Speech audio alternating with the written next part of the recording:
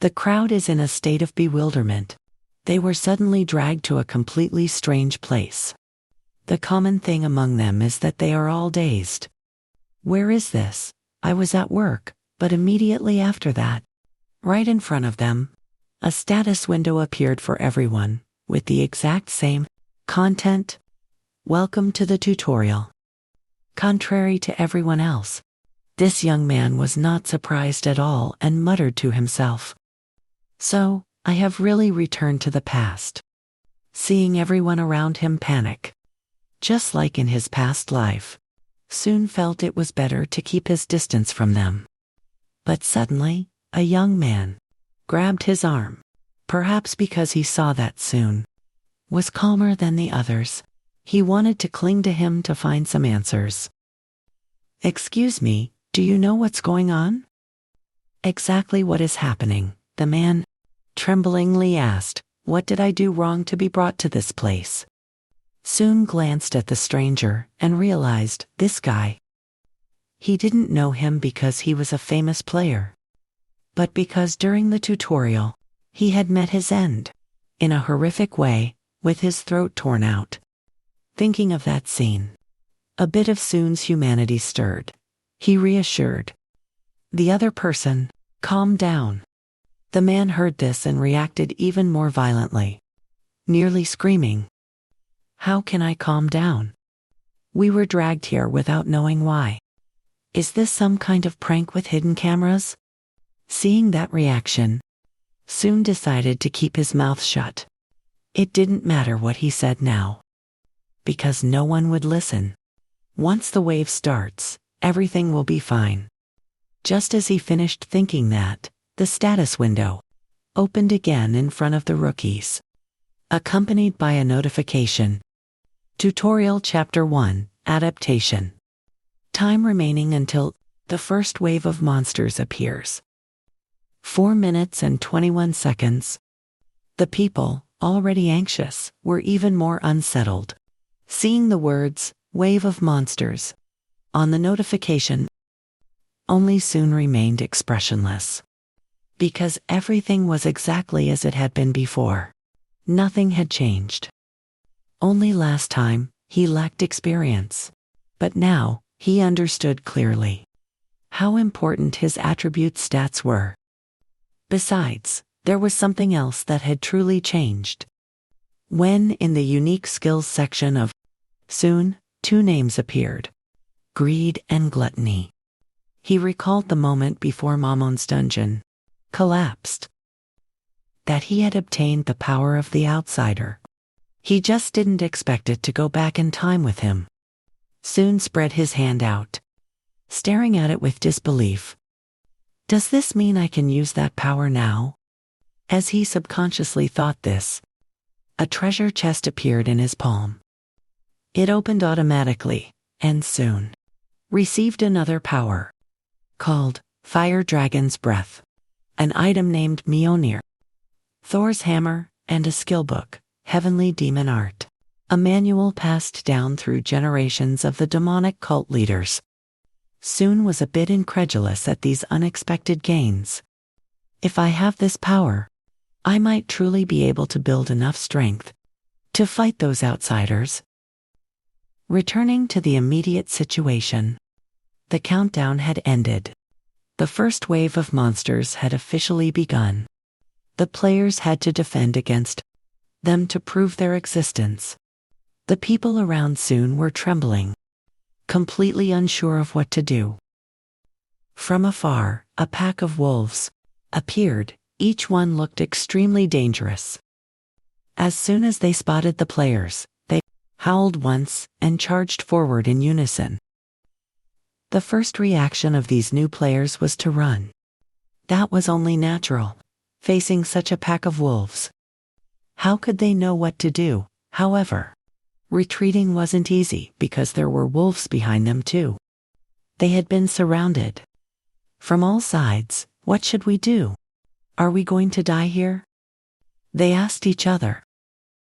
At this moment, in the middle of the crowd, Soon calmly stepped forward, 1 step at a time.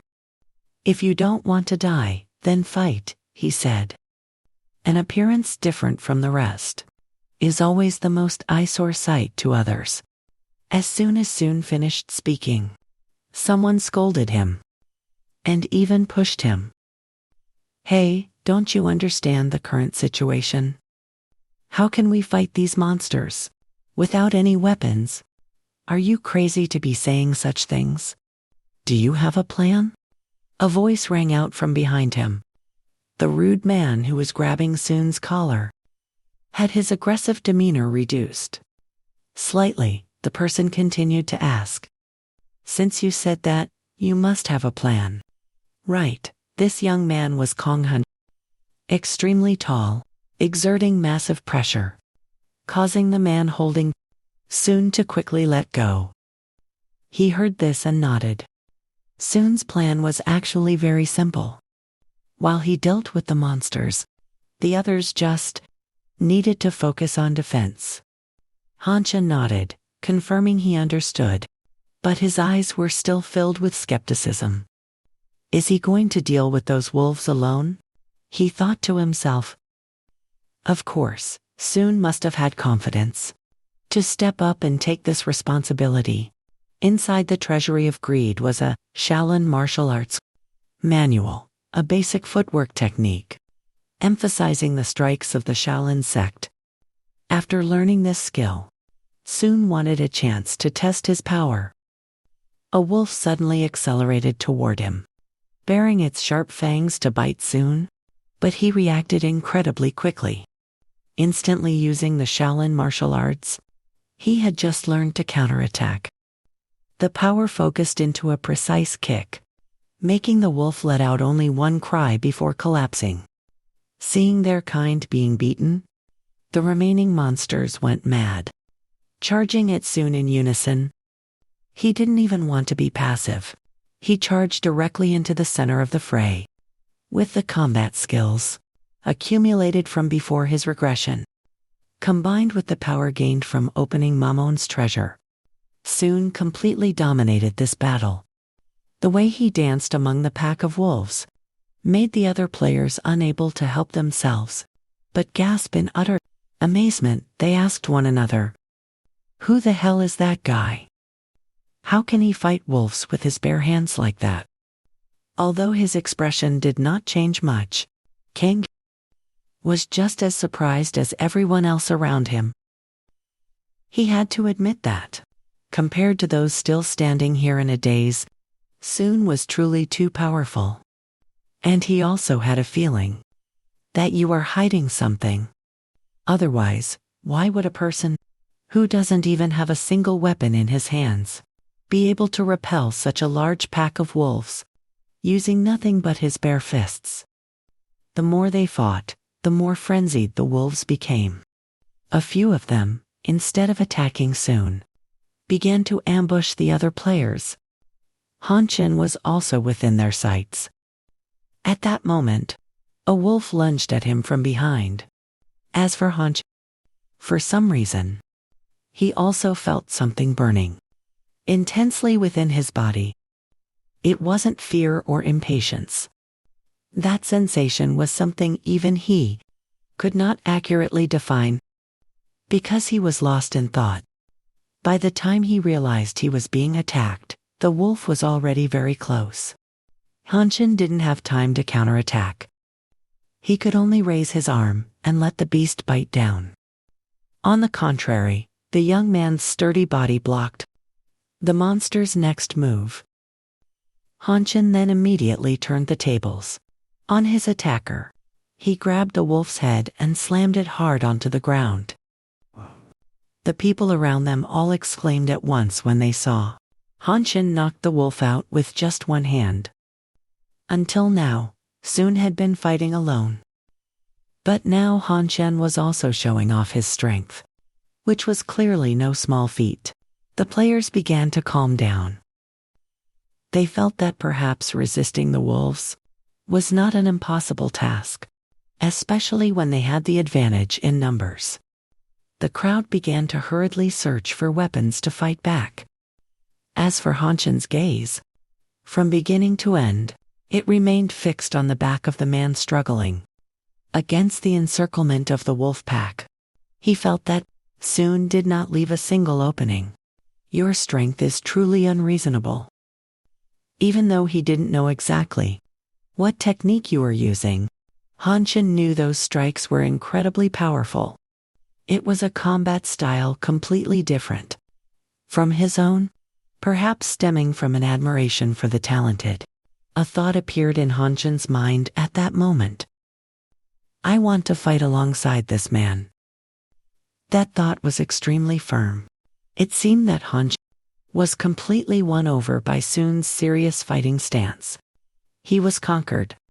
A long while later, when his energy was nearly depleted, the wolves were finally all struck down.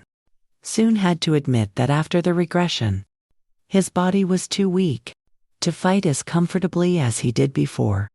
Just a small battle was enough to leave him exhausted. However, before he could even relax, suddenly, Soon felt a strange sensation.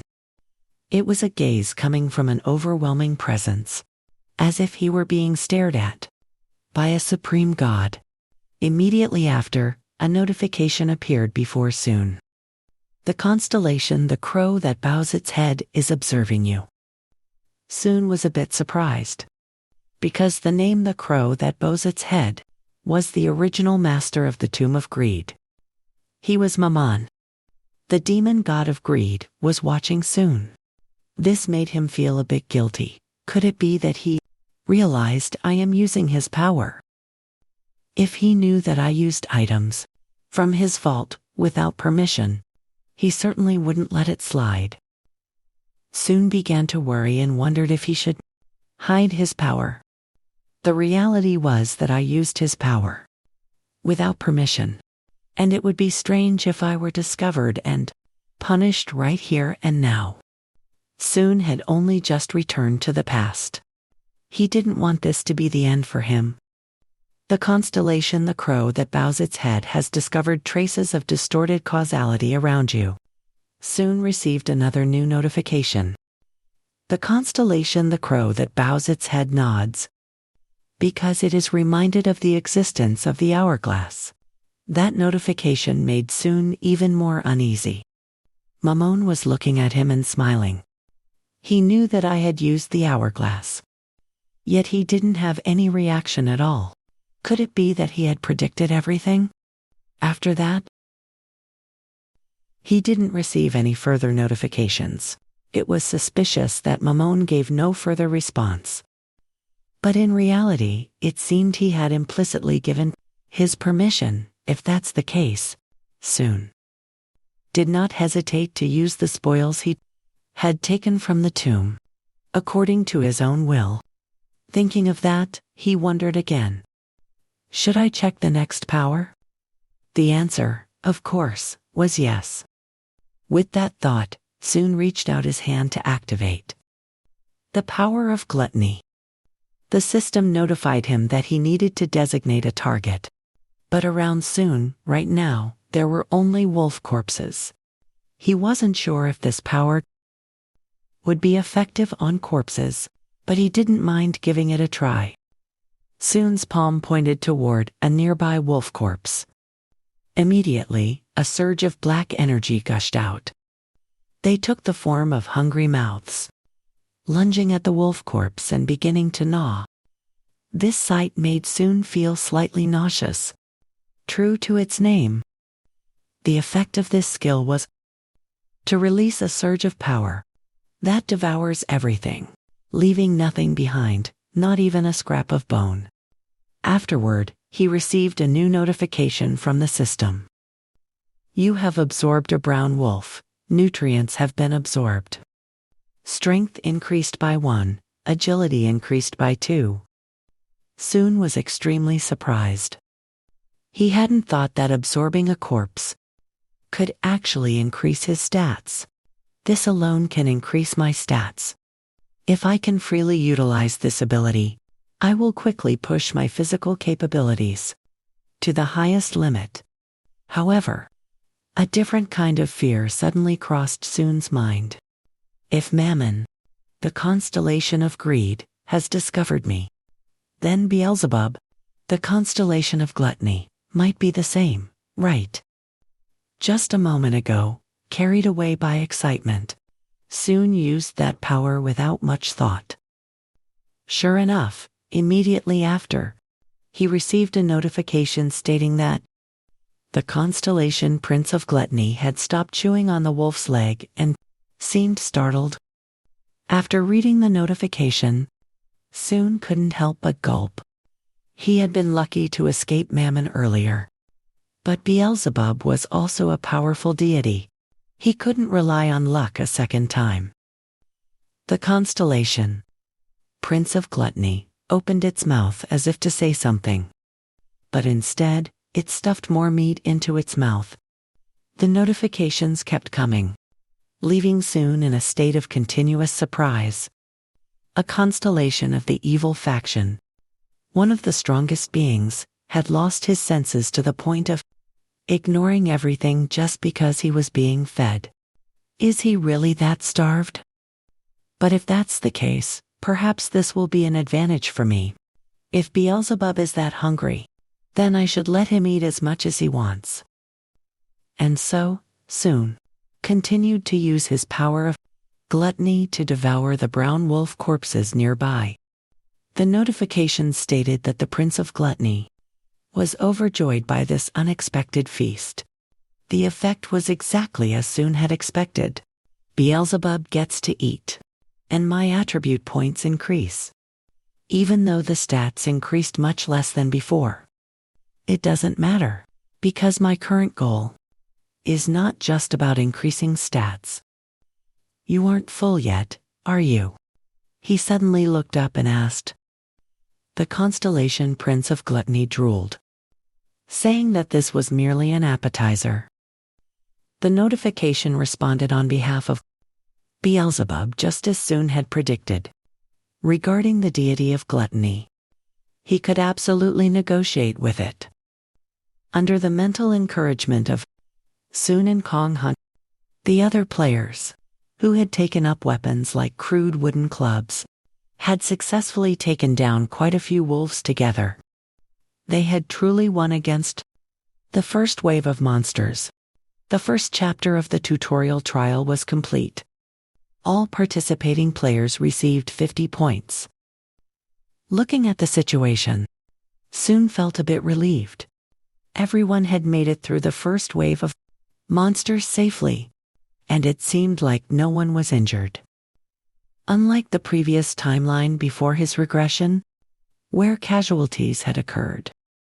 It seems that because I dealt with half of the monsters this time, a variable has emerged. Afterward, the system began calculating individual contributions. Soon naturally stood in first place, receiving 220 points. Kang Hanshin followed him with 80 reward points. This was logical.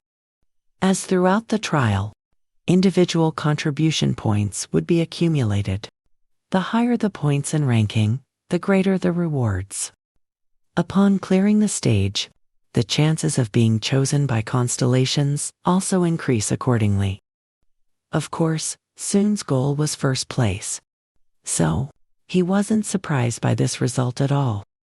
But even though they had passed the first wave of monsters safely, he realized one thing. He still lacked a weapon, even though he could use Mammon's vault. With stats below the average human level, Soon still had many limitations. He needed a weapon to compensate for those limitations. But the problem was, there wasn't a decent weapon around here. Since that was the case, Soon felt he should head into the forest to raise his stats, while simultaneously looking for something useful. Because, as his stats increased, he could open higher tier treasures and Mammon's vault. Thinking this, Soon turned and headed into the forest alone. But suddenly, he heard someone calling out to him loudly. Hey, wait a second, where are you going all by yourself? This voice sounded very familiar. As the girl ran closer, Soon was surprised to realize it was the one nicknamed the Cyclone before his regression. Sioa was a talented player. But now, standing before him, she was just a rookie who knew nothing yet.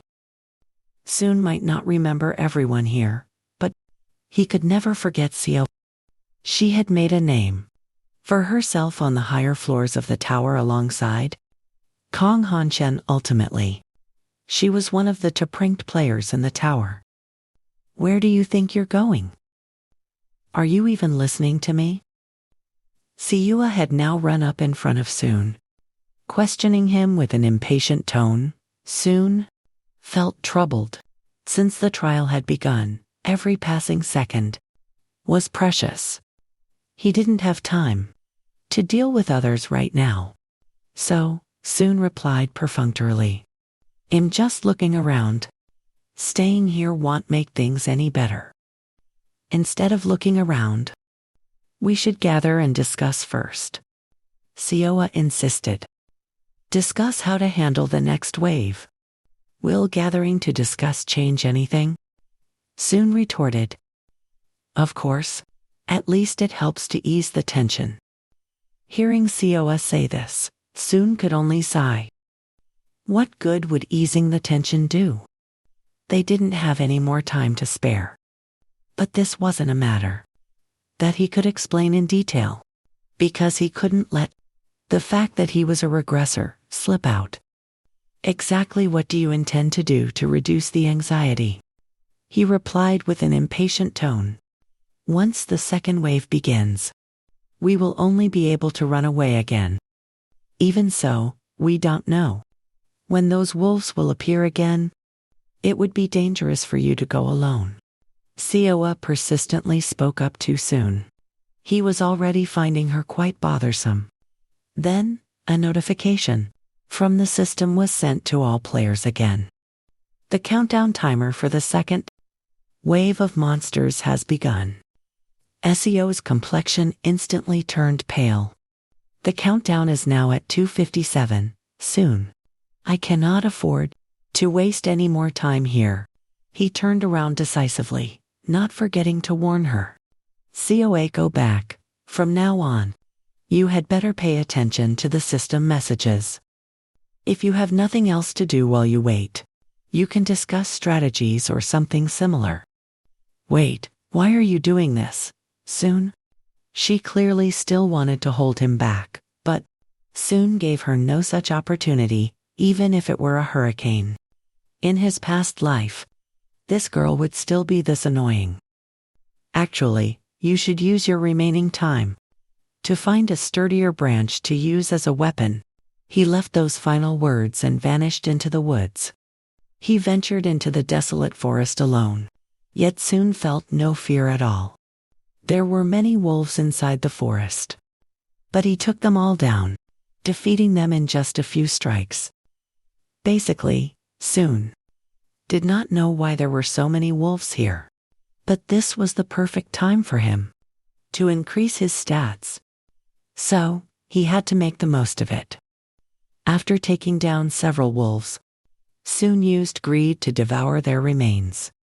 However, his stats increased very slowly, and after a few kills, he received a notification stating that he could no longer absorb nutrients from similar entities. Furthermore, the system mentioned that the gluttonous prince said he was tired of this meat. Meanwhile, he was still chewing on a wolf's rib. It seems that to cater to this gluttonous demon god, he had to find something much tastier. "Wait a bit longer, I will find something better." Thinking this, Soon held his head high and said. Then, he received a notification that read, "Beelzebub has just devoured a wolf's rib, and his eyes are glowing. He is clearly anticipating something better, just as you mentioned." At this moment, Soon opened Mammon's treasury. He wanted to find something useful and suitable for himself in this situation. Then, he spotted the sword of the chosen, Graham. It was the sword of wrath used by who had once defeated a dragon with this blade. He conquered the giant dragon. After selecting the dragon-slaying sword Graham, Only a beam of light appeared in Soon's hand. There was no physical entity. It seems that the treasures in Mammon's tomb can only be retrieved as formless power, as if they had lost their original shape, and only the power remained. And it must belong to Soon. Though a bit embarrassed, it didn't matter. He picked up a random stick that fit his hand, then transferred the sword's power into it. If you transfer the power of a treasure into a compatible item, it is like turning that item into a legendary treasure. After the fusion, the wooden stick in Soon's hand emitted a blinding light and intense heat. He could not keep his eyes open. A moment later, after the light faded, Soon opened his eyes and saw his hand was empty, holding only a handful of dust.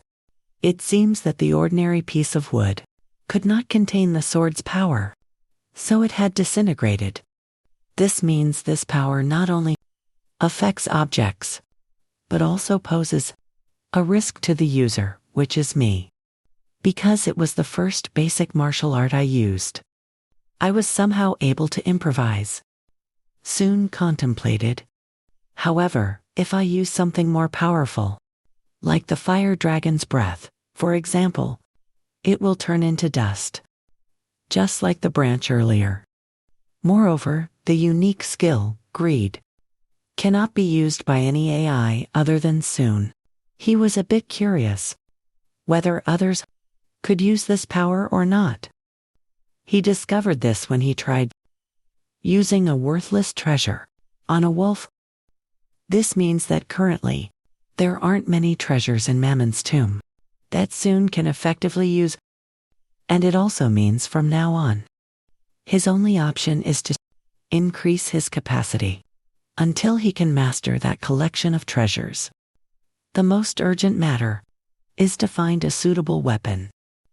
Soon began to venture deeper into the forest, but time had already passed. And even after searching the entire vast forest, he still couldn't find anything suitable. Soon started to complain while walking. I wish I had a guide at times like this. It would be so convenient to find everything at once. And then, suddenly, Soon remembered something that could be useful.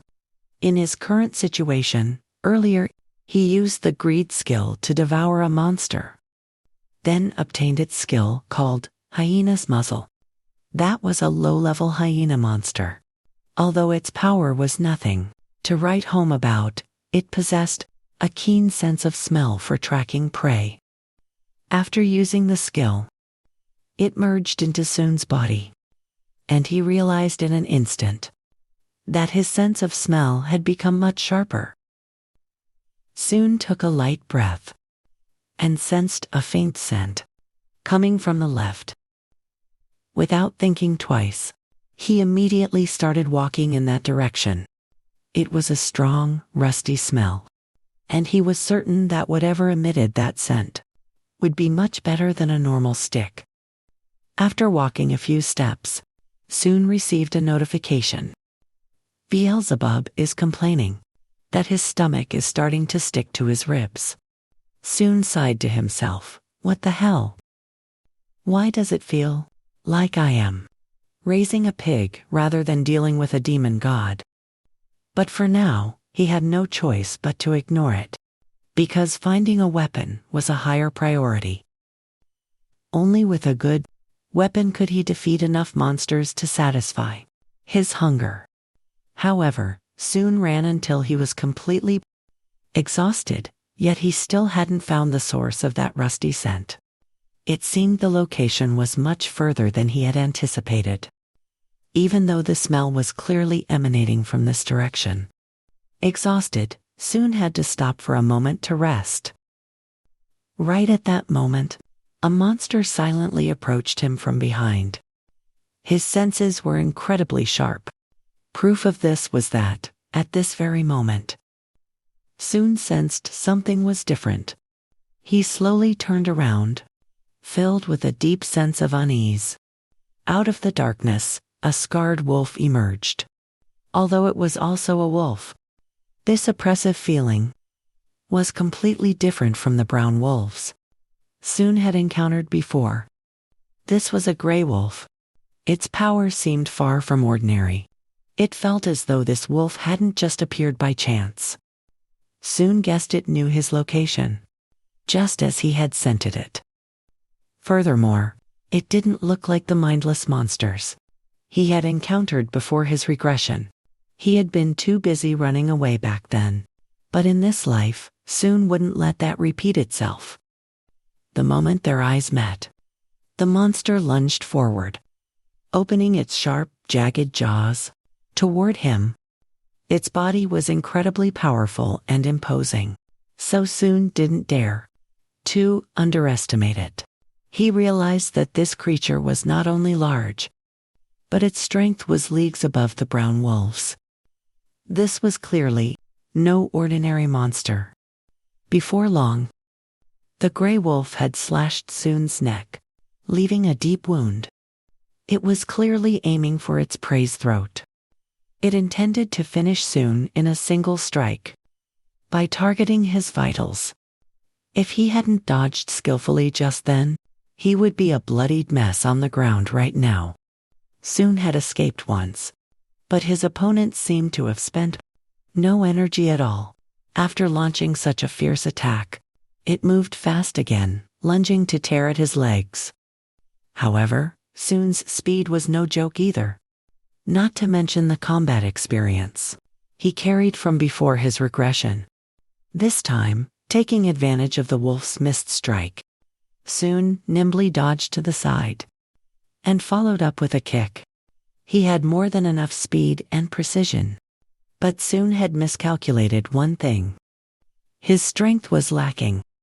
After that kick, his right leg went numb. The gray wolf, on the other hand, didn't show any sign of pain, let alone being injured. Soon wondered. He was sure he had landed a hit on its stomach. Despite taking a hit without being fazed, the gray wolf's rage grew even more intense.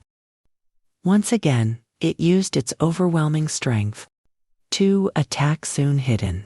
He didn't know what else to do besides dodge. He clearly possessed both strength and speed, but now he felt completely helpless against it. Soon's mind went blank. He didn't know what to do. The two stood off in the silent forest. The way the gray wolf stared motionlessly at its prey made Soon's skin crawl. He forced himself to come up with a solution. And right at that moment, more growls echoed in the distance. A moment later, two more brown wolves appeared, obediently following the gray wolf, as if it were their leader.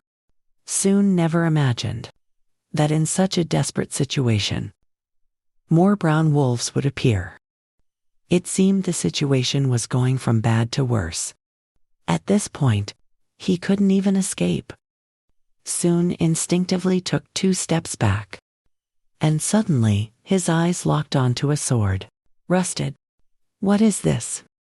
Why is it here? Soon didn't even have time to think. Before the 2 brown wolves lunged, he acted on instinct and grabbed the hilt. At a glance, it looked like a useless, old blade. But the sharpness of the edge remained. The proof was that as Soon swung it, the brown wolf was defeated. He barely managed to force a smile onto his face. Just as Soon had predicted, this was the source of the rust. Scent he had been tracking, and surely, it was the best weapon he could find at the moment. Seizing the momentum with the sword in hand, Soon finished off the remaining brown wolf. Immediately after, a system notification appeared, stating, "The constellation crow of the gallows is looking at your sword with a strange expression." Soon was in no mood to consider what Maman was plotting. He had found the weapon needed for his objective. He had regained the upper hand, so he had no intention of backing down. Looking at the 2 brown wolves lying in a pool of blood, Soon became even more resolute. He was determined. to finish this before the next wave of monsters occurred. Soon's only remaining opponent was that gray wolf, but the tide had turned, now that he held this rusty sword. Soon once again opened the treasury of greed. This time, what he aimed for was the swordsmanship of the Hamel family. It was the core technique of that family. Basic longsword style, passed down only to the direct heirs.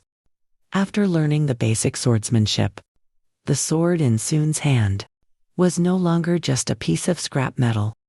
From now on, everything would be very different. The gray wolf roared. Its cry was enough to make any new player's skin crawl. But Soon was different. He was already calm. And now he had both a sword and swordsmanship.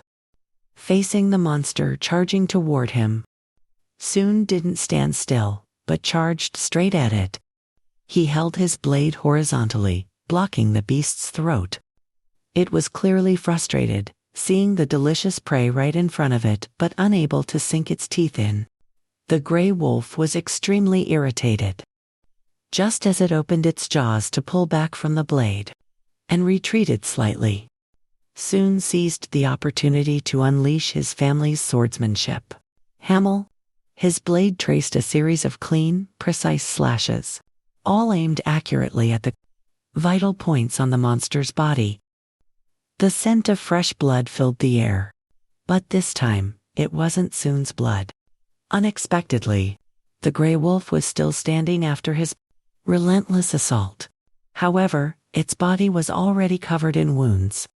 Soon was certain that this technique would be effective, because it was the swordsmanship of a family that had risen to become the top-ranked sword family in the Empire. Regardless, its effectiveness was undoubtedly unquestionable. Time to end this, he thought to himself. He gripped his sword tighter and lunged forward. Facing Soon was the blood-red maw of the gray wolf. But its lunging movement, in his eyes right now, was nothing more than a final struggle. As the opponent exposed countless openings, Soon forcefully drove his blade straight into its throat. The outcome seemed truly decided.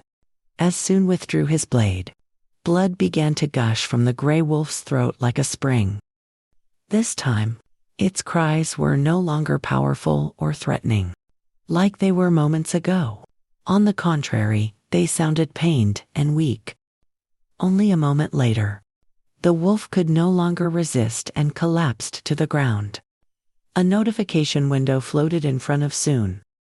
You have defeated the graveguarding gray wolf. So, this was the boss. No wonder its strength and intelligence were vastly different from the brown wolves. Though it was a bit exhausting, in the end, Soon had taken it down, his rewards. Enough experience to level up, along with 500 individual achievement points. Additionally, Soon also obtained a piece of gray wolf hide. Earlier, besides searching for weapons, Soon had another goal. That was to raise his individual achievement points. There were many ways to accomplish this. The first method was actively participating in combat, such as attacking monsters during the trials. The second method was to proactively seek out stray monsters and defeat them. The third method was defeating other players. Although it wasn't the time yet, as they approached the end of the trials, this truth would inevitably be discovered, and the number of players turning their blades against each other would increase accordingly. It was the simplest and most convenient way to gain achievement points.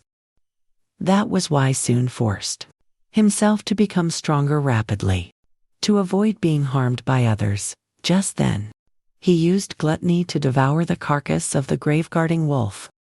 His strength stat increased by 3 points, agility by 5, and vitality by 2.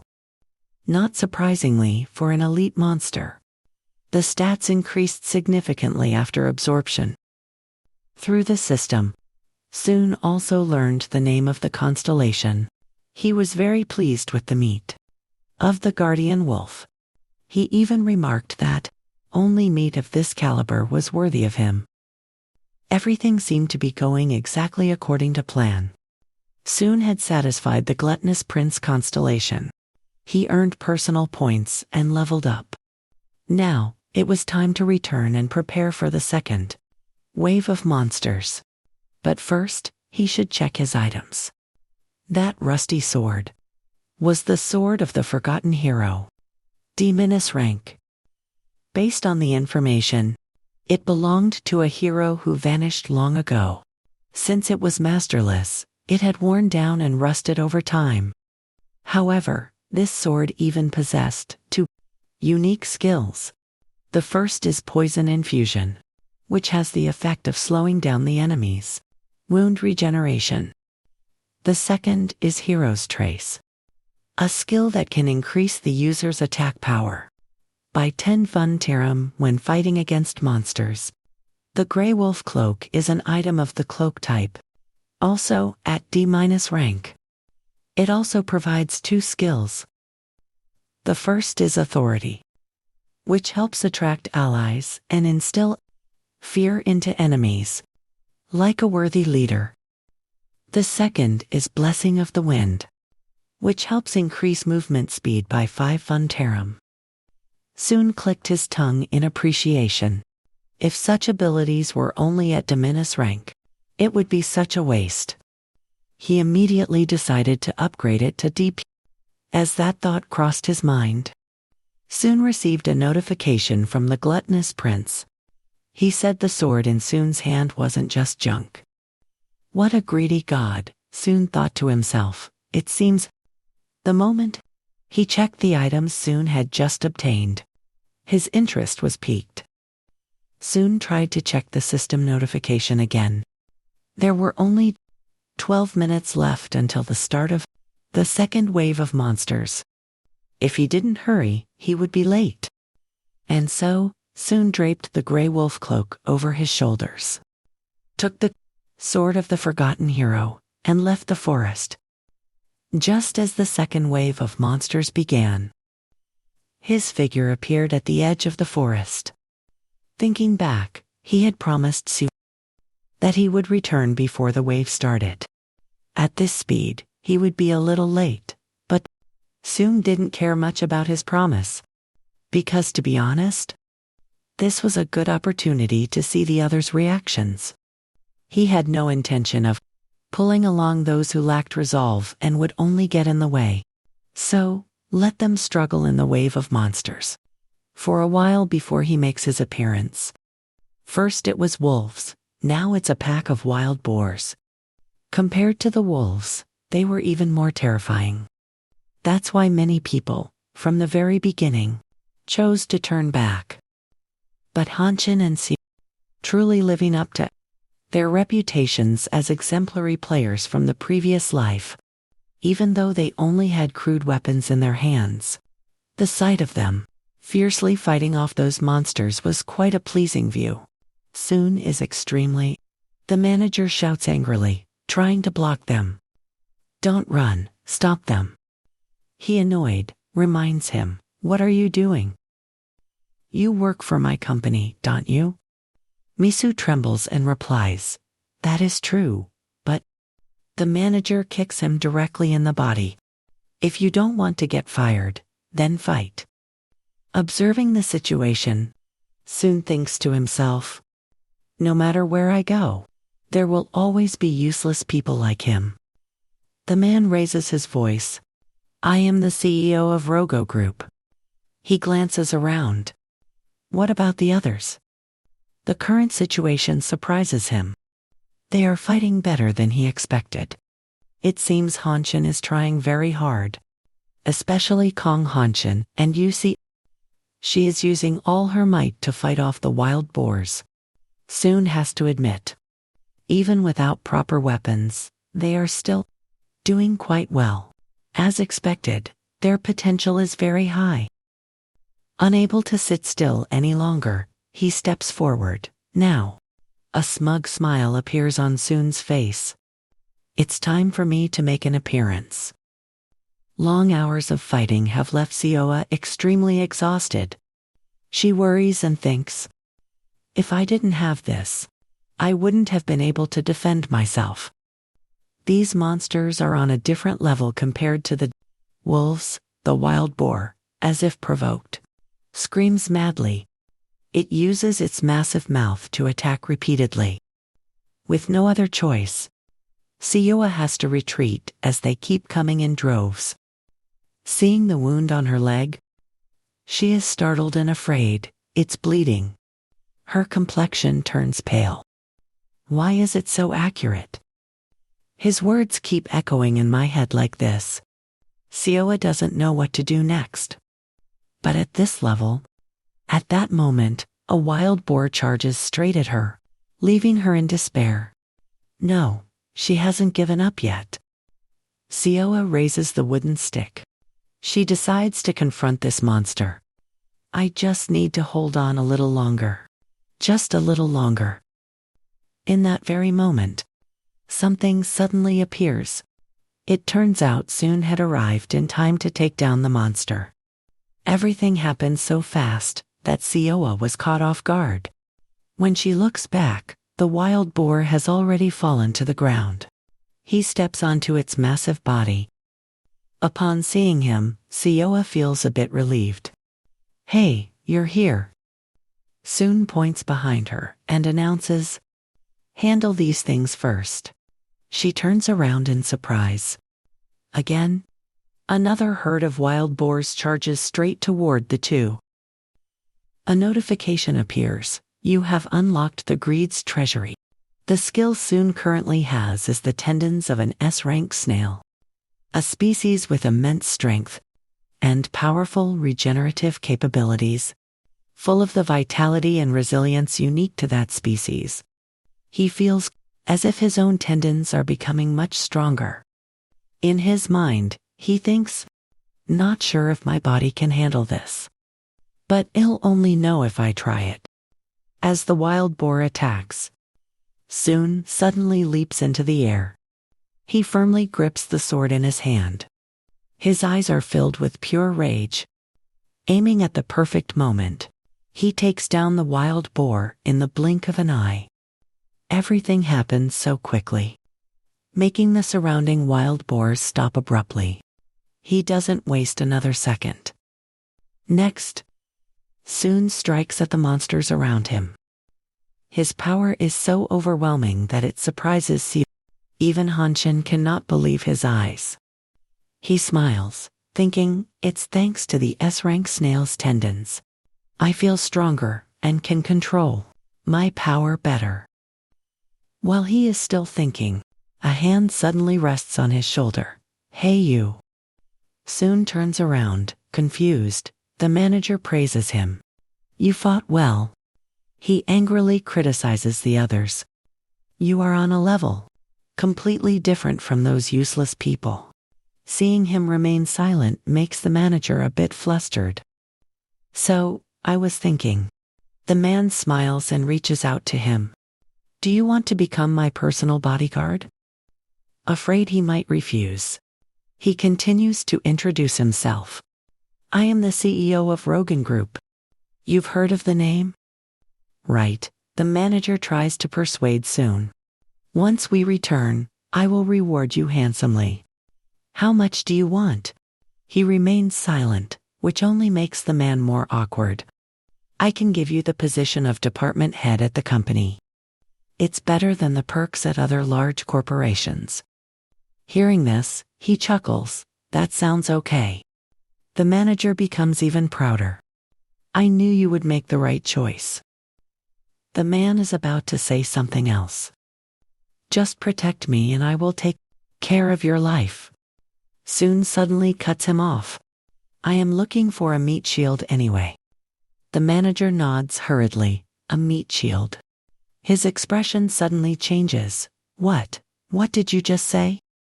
He kicks the manager directly in the body. The manager screams in anger. What are you doing, you bastard? Are you crazy? He coldly reminds him, you think you're important. Take care of those four over there. The manager's face suddenly changes. What? When he turns his head, 4 wild boars have already charged to attack. The manager's entire body trembles in fear. The wild boars attack continuously, making him scream in despair. Seeing this situation, Sioa and Hanshin are extremely shocked. A notification appears. The constellation Crow bows its head, observing your actions with a sly smile. The constellation Hungry Prince whines, demanding better prey. Exterminating useless prey. Sometime later, everyone looks at the defeated wild boars. A system notification arrives. Trial Chapter 1. Adaptation. You have successfully cleared the second wave.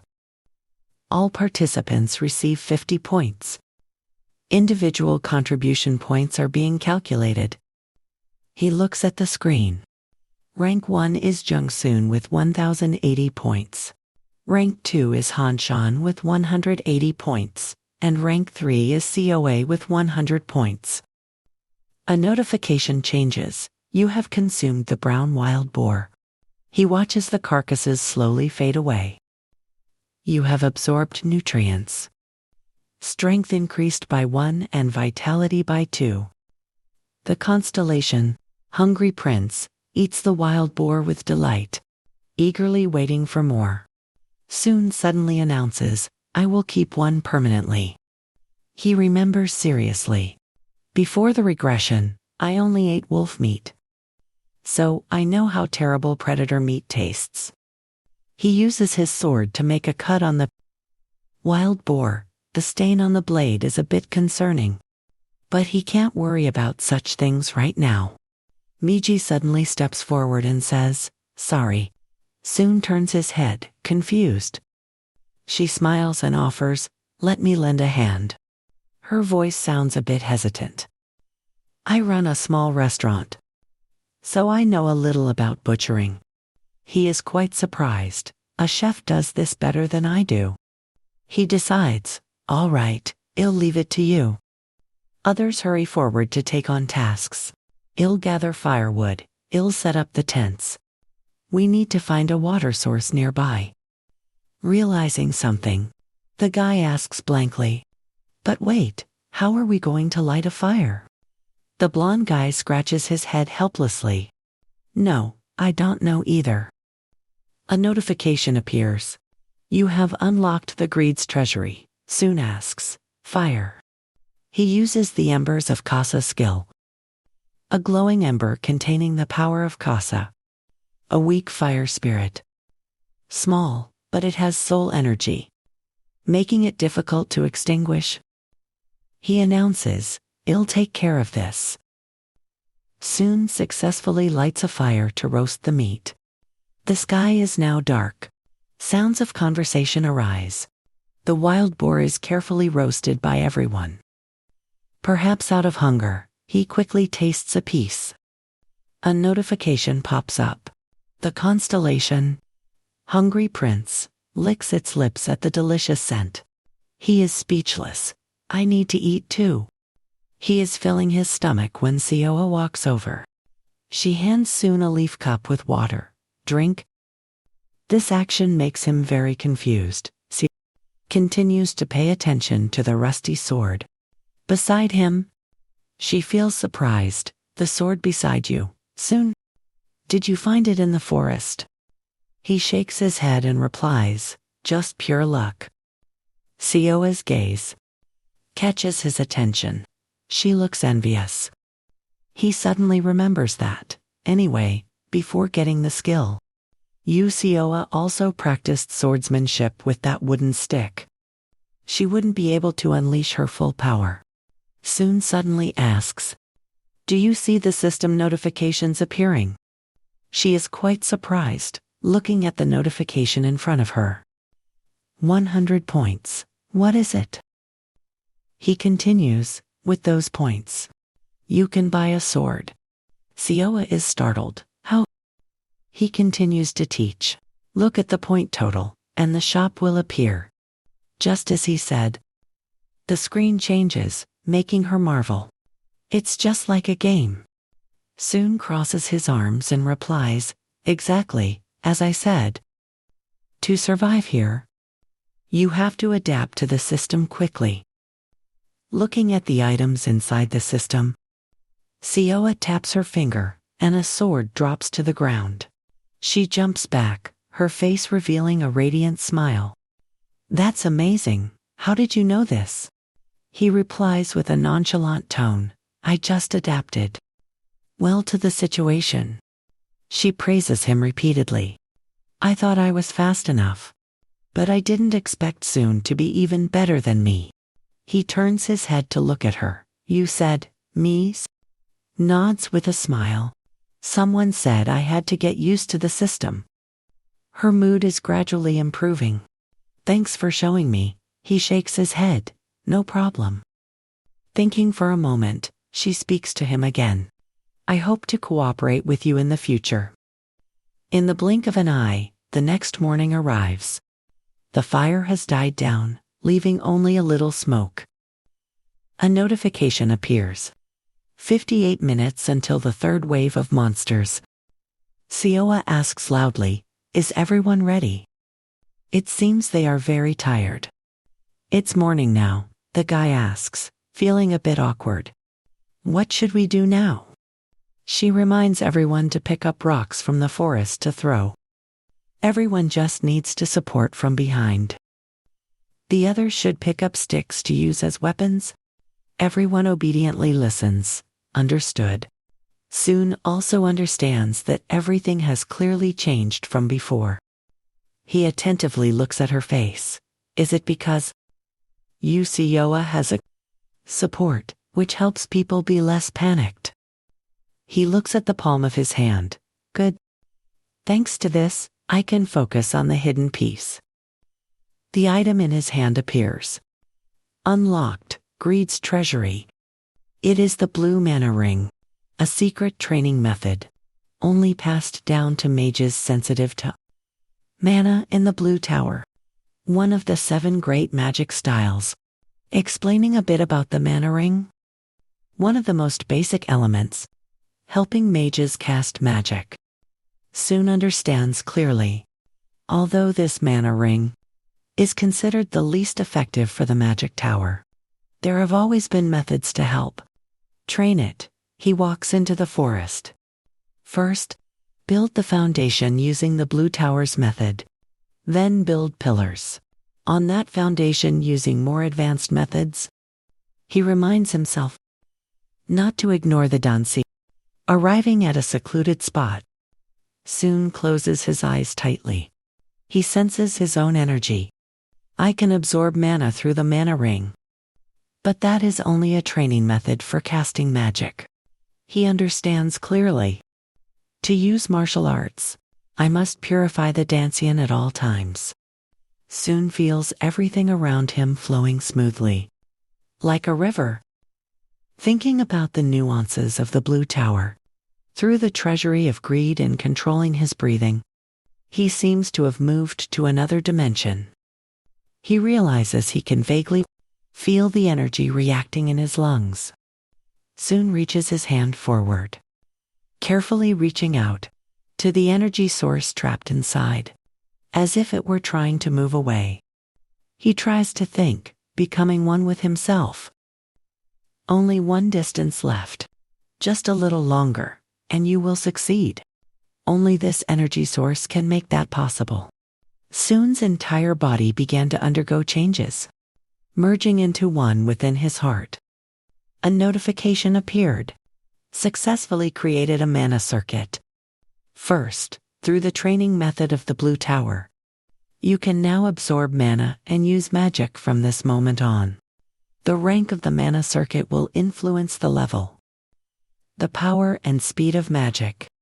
You have received an achievement. Incredible. You will receive 1,000 points as a reward. The gods also appeared. The constellation, 3 sisters turned away, staring at you in astonishment. The constellation, Mother of Heaven, exclaimed in admiration. The constellation, Sage, is quite surprised. Those gods, related to magic, are showing interest. He understood his own heart clearly. But I already have Mammon and Beelzebub, even though I am not truly their apostle. Regarding the rank 2, these two gods are far superior to the constellations present here. The gods still have not given up. The constellation, Hungry Prince said sadly. He still has many other guests. The constellation, Crow bowed his head, frowning and pulling a treasure out from the vault. The constellation, Crow bowed his head, blocked all contact with the constellations. Of lower rank, Soon raised his head to look at the communication block notification. He silently thought, even with higher-ranked entities, interfering with the system like that requires a great deal of effort. And their level is high enough to do so. He muttered to himself. They must be crazy. A notification of two gods appeared. The constellation, Hungry Prince felt relieved when looking at the absent guests. The constellation, Crow bowed his head and quietly observed you. It was quiet now. Now, let's return to practicing mana, he said to himself. Though less efficient than the Blue Tower's method, it is clearly possible to strengthen the circuit with mana. I can feel it. Suddenly, Jongbo stepped forward and called, Big brother, are you sleeping? No one sleeps while sitting like that. He kept bothering him. Wake up, we only have 12 minutes left. Soon thought uncomfortably, so noisy. Realizing something was wrong, he was startled. Jongbo smiled at him. Brother, you're awake. He looked at the man in front of him. Who was this? He laughed and started a conversation. I thought you were dead. Because you didn't move for an hour. Soon frowned and glared at him. What is it? Jongbo proudly replied, You are so cold. We are in the same situation. Wouldn't it be better if we were close to each other? He suddenly remembered his identity. Park Jongbo, he knew him well. A piece of trash who bullies the weak. And had forced the elderly to steal food. Before I regressed. At that time, he coldly asked. Shouldn't the elderly die? So that the young can live. Back to reality. Soon looked toward Jongbo. Could it be that this guy's attitude has changed because the situation is different now? He slowly stood up. At first, he was the type of person who bullied the weak, but acted submissively toward the strong. He continued to talk. I just want to be friends with you. It seems you aren't close with AI, are you? Soon could not forget those memories. He still vividly remembered those difficult times. All because of that guy. Even though he was pushed into the forest under the guise of reconnaissance. What was bound to happen, happened. Thanks to that, he realized something. The power of the compass. But that was only the result. Soon suddenly asked, Jongbo, you're fast on your feet, aren't you? He was surprised. Fast, why? Soon stepped closer and placed a hand on his shoulder. A sly smile appeared on his face. You will act as the bait. Jongbo was startled. A system notification appeared. Chapter 1, Adaptation. The third wave has begun. Defeat the wave of monsters, and prove your ability to survive. Everyone had taken their combat positions. Seeing the monsters charging forward, soon reminded them, they're here. Her voice was filled with determination. Everyone, stay sharp. Follow the plan. And none of us will get hurt. Their opponents this time were giant apes. They began their counterattack. Stab them. The situation became difficult, making Hanshin anxious. There are too many of them. What should we do? Soon was also at a loss. Our formation is going to collapse. Is there any way? The battle was still raging on. But the number of monsters kept increasing. Soon suddenly stepped forward. Start now. Jongbo's entire body began to tremble. No way, Boss, do I really have to do this? I already told you, I'm slow. Soon didn't care and kicked him, just run. Because he couldn't react in time, Dongbo fell hard toward the ground. Seeing the banana in his hand, the apes immediately turned their heads. He was still crying out in pain. But when he looked clearly at the apes in front of him, Dongbo froze in place. Poor Dongbo. He ran away, clutching the banana while being chased by the apes. Clearly, they had no intention of letting him go. Soon chuckled and thought to himself, "He's faster than I thought. I thought he'd at least get hit a few times." He turned his head back, pleading, "Boss? Save me, boss. I can't hold on any longer." Soon remained standing in his spot. "Come here." Dongbo used all his strength to run toward him. "I'm coming." He suddenly closed his eyes tightly. "Dongbo, move out of the way yourself." He felt something was wrong. What's going on? A notification appeared. Fireball skill has been activated. In his hand was a fireball. The signature spell of Darling Michael, a skilled mage of the Red Tower. It had been modified to be cast regardless of the magic circle. The destructive power changes significantly depending on the amount of mana poured into it. Soon threw the fireball straight ahead. Dongbo kept screaming while running. "Big brother, save me." Without a moment's hesitation, he threw a fireball. He felt that something was not quite right. "Big brother." In the nick of time, he managed to dodge it. Dongbo could not believe his eyes. "Big brother, what was that?" "Magic, that's magic, right? This is insane." Everyone around them was caught off guard. It was like something out of a fantasy novel. If we can use it too, perhaps. Soon glanced toward the crowd. He would leave the rest for them to handle. If he kept interfering, he would end up stealing the experience points meant for others. He reached his hand forward. Well, earning points outside is fine too. A notification appeared, announcing the brown monkey had been devoured. Absorbed nutrients. Agility increased to 3.3. A god manifested. The constellation Hungry Prince was very satisfied with the perfectly cooked prey. Jopol knelt before him. "Big brother, I, Park Jopol, will serve you for the rest of my life." Soon was quite surprised. "Oh, really? Then, continue to look after me, will you?" He nodded hurriedly. "Of course. If there is anything you need done, just leave it to me." He reminded Dongbo, "Good, go eat your banana. When the wave comes, you'll have to do a lot of running too." He looked at him in confusion, running again. Deep in the forest, the burrowing boars appeared. They incessantly dug at the earth with their snouts and forelegs. Soon set foot in this place, he observed the monsters before him.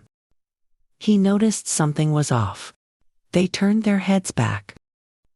Immediately after, desperate cries from the boars echoed through the air. Soon easily handled them one by one with his sword. Finally, he leveled up to level 3. He wondered to himself, usually, one only levels up after the 5th wave. Is it because of the power of the seal? The system sent a notification. Trial. Chapter 1, successfully cleared the 3rd wave. All participants have received 50 points. He looked at the system screen. It seemed the main quest had concluded as well. I reduced the number of winners. I thought it would take more than 10 minutes. He realized this meant everyone's resolve had changed. He was still ranked 1st, but Chella was 2nd and Honchin was 3rd. 2nd and 3rd place had swapped. Even if it's just a little, they have decent weapons now. That is likely the reason. While Soon was deep in thought, another boar appeared. Its body was covered in many scars. He noticed it. "So, you finally appeared. That was the Boar Hill's boss monster. The burrowing boar. He reached his hand forward. Seal? The treasure of greed has been opened. It was a sharp item. Magic developed in the colorless tower. Using mana to maximize the weapon's advantage, Soon decided, there is no more time. Let's end this quickly. As the boar charged at him, Soon also began to counterattack. There wasn't a hint of fear in his eyes. Within just a few seconds, he had glided past the boar's body. A notification appeared. Defeated the Boar Hill's boss monster. The burrowing boar. It collapsed painfully onto the ground. He also received the rewards. Personal achievement increased by 500 points. Obtained giant forest energy. He held the tusk in his hand, thinking to himself, unlike the gray wolf hide for a cloak, this item is purely a material. Soon decided to put it away. If I don't process it, it's useless. I'll keep it for now. Light from behind suddenly caught his attention. It turned out there was another item. Tools of the Forgotten Hero. Material type, rank D. Tools once used by a hero. Long since forgotten, used to sharpen a blade's potential. Soon approached to inspect the item. The boars were digging because of this. The name sounded like it was related to a hero's sword. Forgotten, he muttered to himself. I'll know once I try it. When Soon returned, many injured people were lying on stretchers.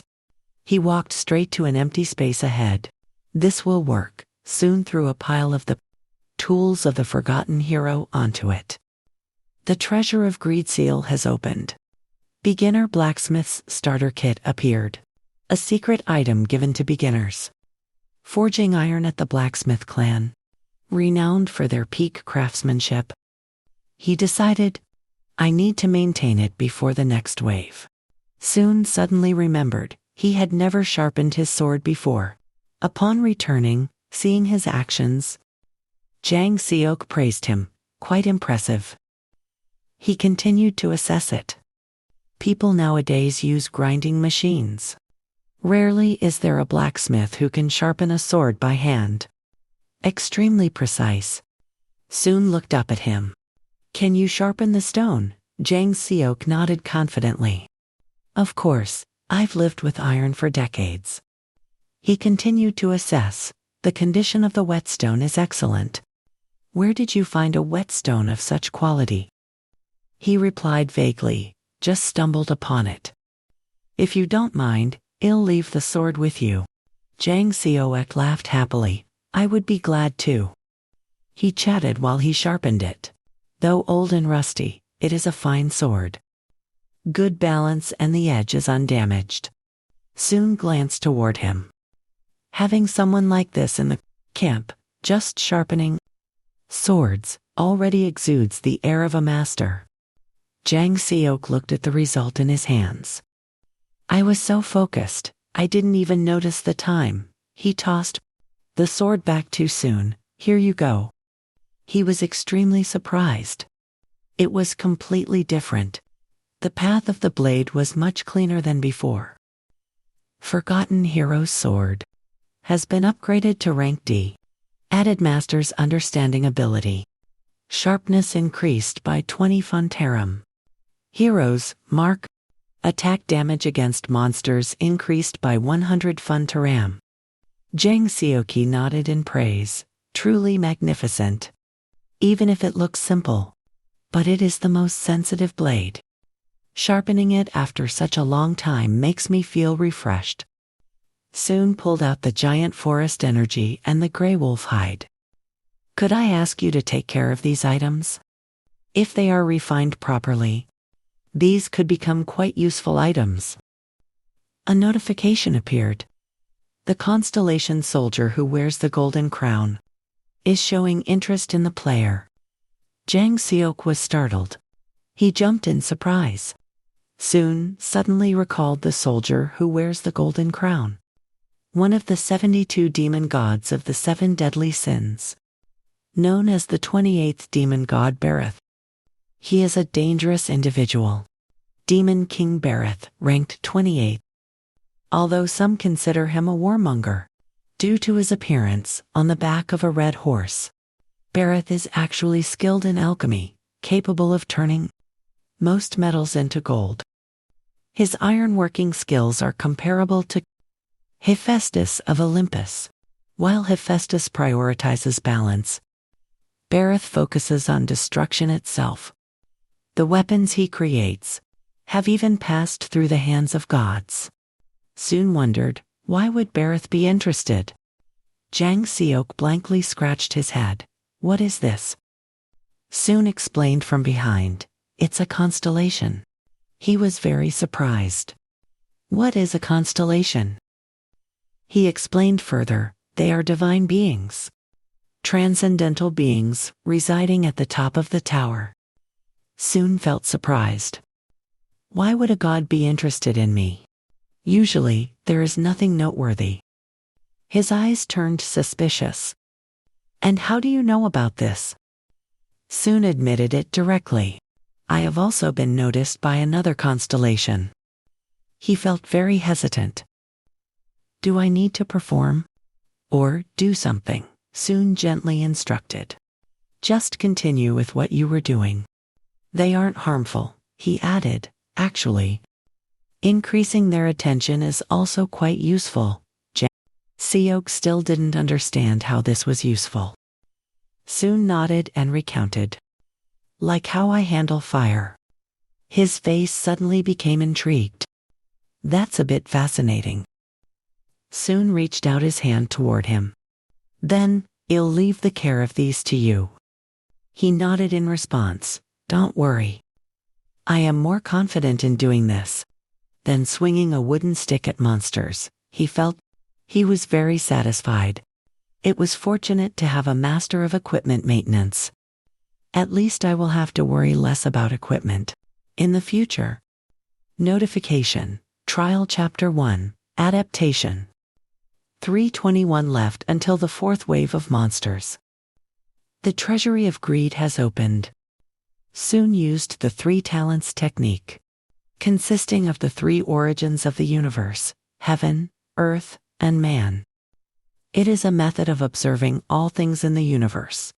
He thought to himself, since I have created a mana circuit, the next step will be the Dancian. He felt the energy in his body. The mana circuit was created in the heart, while the is something opened in the lower abdomen. Sweat poured from Soon endlessly. I need to direct it to open and move. After one operation, a notification appeared. Successfully opened a Dancian through the 3 talents technique. He had truly succeeded.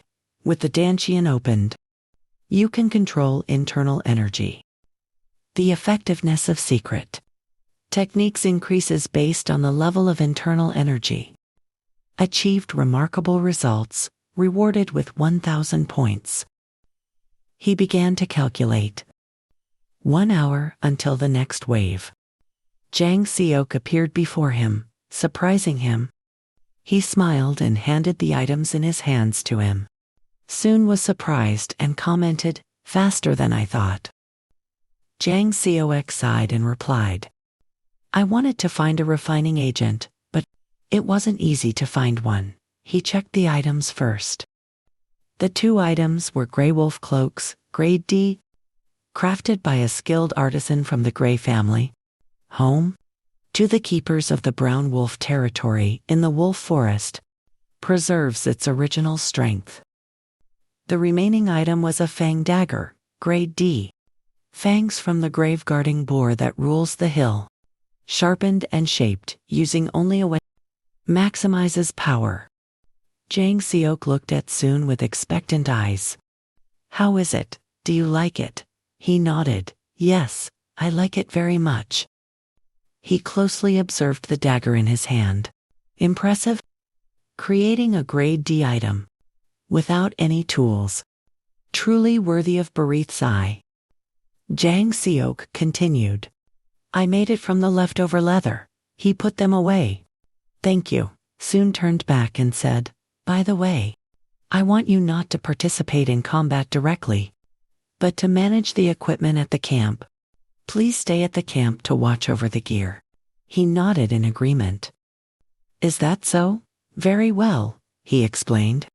Yes, that will be helpful to everyone. The time has come. Trial, Chapter 1. 57 minutes left until the fourth wave of monsters. He speculated. The next wave will be even more difficult.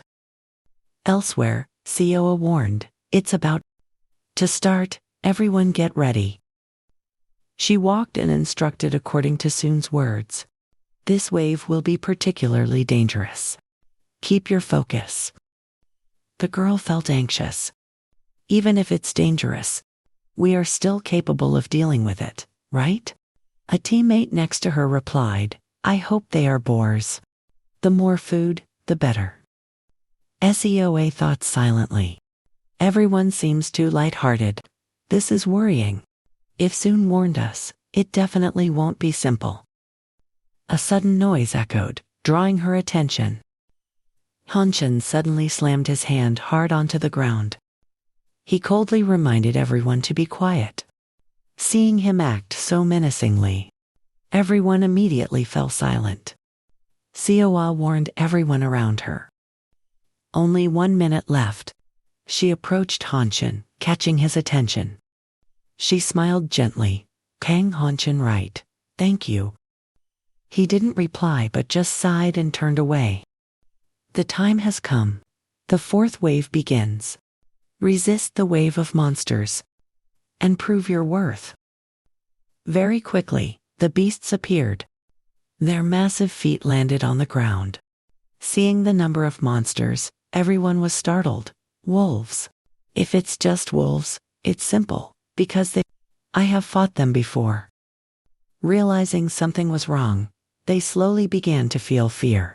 Wait, why are they so massive? Jongbo shouted in terror. Big brother, is this really okay? Aren't they too huge? Soon asked coldly, do you think they are sheep or goats? You'll only remember if you feel the pain. You observe the expressions on everyone's faces. I was once like them. I used to feel the exact same way, when suddenly forced to face giant monsters. Soon turned his gaze toward Hanshin and Sioa. But those two were very different. You suddenly reminded them. Stop talking and start hunting. Jongbo was startled and terrified. You glanced at him. Do you have any complaints? Although very angry, he could not bring himself to resist. Jongbo had no choice but to carry out the task of luring the wolves. I am very disappointed. As soon as he appeared, the wolves quickly gave chase. Overcome with fear, Jongbo burst into tears. Big brother. With more wolves chasing him, he fell into despair. This is too dangerous. Soon used his familiar fireball. Isn't it a bit too much? This time, your attack was even more powerful than before. Jongbo screamed. You're not even giving a signal anymore. Your attack had successfully taken down the wolves. Completely, constellations. The hungry prince quickly picked up his items. Following the scent of the well-roasted meat. Among them, there was one. A wolf that managed to escape. Soon gently drew the sword from his waist. Blood debts must be paid in blood. You opened the treasury of greed. The skill you have acquired is the Blood Wolf Sword Technique. An original martial art. Founded by Zhao Kongzi of the Wudang sect. Who severed ties with the secular world to face the wolves. Seize the opportunity and strike with great force. Clearly, the wolves are no match for you. Soon used the first form. The Wolf Claw of the Blood Wolf Sword Technique. He realized that because his Dantian had opened, his martial arts had become significantly stronger, enhancing physical capabilities while utilizing internal energy. The number of wolves is still overwhelming. They are charging in again. He grips his sword tightly in his hand. simultaneously utilizing his familiar moves. The first form of the Bloodwolf sword technique. His strength continues to increase. Soon begins the first battle. Slaying the monsters, blocking his path. Nothing can stop him as he is now. Kong Hanshin points forward with trembling fingers. Big brother. Are you still my big brother? Soon sighs, stop playing around. At the same time, Soon uses the skill, Grey Wolf Devour. He absorbs the nutrients. Strength increased by 1.1. Agility increased by 3.3. The gods are very pleased. The constellation, Starving Prince, opens its mouth wide. Kong Hanshin points toward the back. Big brother, should I go over there and help? It seems everyone is struggling to hold their ground. The wolves are relentless, and many people are in danger.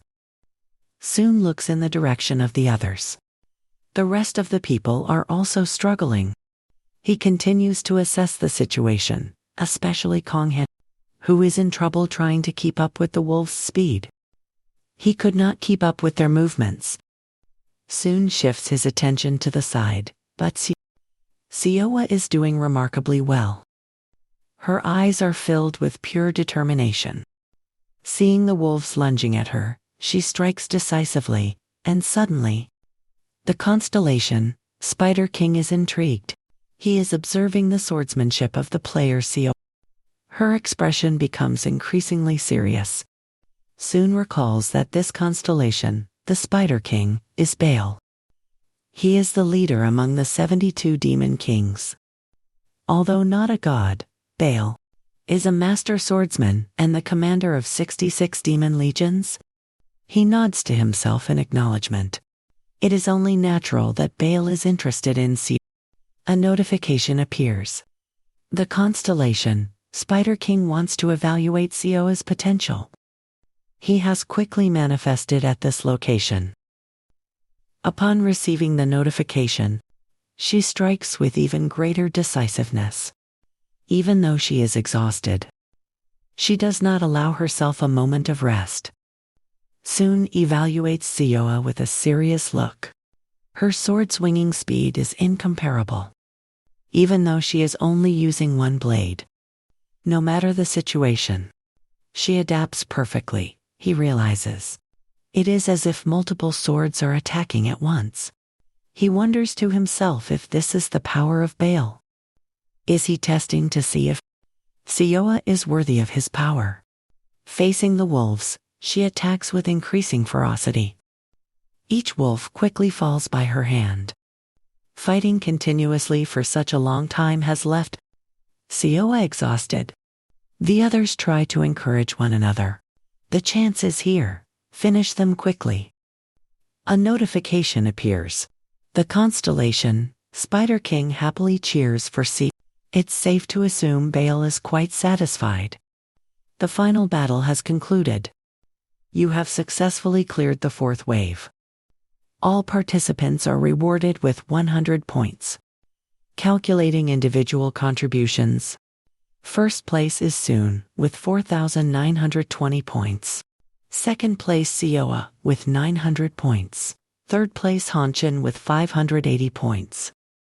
She has completely collapsed from exhaustion after the recent fight. Her legs cannot hold her weight. Her entire body begins to fall. Fortunately, Soon is there to catch Sioa in time. He smiles gently and praises her. Well done. A young man in the team has been seriously injured. My leg. The girl turns her head in worry. Is there any doctor or nurse around here? The man explains awkwardly. Without proper medical equipment, there is nothing I can do. Everyone turns to look in one direction. They are furious with Soon. If only that guy would help. He just stands there watching, not lifting a finger. Seeing their glares, he lifts his head. He then slowly walks toward them, causing everyone to feel uneasy. What are you doing? You wouldn't even help us before. Soon pushes the crowd aside. He reaches out toward the injured man. Treasury of greed, Activate. A healing light appears.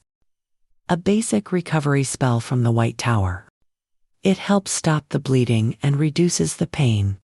Under his care, the wound slowly heals. He cannot hide his surprise. My wound, it's healing. Thinking for a moment, the girl awkwardly suggests, "Could you please help over here as well?" Soon coldly reminds them, "I cannot use it too much." She nodded. Understood. I will only filter out those in critical condition. Soon thought to himself silently, "This is more than enough, far exceeding my expectations." No one died. And those who were seriously injured will recover quickly. Thanks to the magic. As Soon was deep in thought, Kong Hanshin stepped forward. His expression turned quite uncomfortable as he looked at him. "I don't really like this look," he asked. "Is something the matter?" Hanshin pondered for a long time. He was hesitant about whether to speak or not. But eventually, he decided to make a proposal. "Will you spar with me?" He was still the same Kong Hanshin. He understood clearly in his heart. If you want to talk to him, you have to wear him down first. He nodded in agreement. Very well. He didn't forget to remind him. Take your weapon, and use your magic to... But Soon flatly refused. That is unnecessary. It will only annoy you. He walked up to him. If you want me to use a weapon, you must defeat me in hand-to-hand combat first. Hanshin tried to calm himself, then nodded. Fine. Not wanting to waste any time, he lunged forward to attack directly. When the powerful punch came flying, Soon dodged it just in time. He analyzed his stance. The attack is powerful, but the defense is wide open. He quickly circled behind him to counterattack. Soon kicked straight at a weak point on his body. Soon had to acknowledge to himself, at least his body is quite solid. The previous strike hadn't bothered him at all. Hanshin turned around and kept charging. Suna had no choice but to dodge. He kept evading until he couldn't back up anymore. He understood clearly. The current me cannot take down King Hanshin barehanded. In that case, he decided to open the greedy treasure vault. This time, he obtained Taichi, a martial art developed by the Southern Wudong School, along with Shaolin Kung Fu. It is one of the two greatest Chinese martial arts. Soon got into his stance. Hanshin gritted his teeth and continued to charge. Under the new skill, he easily blocked his attack. He even ended up behind him before he knew it. Before Hanshin could react, Soon pushed him, sending him flying backward. His body slammed hard into a giant tree, yet he quickly regained his composure. It's not over yet. Hanshin reminded himself. I can still get stronger. Soon thought silently, in terms of pure strength. Kong Hanshin is a level above me, but he understood. The essence of Taichi is not in battle force, but in using one's will to control surrounding energy. That made it easy for him to dodge. Hanshin's attack was based solely on brute strength. As his hand touched his shoulder, in front of Taichi, his expression suddenly changed. It only causes the practitioner themselves harm. With just a light push, his entire body was sent flying backward. Even the giant tree couldn't withstand the force. Cracking under the impact, Hanshin painfully clutched his injured shoulder. He frowned, realizing he was no match for Soon. Seeing him walk up, he confessed, I lost. He gently placed his hand on Hanshin's shoulder. In the next second, he healed his shoulder completely. He gently advised, there is no need to be impatient. You are already strong enough. While Hanshin was still stunned, Soon continued. Twice a day. He held out his hand toward him. Spar with me twice a day. Hearing Soon say that, Hanshin couldn't believe it. He reached out and shook his hand, signaling his agreement. His voice became very determined. Notification appeared. Constellation, the old man, riding a crocodile, looks at player Kong. Hanshin meaningfully. It seems he couldn't have imagined why Soon would do such a thing. He suddenly realized the old man riding a crocodile. Agorus the second Demon King. It seems Kong Hanshin has finally caught the attention of a constellation. The fifth wave has begun. The system requires resisting the wave of monsters and proving their ability to survive. Everyone was ready. Soon watched in silence. The attitude of everyone had changed significantly. He continued to speculate. Wolves, boars, monkeys, what now? The wave of boars appeared again. Soon sternly reminded everyone to hold their weapons tight. Dragon turned his head to look at him. Big brother, I'm ready. What should we do now? He shook his head in response. No, for now, we just watch. He had his own calculations. Until now, I have tried to hold back and handle most of the enemies to let the others catch up in skill level. But now, I don't need to do that anymore. He knew clearly in his heart. Besides, everyone needs to earn contribution points. Facing the giant boar, Soon was not afraid at all. He executed his martial arts extremely fiercely. Soon glanced in another direction. As for Kang Hanshin, a ferocious boar charged straight at him. Hanshin had already assumed a counterattack stance. When the boar lunged, he gripped its tusks tightly. Next, he used his strength to lift the giant boar into the air. Then Hanshin slammed it hard into the ground. Soon was surprised. He used Taichi. He had formed a contract with a group. His power had increased manifold. At this rate, Soon said to himself, I guess I don't need to lift a finger anymore, right? Dongbo was startled. What? He smiled flatteringly. Big brother, where are you going? I'll go with you, he flatly refused. No need. Soon pointed behind him. I plan to climb that mountain over there. When he looked up, Dongbo saw a steep, vertical mountain of rock. He hurriedly replied, Be careful, I'll stay here to guard the tent. And so, he headed toward the mountain. Preparing for his next long journey, perhaps. Soon didn't know that the monkeys had been watching him all along. Among them, one lunged directly to attack. You don't rush, calmly raising your sword to handle the situation. With the inner energy of the Blood Wolf swordsmanship, second form, the Blood Wolf's fangs have been strengthened. The constellation, Hungry Prince grumbles that a banquet is not enough to satisfy his hunger with just BB. Soon sighs softly. Don't worry. I guarantee you will be full. Soon thinks silently. He's truly hungry. Taking care of him is like raising a child, or perhaps more like a pet. He announces, at the mountain peak, there is something even more delicious than anything you have ever tasted. Looking at the mountain in front of him, he recalls before the regression. I didn't even dare to explore this area back then. Soon opens the reward chest, but now, things are different. He acquires the cliff baboon of battle. A top-tier predator, living on the mountain ranges and cliffs of Bade. Soon wears an expectant smile. With this power, climbing this mountain is as easy as pie. Sometime later, he uses his bare hands to continuously scale the cliff. Even though the rock face is vertical, he doesn't care at all. It seems he has figured out where to place his hands and how to handle the wind. The instinct of a primate is burning within him. Instinctively, Soon turns to look behind him. If it weren't for this power, I would have fallen long ago. Suddenly, the constellation, Hungry Prince wonders, where would there be food in a place like this? He calmly informs, we are almost there. His hand reaches out to touch the final tree branch.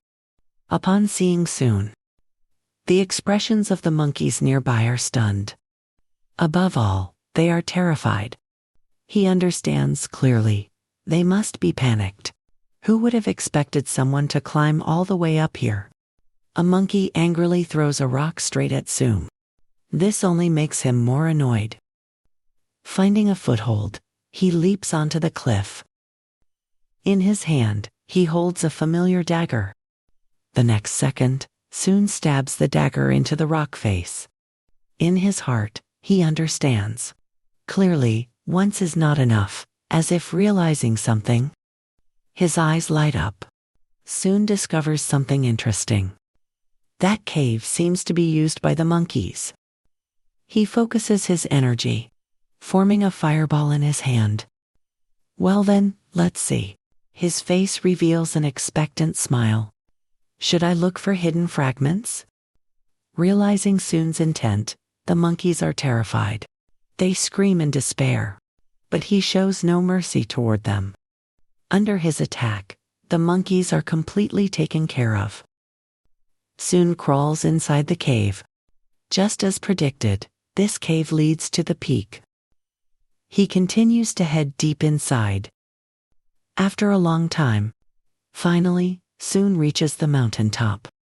This action of his makes the alpha monkey extremely angry. It grabs its staff, preparing to rush and attack him. The mountain climbing monkey suddenly shrieks. It seems to be expressing its dissatisfaction, but Soon only finds everything truly interesting. So, you are the alpha. He continues to size it up. A monkey, not the Monkey King. He instinctively recalls, it reminds me of the constellation Great Sage Heaven's Equal. Surely the tower was designed to mimic the Great Sage Heaven's Equal. Soon looks at the mountain climbing monkey. Of course, it cannot compare to the real deal. However, when it attacks with the staff, he gently parries. Thinking for a moment, he nods in appreciation. Now this is a fight worthy of me. Soon wields his sword to confront the mountain climbing monkey. Neither yields to the other. Although using a staff, it attacks with decisive strikes. He also has to admit, for a monster in the trial, its weapon skills are quite impressive. He is surprised, realizing that if I keep defending like this, I will be at a disadvantage. With no other choice, Soon is forced to counterattack first. Under the gaze of the mountain climbing monkey, he slowly sheathes his sword. His speed increases steadily. I need to attack while minimizing damage. As the mountain climbing monkey brings its staff down, Soon catches it in time, yanking the iron staff back toward himself. Both are still struggling for the staff in their hands. Soon looks at it, annoyed. Damn it, it's so strong. Immediately, he extends his leg, kicking straight into the mountain climbing monkey's body. Perhaps because of exhaustion, he sighs softly. Looking at the staff in his hand, he nods and remarks, "This thing is heavier than I thought." Upon being disarmed, the mountain climbing monkey is furious. It glares at Soon with hateful eyes, making him. He is surprised, want to take it back.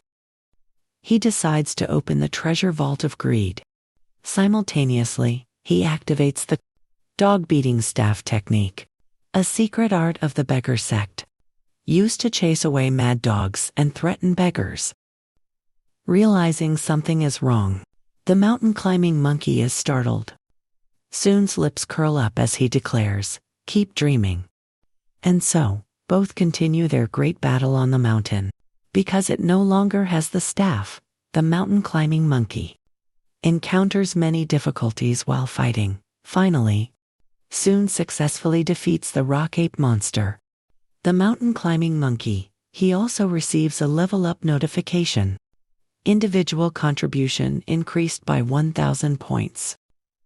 Obtained the hazelnut stone of the rock ape mountain. He is quite surprised, wondering, hazelnut stone. You'll give it to the old man later. It might be useful, maybe. Remembering something, Soon smiles. Sorry for making you wait. Here it is. He successfully absorbs the mountain climbing monkey. Absorbing nutrients. Agility increased by 5. Intelligence increased by 5. This surprises him, gaining 10 stat points at once. It's all thanks to the power of greed. Too overwhelming, but this devouring is equally insane. At this rate, becoming a tank seems like an unavoidable outcome. Remembering something, Soon turns his head to look behind. All right, next. His voice becomes expectant too. See what that monkey was guarding? He walks to the large rock blocking the cave entrance. After using all his strength, he pushes the rock aside, revealing a small cave. A notification appears. You have found a hidden dungeon. The Forgotten Hero's training ground. Soon looks around this place. Impossible to have a dungeon in the first chapter of the trial. He suddenly remembered a dungeon that could help him gain much more experience than other normal battlefields, and completing it could yield extraordinary rewards. That was not all. Especially if one was the first to clear it, the rewards would be multiplied several times over. He ventured deep inside. There was no reason to hesitate after coming this far. He opened the treasury of greed, while simultaneously activating Night Owl's eyes. The eyes of a nocturnal predator, known as the night owl. They gather light even in the darkness, to illuminate your vision. Soon was fully prepared for the next stage. All right, let's go inside. This dungeon was pitch black without a single ray of light. Only red-eyed bats existed in this place. Soon entered a defensive stance. It had been a steady slope since he entered. This cave was bored into the mountain. The deeper he went, the closer he must be to the bottom. He noticed something unusual that surprised him. This place right in front of him was a colossal space, filled with various swords. Soon found it hard to understand. The walls and the ground were covered in sword slashes. Slashes were carved densely all over the walls, making this place even more eerie. He let out a soft, weary sigh. Scary, of course, it must live up to the name, training ground. As he looked ahead, he suddenly stopped at a certain hole. Soon approached to take a closer look at this hole. He decided to use the sword of the Forgotten Hero. As expected, it was part of a quest chain. Without a moment's hesitation, Soon inserted the sword into the hole in the wall. A sudden golden light flashed, blinding him. At the same time, he gained the right to challenge the Forgotten Hero. While he was still thinking, the Forgotten Hero appeared from behind. He casually pulled a sword from the ground. Everything happened so fast that Soon was caught off guard. Damn it, it's starting already. Realizing something was wrong, he felt flustered. He tried his best to pull out the sword, but failed. It won't come out. A system notification appeared. The trial of the Forgotten Hero begins. Other than the broken swords in this place, no other weapons are allowed. The mana in the cave began to disrupt the use of magic. Soon was surprised. So I can't use my usual equipment or magic. The notification changed. Once you pick up a broken sword, the battle with the Forgotten Hero will begin. Having no other choice, Soon picked up a broken sword. The Forgotten Hero seemed to receive the signal. He immediately rushed straight at Soon. Without hesitation. His strength was far from ordinary. He could only try his best to hold his ground. Finding it interesting, he chuckled. It has been a long time since someone came to challenge me. The two of them engaged in combat. Neither side was willing to give in.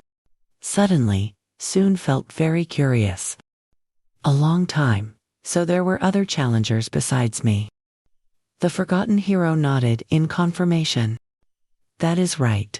A long time ago, there was one. He seemed to have deduced something. Seeing that you are still here, they must have failed. The two of them continued to fight. The battle grew increasingly intense. It seemed Soon was having a hard time because of his broken sword. It didn't last long before turning into a heap of scrap metal, leaving him frozen. The forgotten hero's attack was too powerful. Fortunately, in the nick of time, Soon managed to block it, realizing that he was not ordinary. The man's expression showed a hint of surprise. After only a few moves, Soon's blade was sent flying into the air. He suddenly commented, "Your reflexes are quite good, but your movements are strangely slow." His next words startled Soon. "You have experience, but your body cannot keep up." He angrily threw the broken sword to the ground. To think that after only a few exchanges, he could see through me. He replied, "But hero." Using sword key in a tutorial. He looked straight into his eyes. "Do you actually intend to let me pass this trial?" The forgotten hero was quite surprised. "You detected the sword key, it seems." Soon understood now. So that was the reason no one could pass this trial. Come to think of it, just finding this place is nearly impossible. Then, his eyes flared with anger. If you cannot pass with just this much, then it is better that you do not pass at all. As soon as he finished speaking, the forgotten hero resumed his assault. With no weapon in hand, Soon could only try his best to dodge. He intended to find the right opportunity to deal with him once and for all. Seeing that Soon still hadn't counterattacked, he laughed. "How long do you plan on dodging? I am not a monster. I will not keep using the same attack pattern." He also understood clearly. He was right. With ordinary monsters, it was enough to see through their fighting style. But he was different. If I keep dodging, I will eventually sustain a heavy injury. He picked up another random broken sword. A plan had formed in his mind. Since he couldn't dodge or block, he decided to unlock the treasury of greed. Taiji sword, a fundamental sword technique of the Wu sect that contains the mysteries of Taiji, similar to Taiji Quan. Next, Soon's entire body shifted, and then vanished before the forgotten hero. He still did not let him go. He continued to attack with his sword. Finding it interesting, he laughed heartily. The forgotten hero had to admit, that was a fine technique. However, it is still not enough.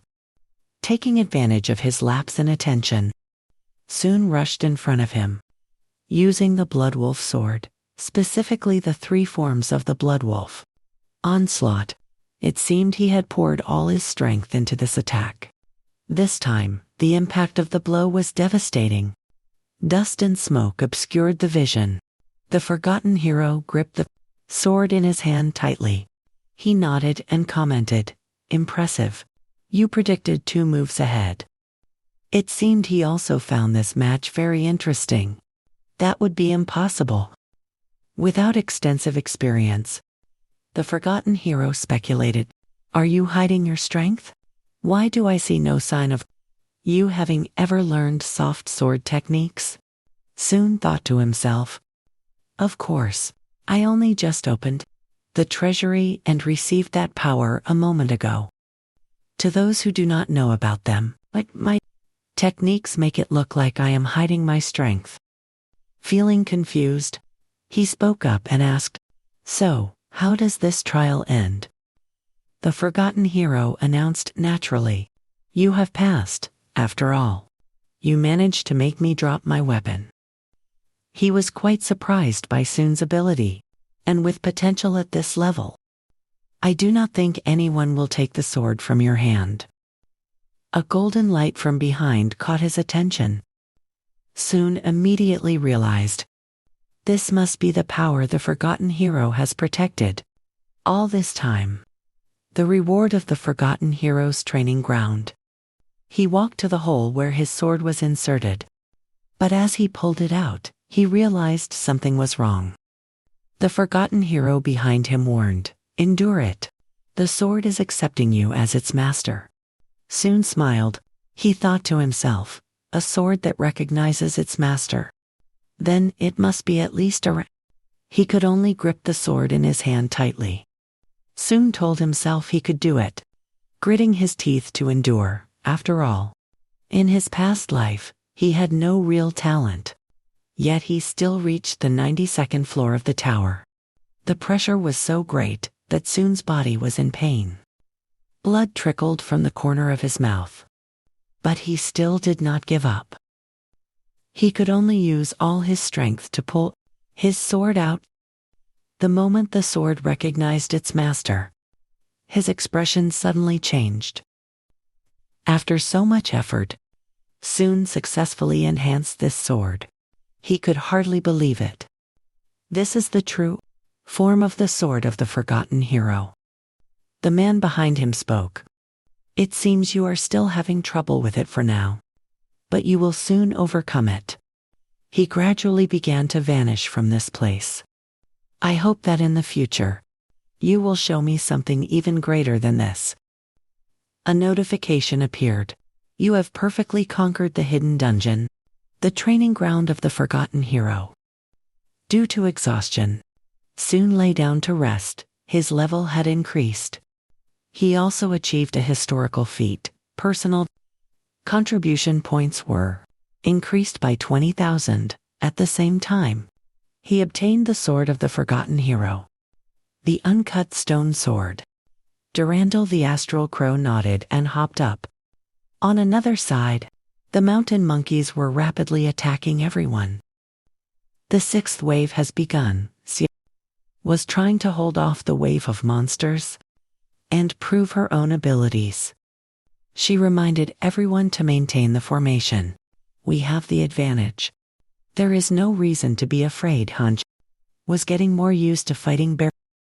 He could use his strength to easily throw down the mountain monkeys. After finishing off the monkeys, Hunt stood there for a long time without resting. Sioa suddenly approached him. She asked worriedly, Soon is nowhere to be seen. I wonder if anything happened to him. As usual, Hanshin maintained a cold attitude. She continued to speak to him. I cannot wait any longer. I am going to look for Soon. After this wave, will you come with me? Hearing this, he shook his head and warned, It's not necessary. Sioa was about to say something more. Aren't you worried? If it weren't for Soon, we would have... Hanshin directly interrupted her. He is not so weak that we need to worry about him. His blunt words made her realize something. He sighed softly. Right now, he is probably doing something that we cannot even imagine. The rankings were out. Rank 1 was still Soon with 28,660 points. Rank 2 was COA with 1,680 points. Rank 3 was still Hanshin with 1,600 points. He continued.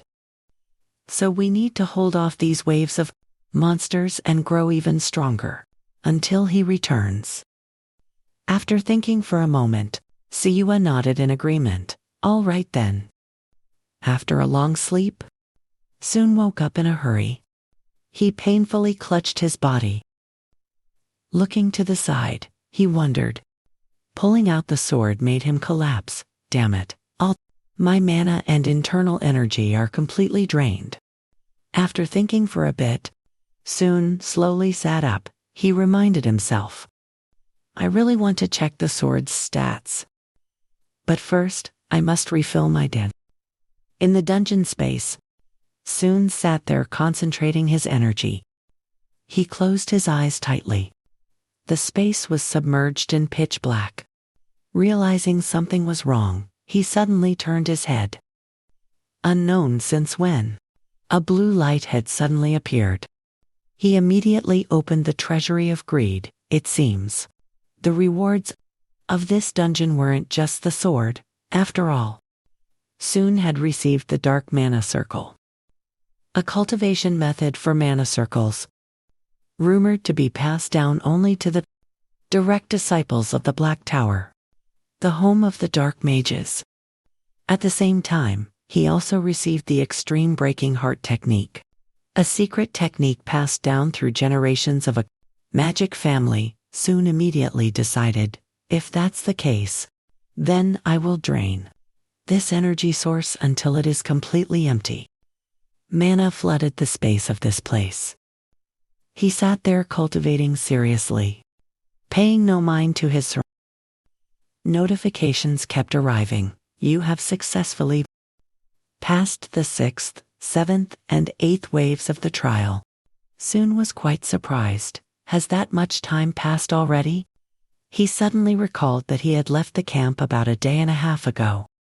A notification appeared again. All participants are rewarded with 200 points. He felt a sense of relief. He was glad they managed to hold their ground even without him.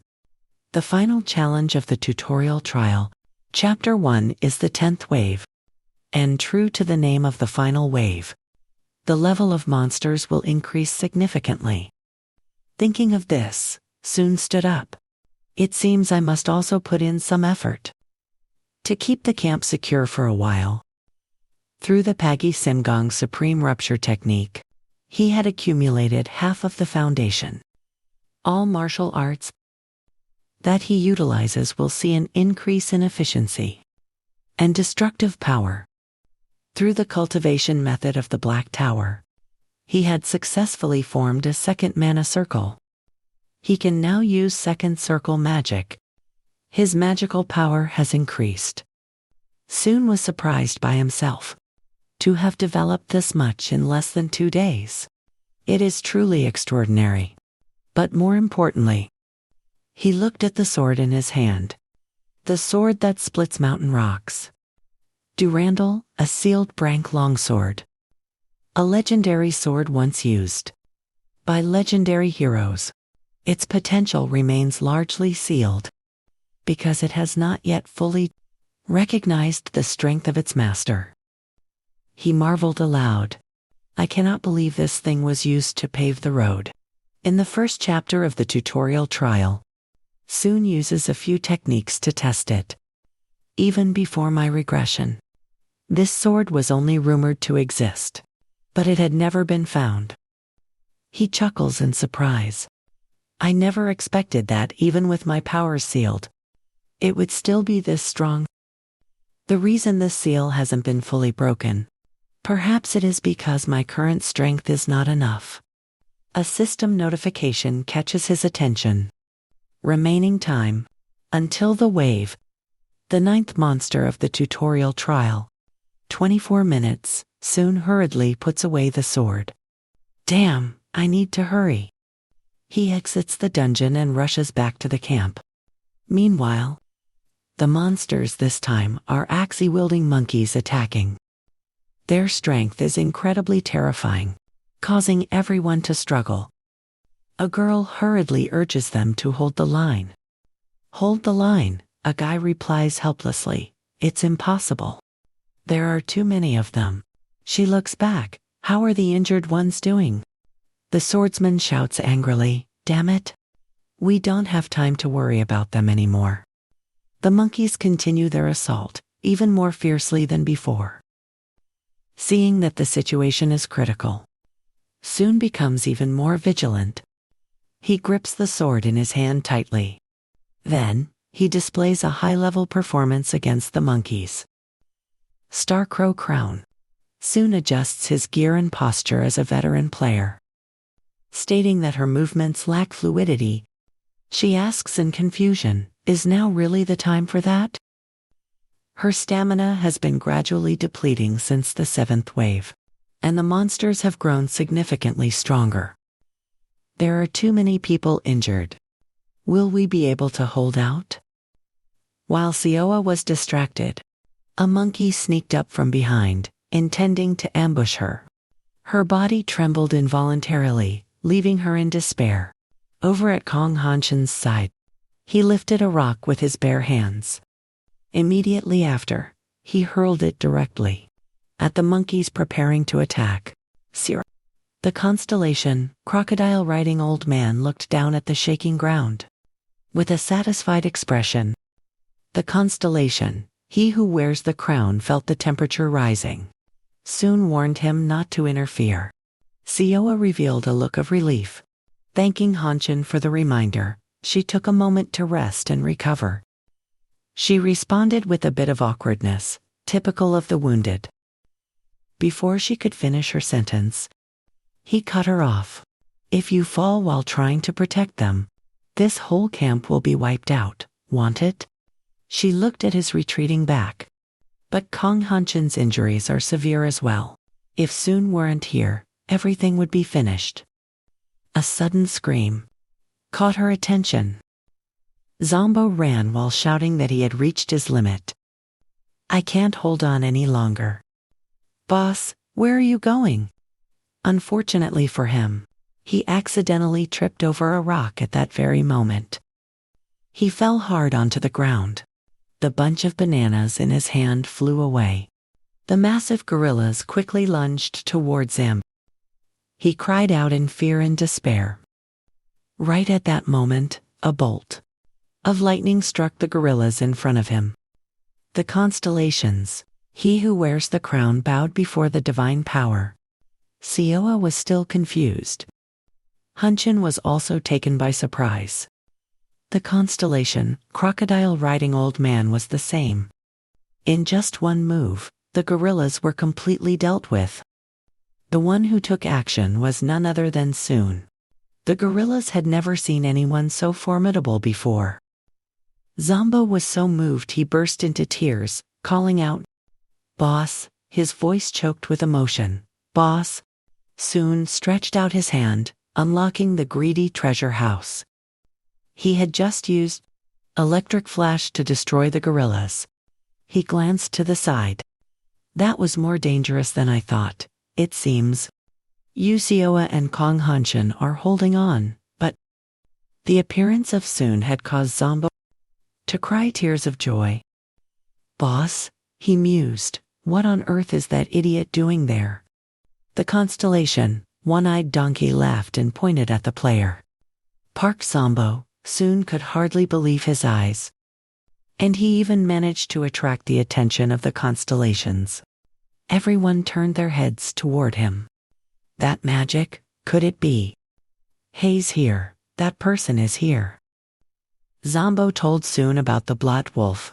These words caught his attention. He thought for a moment. He felt bewildered. Blood Wolf. Zombo coughed a few times. He decided to reveal the secret. He pointed at Sun. Do you like the title I bestowed upon you? Zombo continued to recount. The smell of blood spreads every time you swing your sword. With that wolfskin cloak, it fits perfectly, doesn't it? Sun tried to keep his composure. A player's title is just as important as their name. It's really annoying that it'll attract the attention of others. Sun sighed, trying to make a decision. I will give you a title. A notification popped up. You have successfully passed the 9th wave of the trial. Jumble laughed excitedly. It's such an honor, big brother. The results of the battle were in. Each participant received 200 points. This time, Sun obtained 41,660 points. Sioa got 4,820 points, and Kong Hanshin got 4,760 points. Remembering something, Sioa ran toward him. Sun and Kong Hanshin also walked over. You're back? She worriedly reproached him. Where did you go? I was worried about you. He turned his head to check on the situation of the others. I'll explain later. For now, we should focus on the entire camp. Before leaving, Sioa didn't forget to remind him. You have to explain everything. He thought to himself, from now on, Sioa will be the commander of the camp. Kong Hanshin suddenly chatted with him. She has become stronger than before. Your complexion is still as bad as ever. Let's meet at the broken old tree. He looked at the figure standing by the tree, confused. Does he mean a one-on-one duel? It's been a while since we sparred. Thinking about something, Soon called out, Jumble? He appeared right beside him. Yes, big brother, he then ordered. Report the situation. He nodded obediently. Yes, after you went to Mount Thatch Sun, the 6th wave ended without any incidents. He recalled everything. However, starting from the 7th wave, Soom looked at him in surprise. Is this guy actually this capable? He silently evaluated himself. He remembered that this guy kept clinging to Kang Hanshin and caused trouble before my regression. But his memory and skills in summarizing the situation are quite good, aren't they? Soon also had to admit he deserved to be acknowledged. The 6th rank demon lord is interested. Suddenly, Jumble remembered something. With the remaining time, the twins had built a wooden barricade. He was quite surprised. A wooden barrier. Soon was a bit confused. However, he asked the twins. Seeing the pile of wood in front of them, Ariel said in surprise, it seems like this place is still missing something. Dawn angrily pointed, criticizing, you said you would let me make it sturdier. She replied awkwardly. If I did what you wanted, we wouldn't be able to finish it before the wave begins. Jumble walked toward the 2 Han sisters. Ariel Han, Dawn Han, what are you doing? Big brother is here. Why haven't you greeted big brother yet? Soom stared at the 2 in surprise. So they really are twins. He recalled in his memories. Since the 3rd wave, he was quite impressed by their diligence. She worked very hard, moving constantly to fight off the monsters. He secretly acknowledged that being twins made them twice as noteworthy. As soon as they saw Soon, the 2 were extremely excited. It's the Blood Wolf. That name made him freeze. Blood Wolf, I still can't get used to this name. The more he thought about it, the more annoyed he felt. It was because this guy gave him that name arbitrarily. Soon approached and praised, you 2 did a good job. Buying tools with points, Ariel nodded and recounted. That's right, Sioa pointed it out for me, Dawn added. Even though it looks like this, it's quite useful when used. Used to fight against the red wolves. He nodded in praise. It will also be useful for the next wave. Dawn awkwardly recounted. But we need more wood. We won't be able to prepare for the next wave with just the 2 of us. Hearing her say that, Soon realized the wooden barricade wouldn't be useful in the 10th wave. The reason I noticed these 2 is because the constellation Black Eagle watches player Han. Ariel, from the tip of the sharp spear, the constellation Great Bird spreads its wings toward player Dawn Han. He thought to himself, the 3 8th rank demon lord Han fast and the 3 9th rank demon lord Man fast, each of them, in turn, have the ability to build and construct. Soon also had to admit, combined, those 2 abilities would be quite useful in battle. He decided, I will take care of the wood myself. The eyes of the 2 lit up, really. They praised, Blood Wolf Big Brother is number 1. Soon was fed up with that nickname. But I want you 2 to stop calling me by that name. The following period, everyone went into the forest with him. He slowly drew his precious sword. Ariel felt very curious. Will you use your sword to chop wood? Dawn immediately offered, shall I bring an axe for you? Soon refused their kind offer. No need, he said. He raised his sword, beginning his wood-chopping task. His strength was absolutely terrifying, leaving everyone in awe. With just one strike, The large ancient tree was cut down by Soon. The twins continuously praised, "Big Brother is so strong." Jumble also cheered, "Amazing, Big Brother." But Soon was disappointed with his ability. "Currently, this is the limit when I don't use internal energy." He looked at his own reflection. Mountain-breaking sword Durant. If it lacks the strength of its master, it can't even cut a single tree. Feeling tired, he sighed. The road is still very long. Soon decided to open the treasury of greed. Still, the mountain-shattering 18-sword technique. A secret manual developed by Hong Ba, known for its grand and powerful techniques. He closed his eyes tightly to cut the tree in one blow. This manual is the most suitable.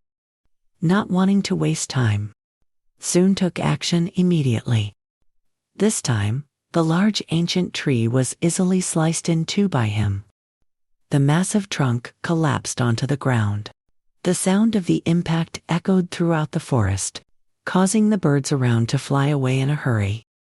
Ariel cheered happily, only 2 sword strikes. Jumble continuously praised, "That was awesome, Big Brother." Through the internal energy of the mountain-shattering 18, the second sword technique was improved. Soon continued to raise his sword. This time, he didn't just cut one, but cut 4 ancient trees at the same time. All the ancient trees fell down, making loud noises. Witnessing this scene, everyone's expressions suddenly changed. Soon seemed to understand their thoughts. He comforted everyone, telling them not to worry about the transport. Jumbo would handle it. He screamed in despair, "What? All by myself?" He smiled, nodded, and continued, "Of course, you are my right-hand man."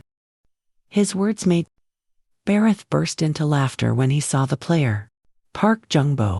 Time passed quickly, and late night arrived. Transporting a large amount of wood for a long time made Jumbo exhausted. "Boss, I can't do this anymore." He fell heavily onto the ground. Soon coldly reminded him, "Stop whining." He glanced toward him.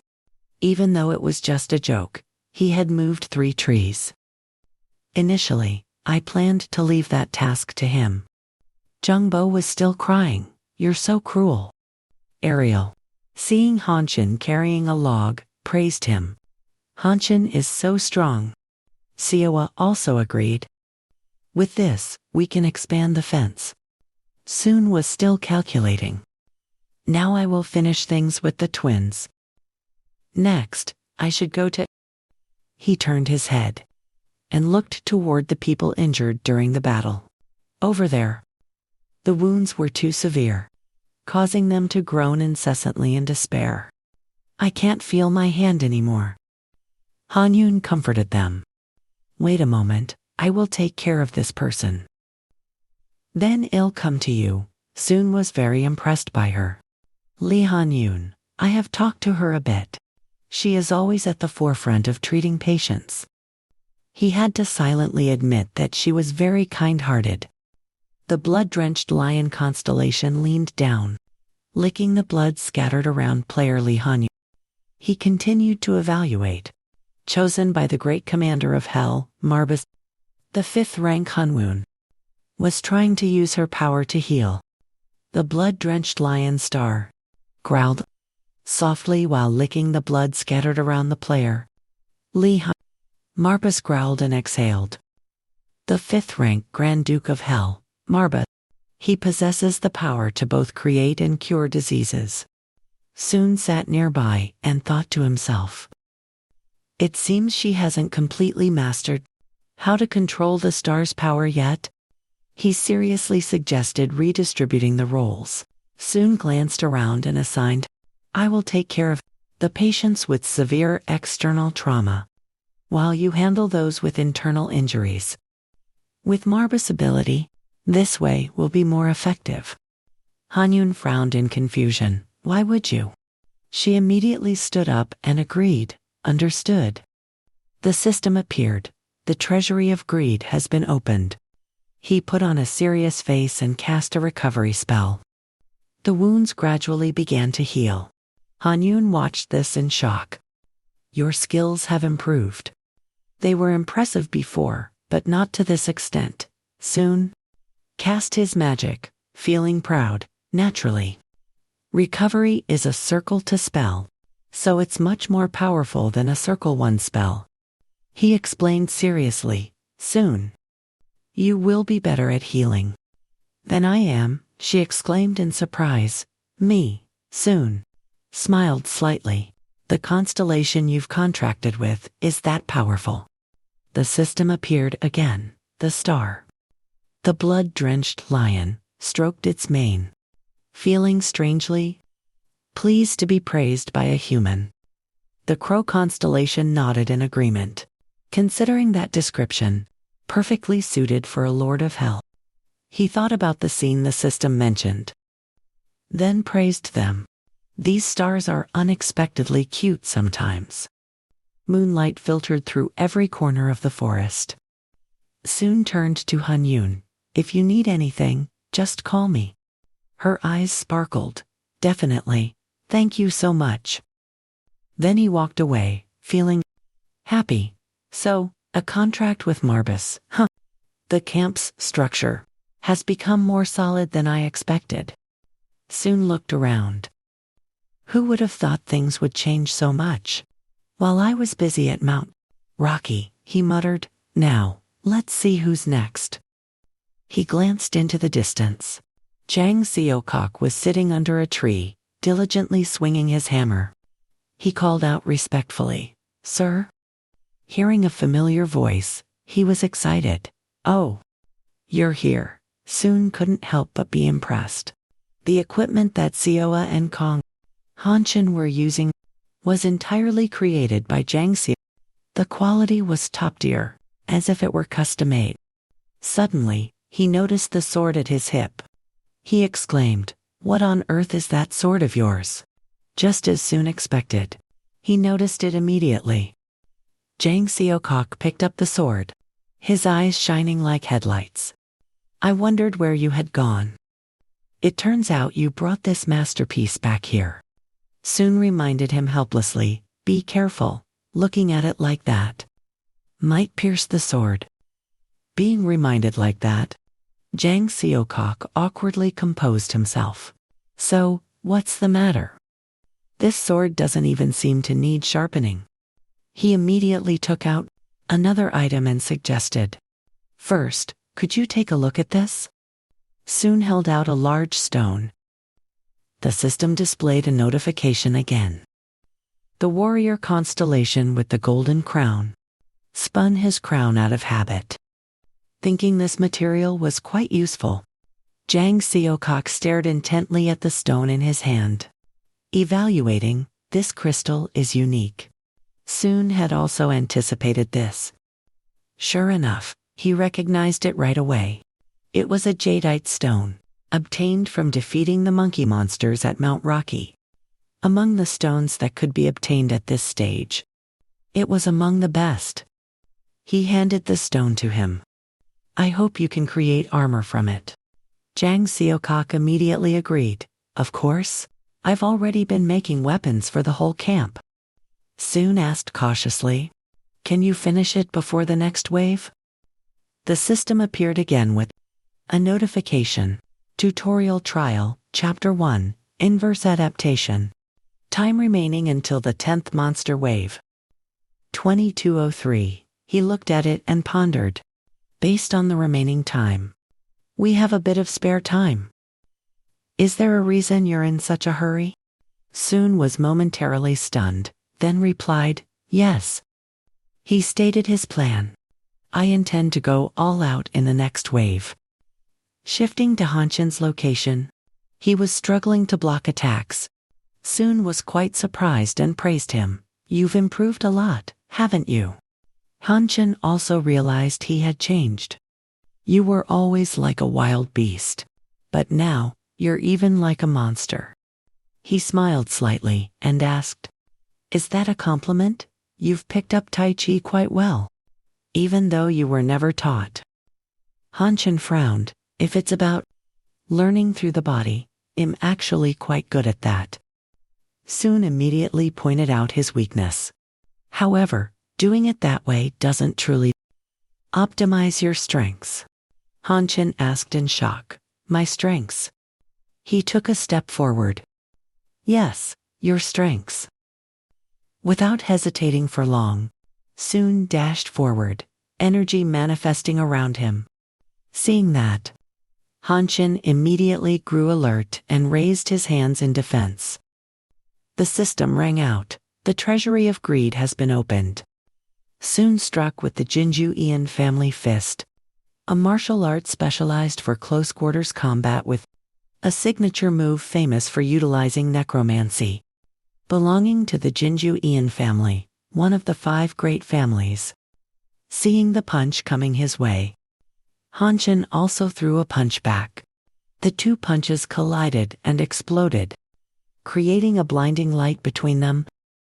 The overwhelming power made Hanshin's arm tremble, while Soon took advantage of the momentum to press forward, using the internal energy of the Jinju Ian family fist, the Jiangxi fist, which had been enhanced.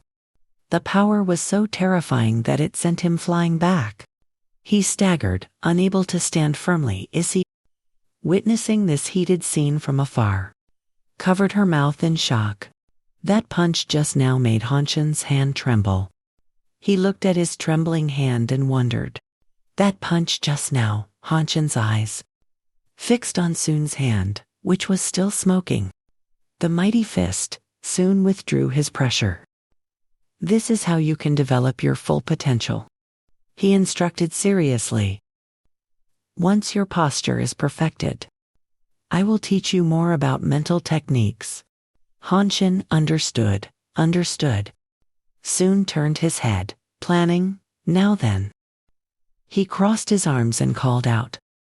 Jungbo instantly. He was standing beside Soon. Yes, boss, he asked. You're free right now, aren't you? Gungbo replied happily.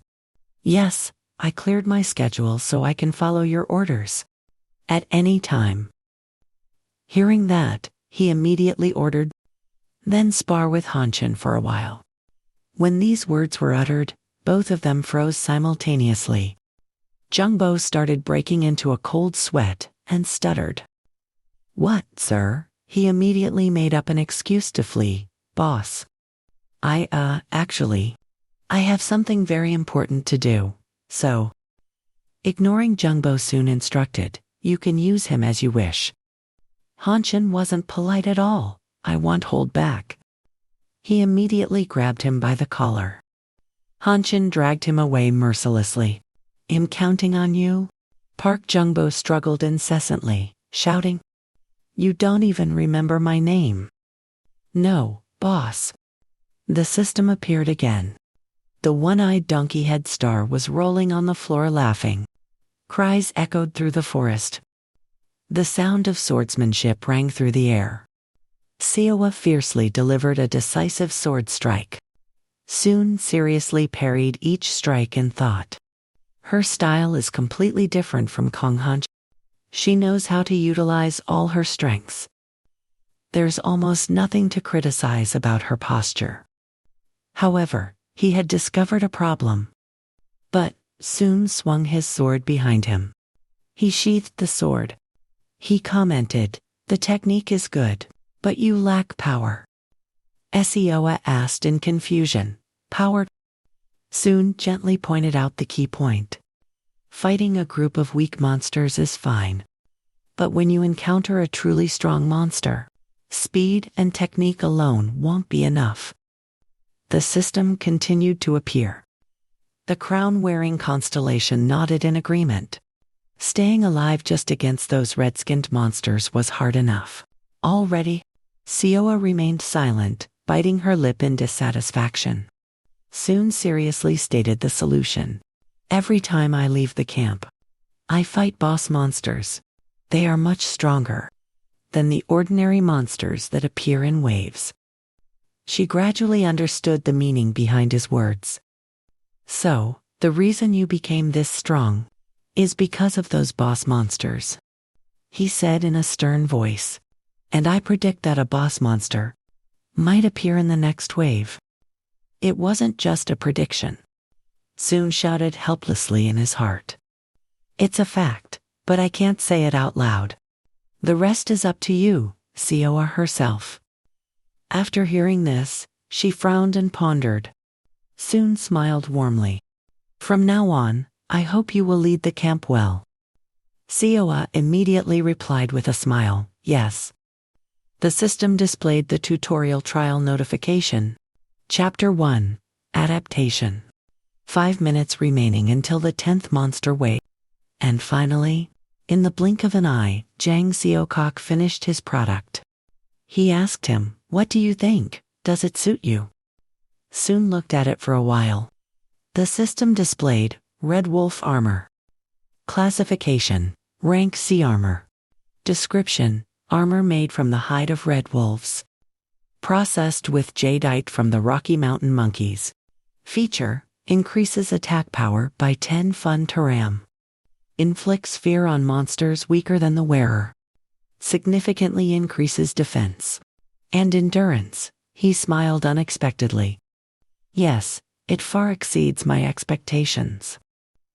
He thought to himself, "I didn't expect it to reach rank C." With Barith's techniques applied to it, it's understandable. Jang Seokok smiled brightly upon being recognized. The warrior with the golden crown constellation declared that his techniques were incorporated into the armor, ensuring its performance. Soon carefully reminded him, "Sir, you should go inside the forge for shelter." He immediately retorted, Hey, I must witness my masterpiece shine, don't I?" "Give a big thumbs up to the guy," she said. "And you will easily stop them again, right?" "Isn't that right?" Soon smiled lightly. "Then, please step back behind everyone to stay safe." The system interface appears. Notification: Trial Guidance. Chapter 1, Adaptation. The final wave. The 10th wave begins. Defeat the final wave and prove your worth. "They're here," Soon announced. The thundering sound of monster footsteps approached. A horde of red-fanged wolves charged forward aggressively. Simultaneously, a swarm of red-clawed wolves arrived. Loud shouting erupted. A member of the group looked at them in confusion. These are the monsters we encountered earlier," a person nearby said excitedly. Continued, a person nearby said excitedly. "What do you mean, monster horde?" Realizing the sheer number of them approaching, the group became cautious, but there were simply too many. A savage red-tusked wolf roared, baring its fangs. Sioa reassured everyone. "These are monsters we have already defeated. Stay calm and form a defensive perimeter. Form a defensive line." Suddenly, a deafening boom echoed all around. Startling her in shock, a gigantic red fang monster appeared. Its entire body was covered in fierce, jagged scars. The system announced, "Red Fang Cannon has appeared." It walked forward with majesty, glaring at them with overwhelming pressure. Kong Hanchan gasped, shouting. A monster boss Sioa looked to her side, panicked. "It's not just that, there's another one over there." On this side, a red-tusked wolf named Park appeared. It charged heroically, blocking their path. It didn't stop there. Next came a red claw monster, Ia. And then Sak appeared. Its body was covered in sturdy armor, wielding a sharp sword. The whole group was surrounded by a swarm of beasts, creating a dire situation. They started to panic. "We're doomed. This is completely unreasonable." Running out of options, they turned to Sioa for help. "Commander, what do we do now?" She began to lose her composure, not knowing how to handle it, stuttering, that is. Sioa's arm began to tremble. In her mind, a familiar name surfaced. Soon, suddenly, a figure blurred past her. Utilizing the martial art Vegas, the power of the technique was amplified. With just one sword strike, Sun immediately took down the Red Fang cannon. Drawing on the third form of the Blood Wolf sword technique, Blood Wolf Advance had grown stronger. Witnessing this, the Red Fang pack behind him was terrified. Terrified. The nearby Red Wolves were cowed by the effect of the Red Wolf armor. The Grey Wolf cloak intensified the enemy's fear. After eliminating it, he cleared his throat and called to Kong Hunt. Sun's eyes were cold and sharp, warning, stay alert. Hearing his voice, they all flinched as if snapped out of a daze. He summoned an orb of energy in his hand. Thanks to his mastery of the Black Tower, the power of the lightning chain was enhanced. A second later, the Red Fang cannon was electrocuted into paralysis. It shrieked in pain. Sun wondered, was this thing always this weak? He frowned. Previously, it was terrifying, slaughtering people everywhere. However, Sun refuted that thought. It's not necessarily that I've just gotten stronger. The fur of the Red Fang cannon shifted from blue to red. The system announced Red Fang cannon has entered a blood frenzy state. In this new form, its entire body was ablaze with fire. It roared and charged at terrifying speed. Sun gripped his sword, preparing to attack. Before his regression, this attack had wiped out almost the entire camp. In just a single blow, he held his sword in front of him, thinking firmly. But now, I have mastered all its skills and its attack patterns. Sun drove his sword into its teeth with a strike. He told himself, I will use its own momentum against it. Sun dragged his sword across its maw, creating a grating, ear-piercing sound that pushed it back. A second later, he successfully repelled the Red Fang cannon. But it didn't end there. Sun used the ground as a pivot to leap up again. He drove his sharp sword straight into Cannon's head. The system sound chimed. You have defeated the named monster Red Fang Canine. Your personal contribution points have increased by 4,000. Defeating a named monster solo grants you an additional 4,000 points. You have obtained Cannon's fangs. The Red Fang lay collapsed on the ground, motionless. Sun obtained another loot item. You have devoured Red Fang Cannon. By absorbing its essence, your strength increased by 5, and agility increased by 10. The fear of the Red Wolf pack increased. The Red Fangs cowered because of this aura and retreated. With their leader dead, they fell into chaos. He asked the person next to him, clean them up for me. The man replied loudly, yes sir. Sun rushed forward with his sword again, secretly assessing the situation. Given the state of the Red Wolves, they could handle the rest. Let's see about the other boss monsters. As soon as he thought that, a loud grunt echoed. The next red-toothed wolf stepped up to challenge him. Sun thought to himself, facing that massive creature, hidden with raw power alone, that's definitely Kong Hanshin for you. Continued Kong Hanshin for you. System notification. Red-tusked wolf park uses earthquake. It stomped its foot, causing the ground to shatter. Hanshin charged forward, fist clenched tight, slamming it directly into the ground. Sun stood back, astonished. He used a tremor to neutralize the earthquake. He has adapted well to the power of the star. He stepped forward and asked, do you remember? The first move of the and he replied, if it's the first move, I can manage it. Sun drew his sword, follow me. A second later, he rushed forward to get close to the red-tusked wolf. Sun gently sliced a path across its face, then channeled his energy into his hand, utilizing his inner power. The first move of Jinru? The corpse fist has been empowered. That punch swiftly landed on the red tusk. On this side, Hanshin also delivered a strike to it. In pain, the system message appeared. The Star General riding the crocodile actively lent the seismic power of his own to the contractor. Hanshin's strength has multiplied. Player Kong's corpse fist. Hanshin has been empowered. He forcefully struck its head with one blow. The technique was so powerful that the red tusk was in agony. Immediately, it collapsed. You have defeated the monster named Red Tusk.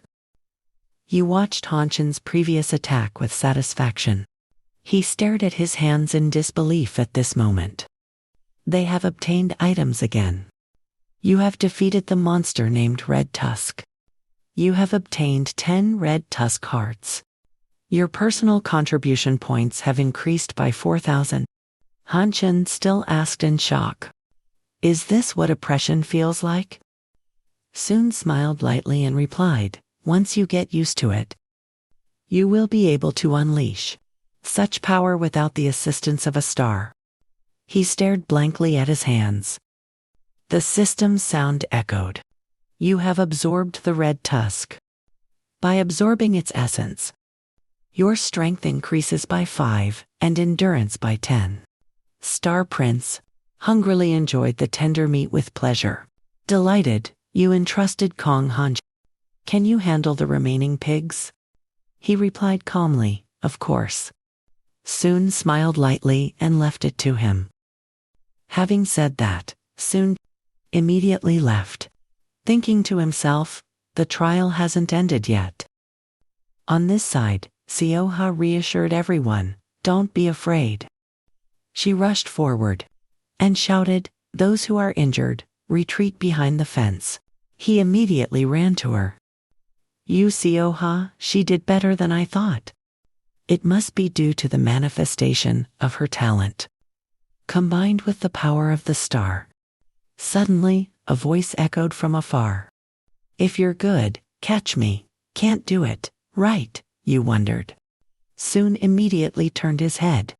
Could this voice be Dong holding a banana bunch to lure the monkeys? Can't catch me, so you're angry, right? The Onet donkey star rolled around laughing, asking someone to help him find the navel. You skeptically wondered, who exactly is that guy? And why is he being so useful? Sun observed his every gesture. Not only did he run away, but he even managed to snatch equipment from the red monkeys. You admired the pile of swords on his shoulder. It seems he has learned the steel skill. That is the power of the 6th rank demon king, Baal. Regardless, it's beneficial for us. On this side, the sound of footsteps rumbled. The red claws attacked continuously. Sioha shouted, the fence has collapsed. Everyone, retreat quickly. I will deal with the named monster. Sun stepped forward and called, you see. Sioha was confused. Sun? Why are you here? What about the other places? You replied, one by one, everything is settled. Almost done. You don't need to worry, just finish that one off. She smiled lightly. Yes, thank you. Yashak heroically raised his sword and rushed over. Sun and Sioha simultaneously jumped up. She slashed with her sword, but it blocked it. For a dual wielder, a monster using a shield is a difficult opponent. You assessed, and it is quite smart, using the shield very well. Sun seriously observed the fight. Sioha struggled to attack continuously. Is the footwork the problem? Sun looked down at her footsteps. The sword work is basically fine, but those legs cannot keep up with the skills. You stepped towards Yusi. From now on, follow my footwork. She was startled and asked, now? Sun smiled lightly. The fastest way to learn is through actual combat.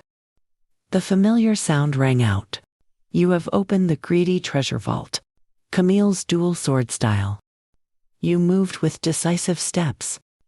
The dual sword technique of the mercenary king, Camille. considered to be one of the 5 special existences. Her footwork is like a leaf in a storm. Soon's eyes were sharp. No one could keep up with it. Sioha gasped in surprise. What kind of footwork is this? You drew the sword from your hip, spinning beautifully in the air. With just a few slashes, you cut through Yash. After observing for a moment, she let out a sigh, and then used her strength to leap into the air. The 2 of them, in tandem, executed a combined strike to finish it off. Soon smiled and praised. Keep following, that's good, you urged. Faster. In a flash, it created a whirlwind around it. Each cut tore through Yashak's flesh. Yashak screamed in agony. The shield also fell accordingly. They appeared in front of it simultaneously. Each swung a beautiful sword path. The Red Claw had completely collapsed. You have defeated the monster named Red Claw Yash. Your personal contribution points have increased by 4,000. You have obtained Yashak's sword. The other monkeys, seeing their leader defeated, they fled in droves. Sioha breathed a sigh of relief. Finally. Trial, Chapter 1. Adaptation. You have successfully passed the 10th wave. Congratulations! You have completed the first chapter of the trial. The guides shouted in celebration. It's over. The damn wave is finally free now. The 2 sisters, Dayon and Ariam, hugged each other happily. Well done, everyone. However, Soon remained vigilant. It's too early to celebrate. Sioha saw this and felt happy too. Everyone's systems displayed a notification simultaneously. She instinctively called out, Soon, this is... You nodded, just as it said. The next chapter appeared. Trial Guidance, Chapter 2, Movement. You must reach the destination by crossing the plain. Time remaining until arrival. 167 to 59, you said sternly. Now it's time to leave this place. They began to feel anxious about leaving. I've only just started to get used to this place. Se contemplates. The theme of the first chapter is adaptation as the goal. Everyone has adapted and survived in this wilderness with intense determination. Leaving an environment one has already adapted to naturally feels uncomfortable. Sioha immediately reassures them, stay calm, everyone. Dion thoughtfully ponders, where do you think we're going? Perhaps we'll find a village. Ariel is also excited. If we find a village, the first thing I want to do is take a bath. Dion asks again, but what if monsters appear on the way? She says cheerfully, so what? We've managed everything until now, haven't we? Their eyes sparkle as they ask in unison. Right, big brother and sister. They all agree, yeah, that's right. We even passed this trial. What else could be more troublesome than this? Soon crosses his arms, feeling bored. Thanks to the twins, the group's spirits have improved a bit. They turn and wink at him. Soon understands and smiles. I see, so it's thanks to them we've been supported again. The aftermath of the 9th wave was quickly cleared up. Monster corpses lie scattered on the ground. Everyone has gotten used to life here and is acting in perfect coordination. Sioha diligently cuts the meat to cook. The meat is carved from the hunted monsters, while the hides are handed over to Dojang Sioha. He is very happy to receive these items. There is a lot of work to be done, based on the number of monsters captured. With everyone's contribution, everything is being finished quickly. Soon watches this scene and reflects, before the regression, not many people survived. The atmosphere was much worse. That's why I left the camp without a plan. Suddenly, he glances to the side, seeing the twins whispering about something. Soon wonders, those two. He evaluates them seriously. They act brave in front of others. But they don't want to leave the barrier they built. So he walks over and coughs to get their attention. They answer in unison, "This blood wolf." Hearing that, Soon's face darkens. What blood wolf? A title is not just a nickname. When a player reaches a certain achievement, the system recognizes it as part of a legend. That is the true title. Therefore, a title directly influences a player's path. Some people try to create their own legends for the sake of a title, but most fail. Many eventually end up with shameful titles they want to hide. And this person here is the Blood Wolf, Jung Soon. Thinking of this, he suddenly finds this title quite. Daeon asks with a smile, "Why did you come here?" Ariel is also excited. "Do you want to hang out with us?" He awkwardly scratches his head. Soon shyly says, "Thanks for earlier." This remark makes the twins freeze for 5 seconds. Then they look at each other and smile knowingly. Ariel says happily, "Oh, it's nothing." Daeon adds, "We're leaving anyway. Don't worry about it anymore. Let's just consider it payment for helping us chop wood." He awkwardly asks, "Is there anything you need help with?" Hearing that, she ponders. "Anything at all." Daeon quickly chimes in. "I have something. Can I say it?" She points over there toward their sleeping area. He looks suspicious. "This is," Soon exclaims, "Wait, is this a corpse bag?" Daeon is devastated and explains, "What corpse?" "No, it's a sleeping bag made from monster skin." His expression sinks. "Is this where the camp members sleep?" "Because I kept my distance from others. I didn't know. Being too close would make reaching my goal much harder." Soon crosses his arms. "But why show me this?" She hurries to explain, "That's not all. We need to carry equipment, emergency rations, and many other things. I thought we could make a cart, but we can't push it." Ariel thinks seriously. "So we will all push it together." Soon smiles to himself. She has considered a lot. He asks, "Why don't you to make a cart?" Ariel is startled. "What do you mean? How can we push it?" Soon smirks. "There is a way." He looks at the pile of items below. He calculates there are only 2 options. The first is to tame a monster. But the problem is, there are no monsters living here. Soon raises his hand to cast magic. The second option is the only one left. You have opened the treasury of greed immediately. Skotten rises. A necromancer's spell from the Black Tower. It transmits mana into the bones and brings the dead back to life. It looks at him majestically. Soon says in a low voice, "Rise." Immediately, Skotten stands up.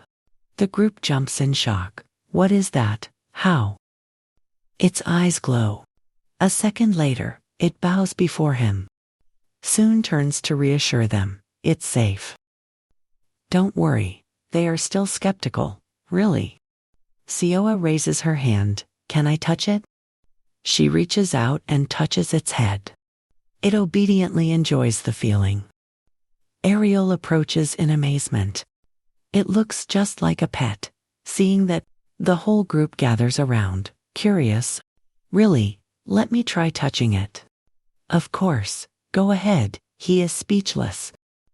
Skotten only follows the master's orders. "These movements are my instructions." Seeing them laughing and having fun, the atmosphere has become much brighter. "Very good." In the blink of an eye, it's night. Soon rests his arms behind his head, looking at the sky. He can't help but praise. "This sleeping bag is better than I expected." The system appears. The constellation Hungry Prince rubs its swollen belly, sighs contentedly, and says it was quite a feast. Soon closes his eyes to enjoy the peace. "Now that you're full, please take a break for A while, he opens his eyes, wondering. The second chapter of the tutorial, Regression. Soon grinds his teeth, looking at the people lying on the ground.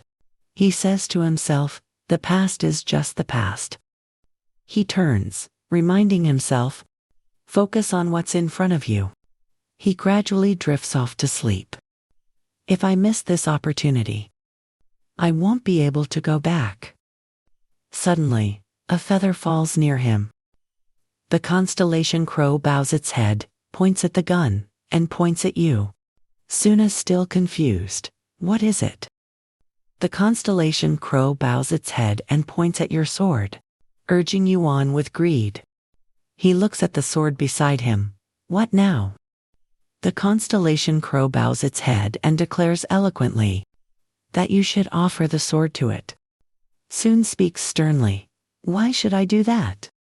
The constellation crow bows its head and warns, if you refuse, I will revoke your access to the treasury.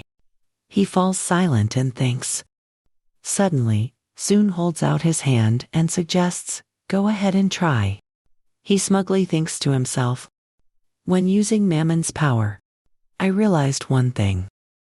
I thought he let me use it out of curiosity. But I was wrong. It is joyful. The crow bows its head, its beak trembling with excitement. Soon asks like a rich man. The power I use is separate from your true treasury, right? He says smugly, it's not that I can stop you from using the treasury. It's that I can't stop it. By acquiring a lot of gold over time, the power I have is from Mammon's vault. From before the regression, when he retreated, the physical form of the vault disappeared, and his innate power became mine. So, Mammon's threat is not a problem right now. Its eyes emit a murderous aura. The constellation crow bows its head, spreading its wings menacingly, to respond to your arrogance. Seeing that, Soon is a bit intimidated. But provoking you is also quite dangerous. I didn't say I wouldn't give it to you. He holds up the sword. However, Durandal is the strongest weapon I currently have. So, I will cooperate with the Demon King to create a replica of Durandal. Soon calculates in his heart. After all, Mammon has the ability to copy items. Most of the treasures in his dungeon are copies. It nods in approval. The constellation crow bows its head, nodding, thinking that adding a replica to the collection is not bad. He doesn't let himself lose out. In return, Soon gives the sword to it to negotiate. Please allow me to use the true storage. Its face darkens, grimacing in annoyance. He thinks joyfully. With my current ability, I can only borrow the power of the treasury, but not use the real artifacts. It starts to get annoyed.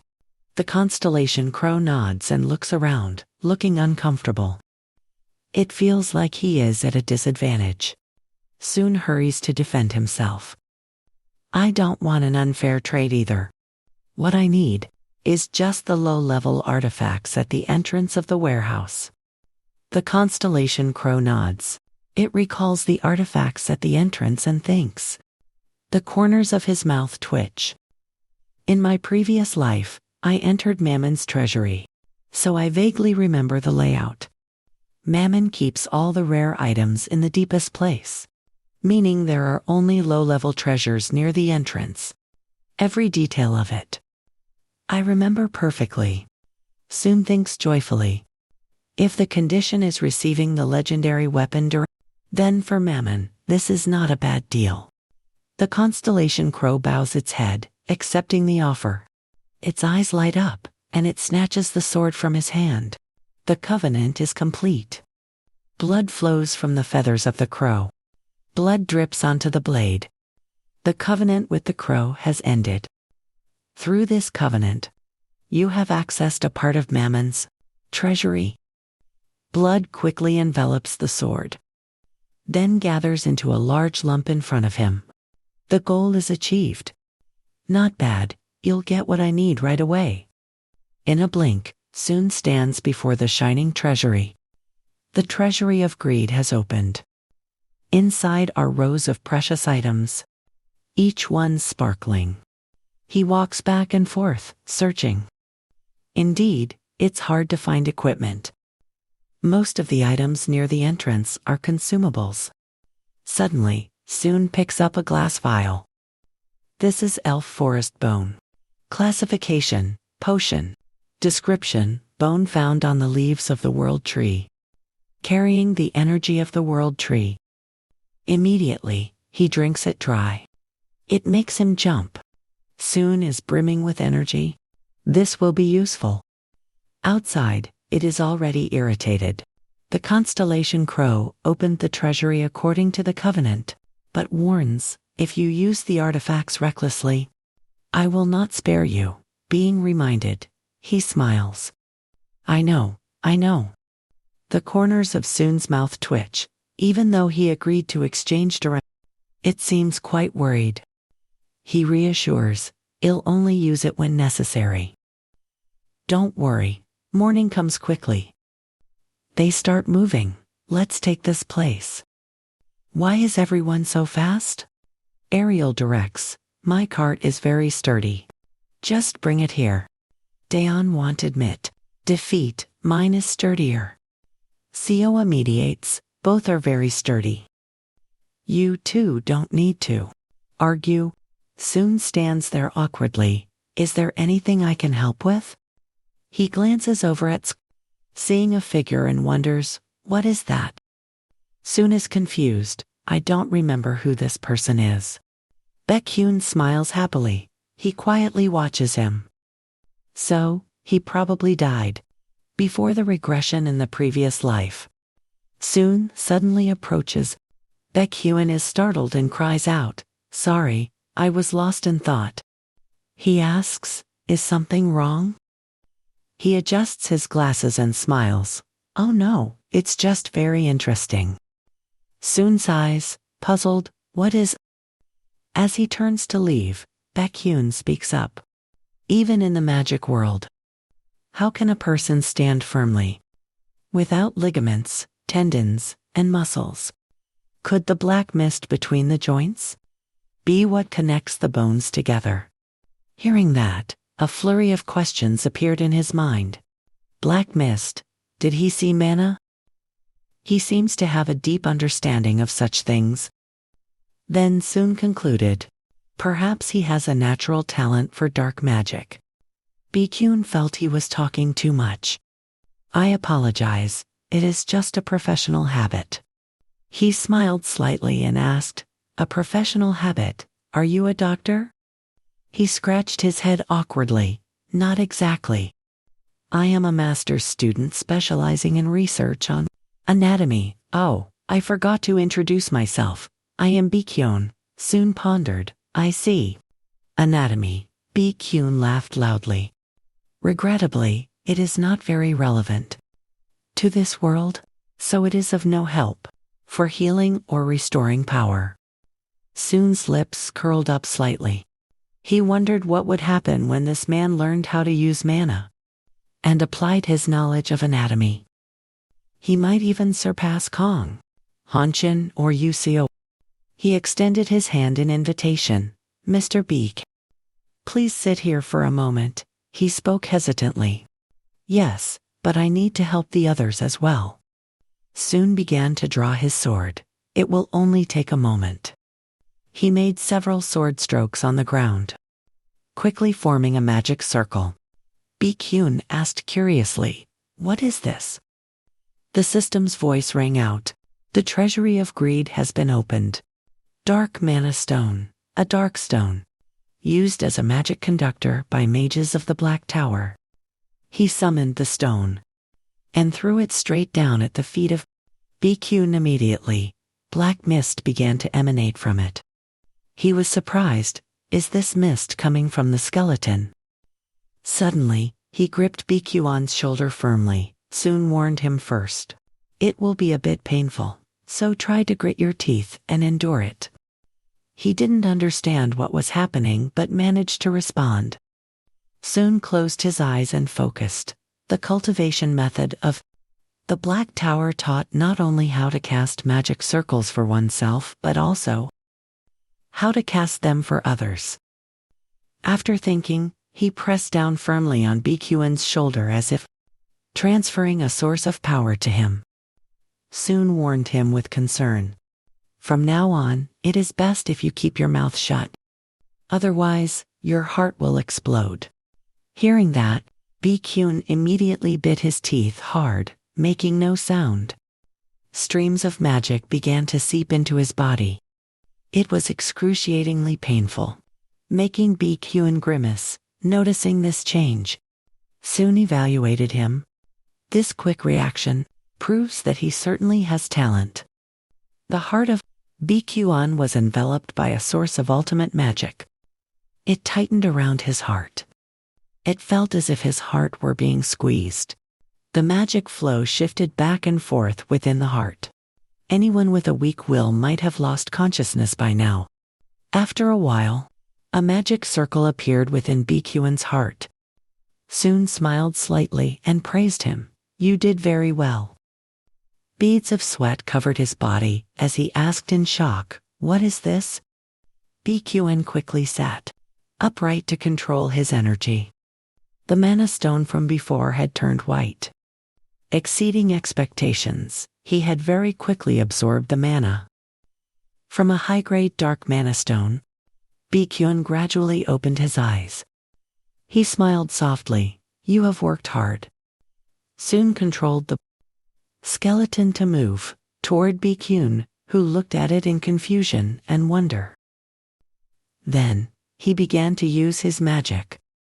BQN's expression turned serious. As he looked at its joints, he was amazed. He was reconstructing the skeleton according to anatomy, combining joints with mana to create muscles. Soon observed cautiously. This method is slower than mine, but it is much more stable and sturdy. Perhaps that is why the mages of the Black Tower study corpses. Suddenly, BQN shouted an order. Stand up. Receiving the command, it immediately stood up, and then bowed before him. BQN widened his eyes, unable to believe it. The system's voice rang out. The constellation, Corpse of Destruction, looks at player BQN with great interest. He stood frozen. BQN looked behind him. The fourth-year demon king Gamagen, the great Marquis of Hell, who is proficient in necromancy and spirit magic, behind Beak. He on a giant horse let out a powerful neigh. The first mage of the camp. No, it would be more accurate to say the birth of a necromancer. BQN carefully looked at the notification from the system board again. The constellation, Horse Trampling Death, looks at player BQN with great interest. Afterward, he thought to himself, if it's Gamagen, then I don't need to help anymore. I am glad there is someone to handle the skeletons. If I ever leave the camp. BQN suddenly said too soon, thank you. He scratched his head, his voice sounding a bit shy. Actually, I was worried that I wouldn't be of any help to the camp. He smiled to reassure him, be confident. If you have caught the attention of Gamagen, then your potential is among the top. BQN gently stroked the skeleton, his face filled with joy. Here, I have found a talent that I could never have on Earth. I will practice this power diligently.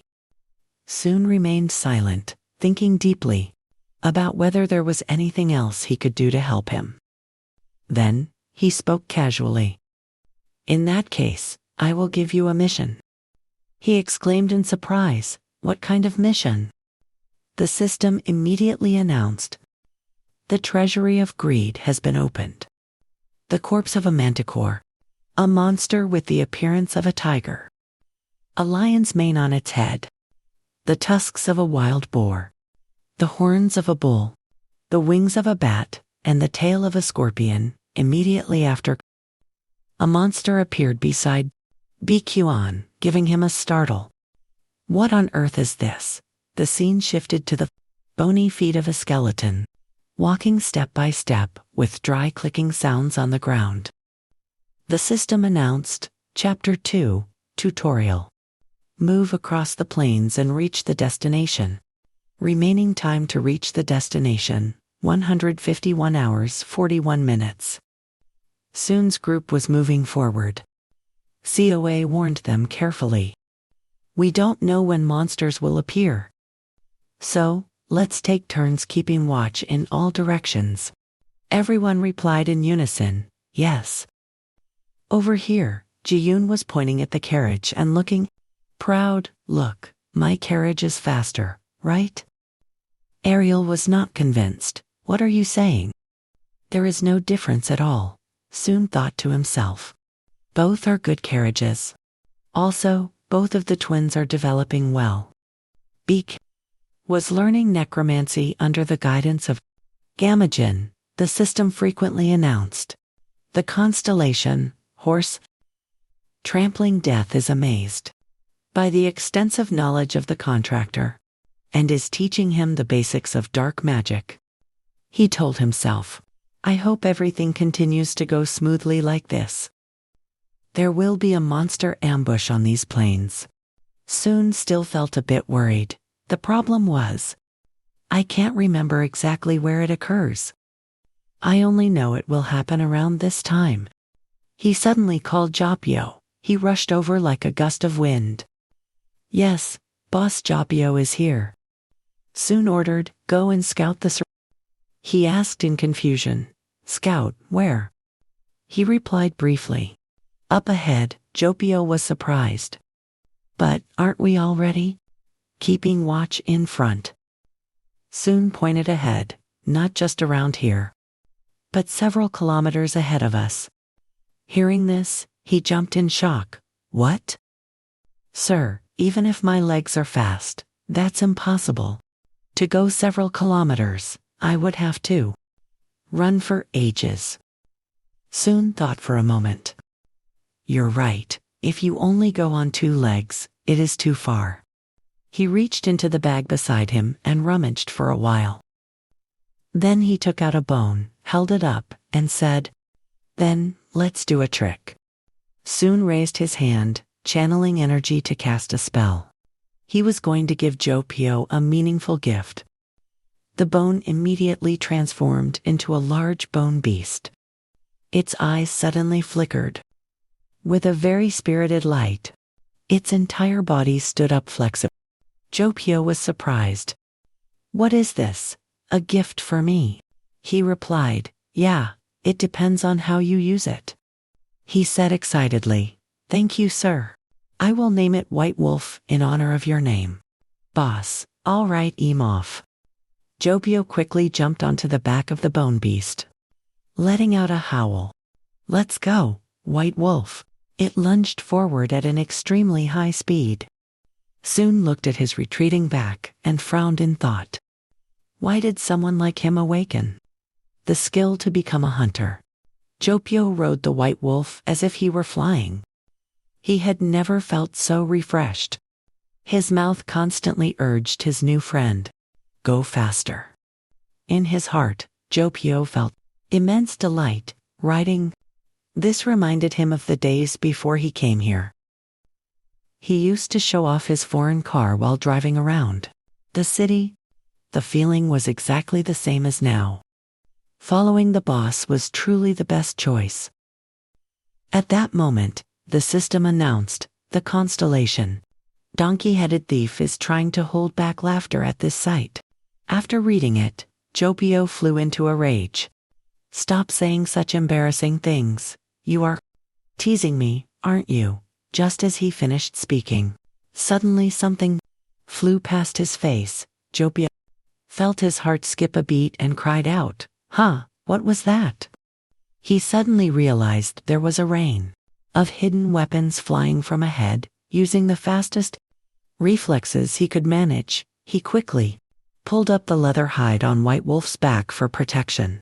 The system announced, Player has used hasty sensation. The leather hide blocked all the hidden weapons. He shouted angrily, "What the hell? Who are these people?" A swarm of goblins appeared with green skin and faces full of rage. Their numbers were so vast that Jopio was overwhelmed.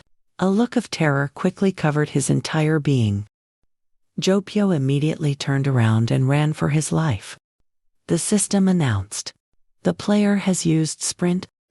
The constellation, donkey-headed thief, burst into violent laughter, clutching its stomach and rolling on the ground.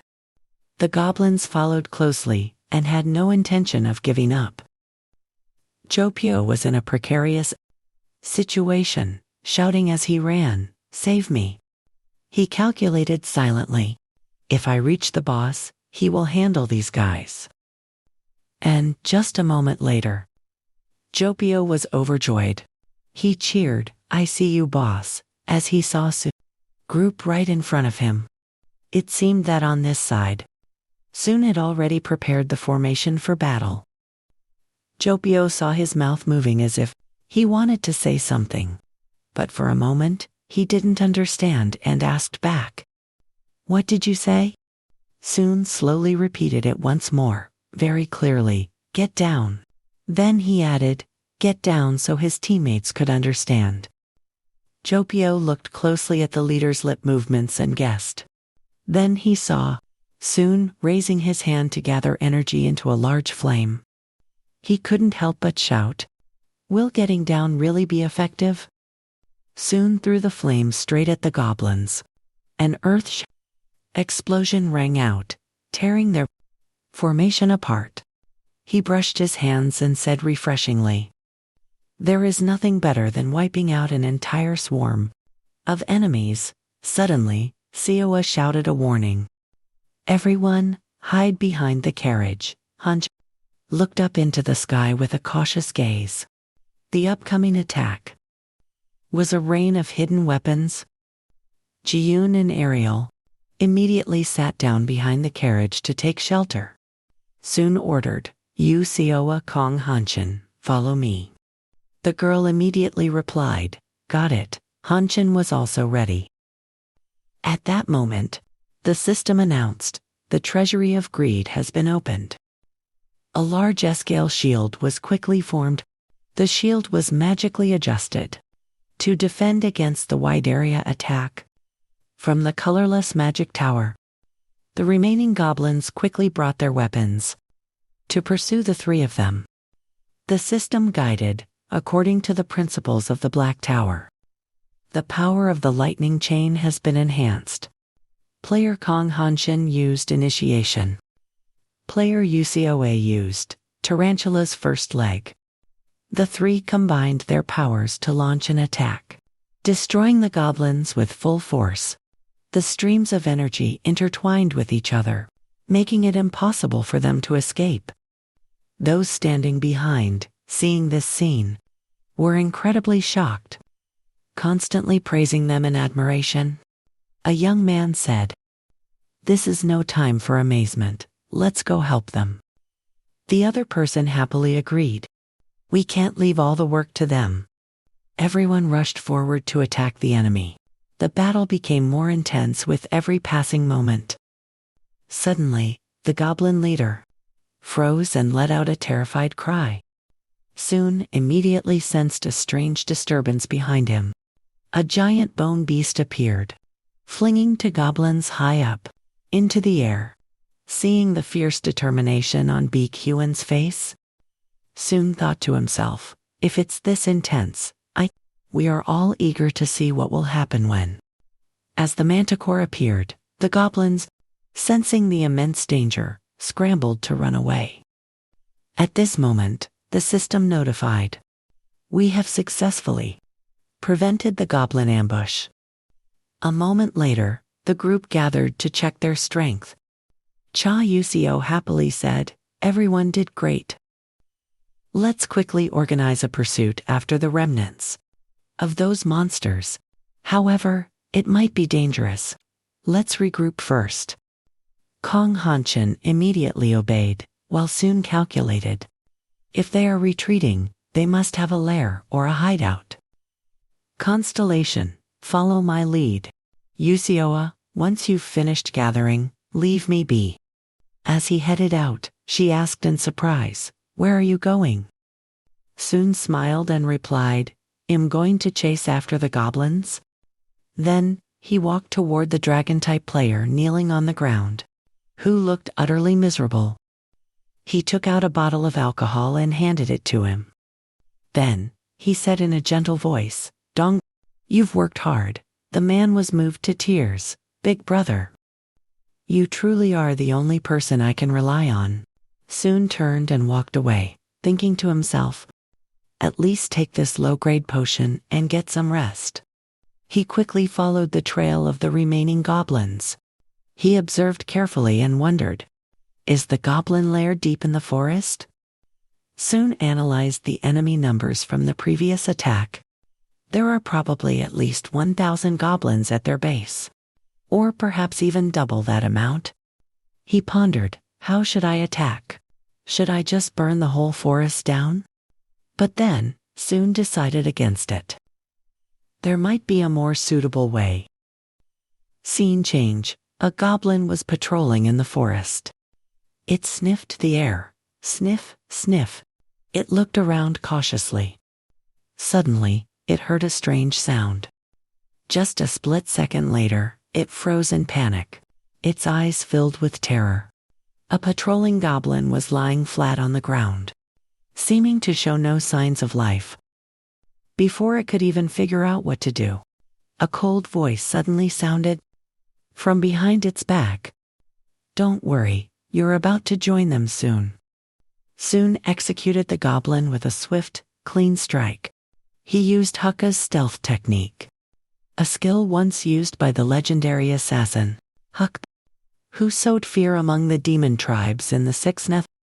By the time the other goblins noticed, it was already too late.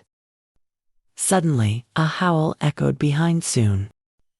He immediately ran to a large ancient tree and hid behind it to observe the situation. A pack of goblins, armed with weapons, rushed toward that direction like a storm. Soon felt that everything was going exactly according to the plan he had mapped out. Run faster. While you are all busy, I must take this opportunity. After searching for a while, Soon saw a row of wooden houses hidden deep in the forest. The system notified, "You have discovered a hidden dungeon. Cunning Goblin Village, you have achieved a remarkable feat. You have received 2,000 reward points." He climbed into a house and observed thoroughly. The goblins certainly built this place to be very sturdy. The most luxurious room must belong to the chieftain. There is even a warehouse in the back. Over there, a few goblins were discussing something. Soon looked at their expressions and guessed they were terrified. The goblins outside are all dead. Deep inside, there was a large cage holding many people. Someone was pleading, "Spare me, please." A man grabbed the bars and shook them hard, but it seemed impossible to break them. He could only curse, "Damn it." He thought to himself, perhaps those people started the tutorial around here. I feel bad for them, but saving them is no different than committing suicide. One wrong step, and everyone will lose their lives. Soon headed toward an old door. A goblin was standing guard there. He approached gently and very closely, and just as it realized he was there, Soon struck the goblin with a dagger, quick as lightning. The system notified, "You killed a goblin warrior, constellation." The hungry prince muttered that both the taste and quantity were lacking. Soon told himself, "Just wait a little longer. Once I erase the traces, it will be perfect." He slipped through the door and cautiously observed the inside. Soon's gaze suddenly froze on this spot. It appeared to be an armory with many types of sharp weapons. He stepped inside to examine them carefully, and exclaimed, "There are quite a lot of weapons here." The constellation, the hungry prince, was extremely disappointed because he couldn't find any food.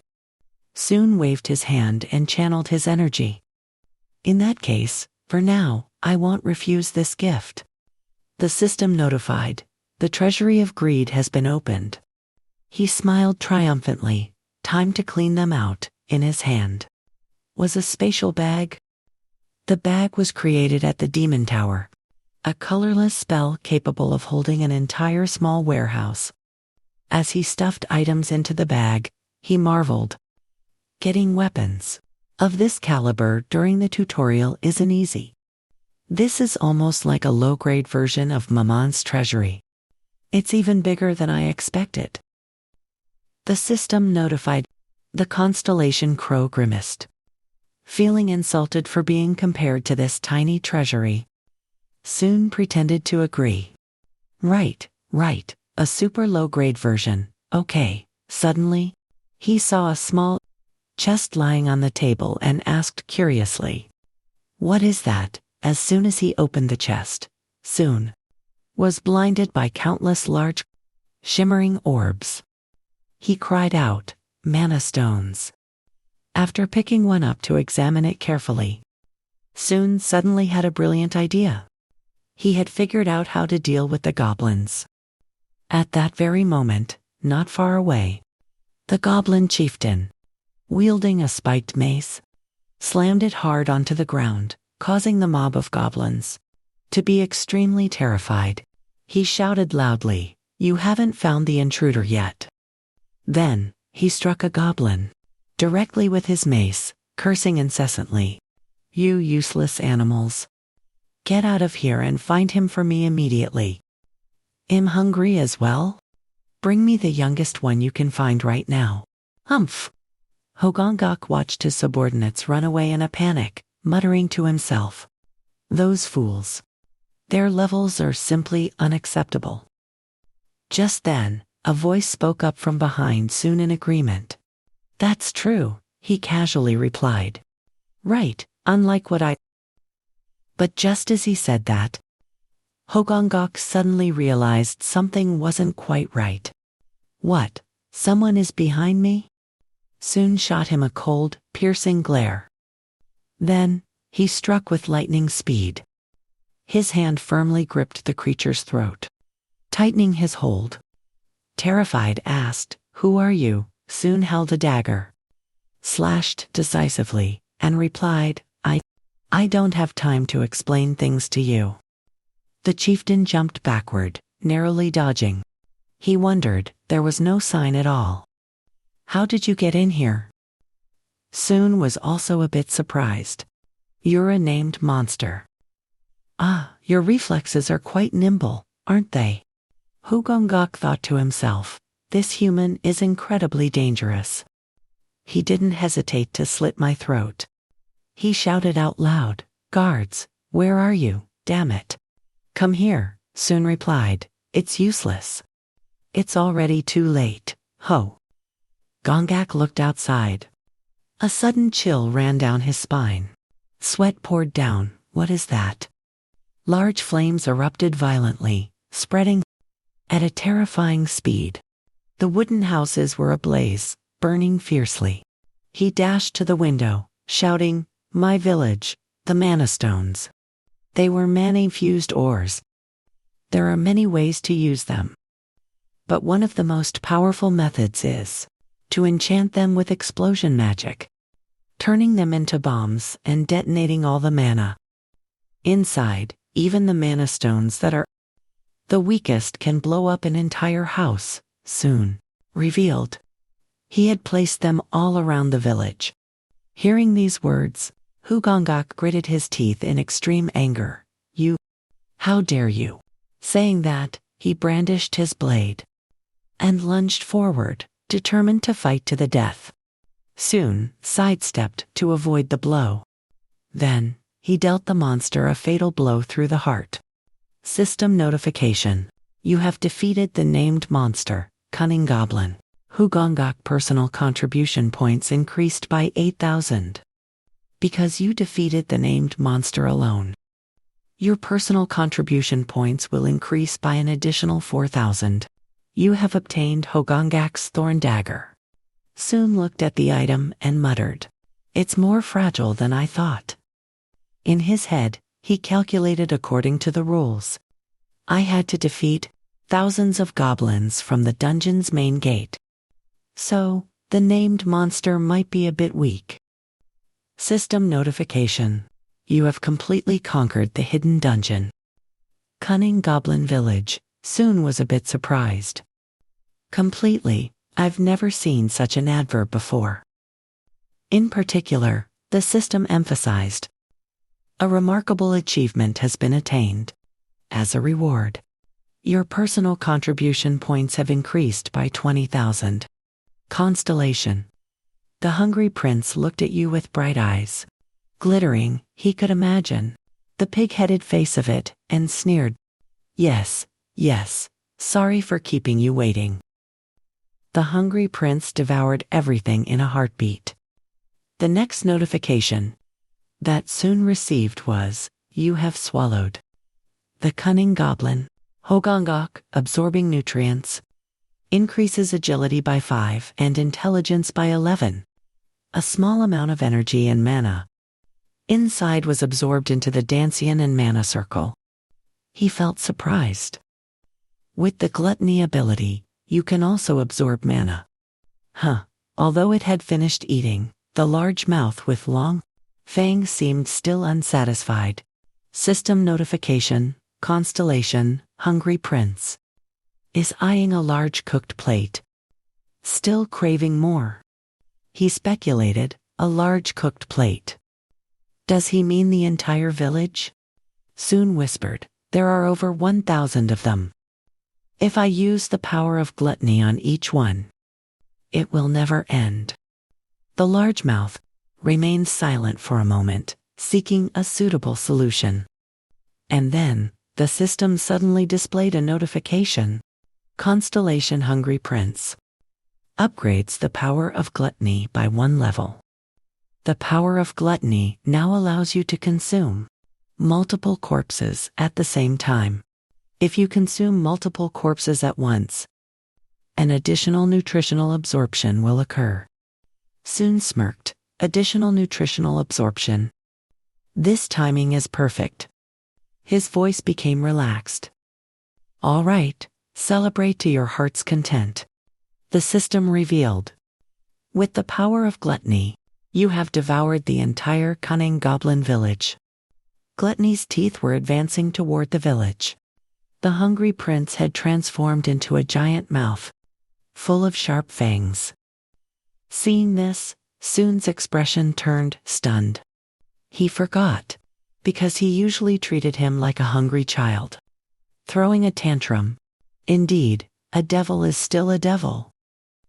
Just a moment later, the system sent a notification. You have eaten 2,101 goblins within the range. Absorbing a large amount of nutrients will increase all stats by 10. A large amount of energy and mana inside is being absorbed. You have successfully created a 3rd mana circle through the training method of the Black Tower. With the creation of the new circle, you can now use Tier 3 magic. The Black Tower's training method has increased your magic attack power. Soon laughed happily. In the 2nd chapter of the tutorial trial, and already at the 3rd circle, the system continued to send notifications. You have set a new record for the tower. An incredibly impressive achievement. As a reward, you receive 100,000 points. He was a bit surprised. 100,000 points. Notifications were constantly being updated. Many constellations related to magic are currently interested in you. Constellation. Raven nods, cutting off connections from lower-level constellations. The Thursday constellation looks at you with a beautiful smile. Soon really could not believe it. Thursday, the goddess of love and beauty, Freya, had caught the attention of the highest constellation. Normally, constellations at this level only appear at the end of the tutorial trials, and only for a few highly skilled players. He suddenly felt anxious. But I have 2 demons by my side, he thought. I hope I didn't offend the goddess. Freya seemed to understand Sun's tension. The system confirmed that. The constellation Crow that Nox warned. It would not accept anyone showing interest. In his position, the Thursday constellation, with a mysterious smile, ignored the interference of the other constellations. The feathers of the crow that Nox were trembling. He observed carefully and silently concluded, it seems he doesn't pay much attention. Even though one side seems annoyed, well, it probably won't be a problem. Soon shifted to a new topic. To prevent the upcoming war of gods and demons, I need to make friends with the gods. Just then, the people locked in the cages were released. Upon seeing Sun, the young man joyfully called out, "You're here." Everyone immediately surrounded him with curiosity. "How did you do this?" The man with glasses could not hide his emotion. "Thank you so much." Another person exclaimed, "I thought I was going to die." A girl wiped away her tears, her voice becoming choked. "Lee, Sun, I will not forget this help." Sun replied softly, "Ah, yes." Then he thought to himself, "Should I take them with me? Although I saved them by accident, I don't feel responsible for them." Yogung looked at Sun's hesitant expression and said, "I know what you're thinking. We don't have any plans to hold you back. Our benefactor. We will continue to our own destination." Seeing the determined look in his eyes, Sun understood. This young man was the leader. He seemed like a reliable leader. And he could see the confidence in everyone's eyes. They were certainly survivors. From the first chapter of the tutorial, after thinking it over carefully, Sun spoke frankly to everyone. "I don't have a plan to protect you all. However, if you choose to follow me, you must have more determination than ever before." Yogang was slightly surprised when Sun agreed to let them follow. He happily replied, "I am truly grateful to you." He then turned to Gather and urged his comrades, "Move quickly. We need to walk without stopping." For the next half day, the wagon wheels rattled on the ground, moving very fast. Kong Hanshin strained to pull a large crate. Sioa worriedly asked, "Are you okay? If you're tired, take a break. Or should we pull it together?" Hanshin replied, "No, this is training, I'm fine." At this moment, the system sent a notification. The constellation Old Man Who Rides a Crocodile instructed his contractor to put more strength into his steps. He focused more force into his heels, making his pulling stance more stable. Sioa asked, "Do you think Sun will be okay?" Hanshin insisted that he wasn't weak. "He will come back stronger, just you wait." She smiled and sighed. "I can't imagine power even greater than that." Suddenly, they saw Zhang Po, dashing toward them like a whirlwind. His face was pale, and sweat poured like rain. Sioa exclaimed, her voice filled with fear. "Zhang Po, why are you in such a rush?"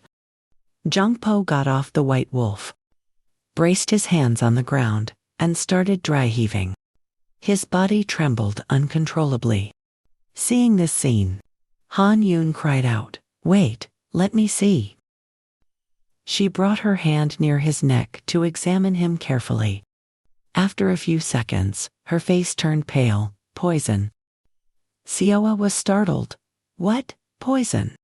Could it be the poisonous miasma?" "No." Han Yun shook her head. "No, I don't see any external wounds.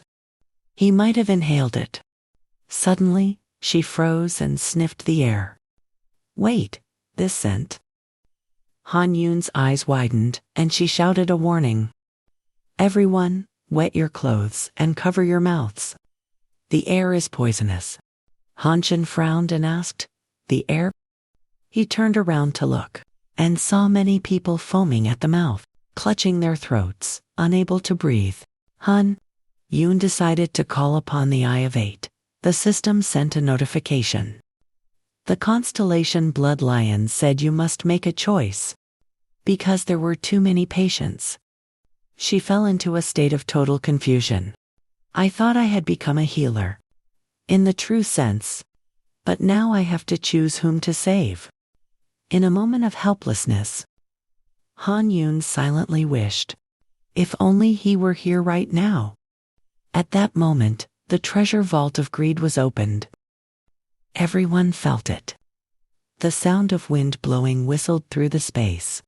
It was one of the basic wind spells, used at the 6 towers. This magic created a gentle breeze, more often used in daily life than in battle. Han Yun raised her hand and felt it. It was truly a cool, refreshing breeze. They quickly realized the thick toxic mist had been swept away, and the savior was none other than Soon. He said slowly, I didn't expect this to spread so far. Hearing the familiar voice, everyone cheered. He's here, it's the leader. Zhang tried to lift his head, gave a thumbs up, and called out with difficulty. Hyung Nim soon quickly cast the treasure vault of greed spell. Detoxification, an antidote spell from the White Tower, neutralized the poison in their bodies. He thought to himself, detoxification is a special skill of the Eye of Eight, but if I help, it will be faster. Zhang Po said with tears of joy, thank you Hyung Nim. A little longer, and he would have been done for. Seeing the leader return safely, Seoa sighed in relief. Soon, you're back. He nodded and replied, yes. Thanks to Kong Hanshin's footprints, I made it back early. Hanshin crossed his arms and explained. That was just part of the training. Suddenly, Seoa grew serious. She pointed toward the group of people behind him and asked, more importantly, Soon, who are those people? The man stepped forward and bowed. I am Yo. Thanks to you, Soon, we were able to survive. After a brief pause, he continued, if possible, I would like to follow you, Soon, and join this group. Of course, we will try our best, and will not become a burden to anyone. Seeing Seoa friendly extend her hand toward him, Yogung was slightly surprised. She smiled brightly and said, welcome. He was momentarily stunned. You're really accepting us? Seoa replied cheerfully, of course. If Soon has acknowledged you, you are welcome here. She turned and called out, Dion Ariam, can you bring them some clothes? The two girls nodded happily. Yes, Ani. Everyone, this way, we still have some spare clothes over there. After delegating tasks thoughtfully, Seoa said, I was surprised to see Soon bring people back. He pondered for a moment and explained, if they have survived until now, they must be strong. And that was the most important thought at the moment. Suddenly, the system sent a notification. You have successfully cleared the poisonous trial. Participants in this trial will receive 1,000 points. After that, the team overcame many other trials. The system continuously updated the latest information. You have successfully cleared the trial. The unsteady legs. You have successfully cleared the acid swamp trial. You have successfully hunted the red bear pack.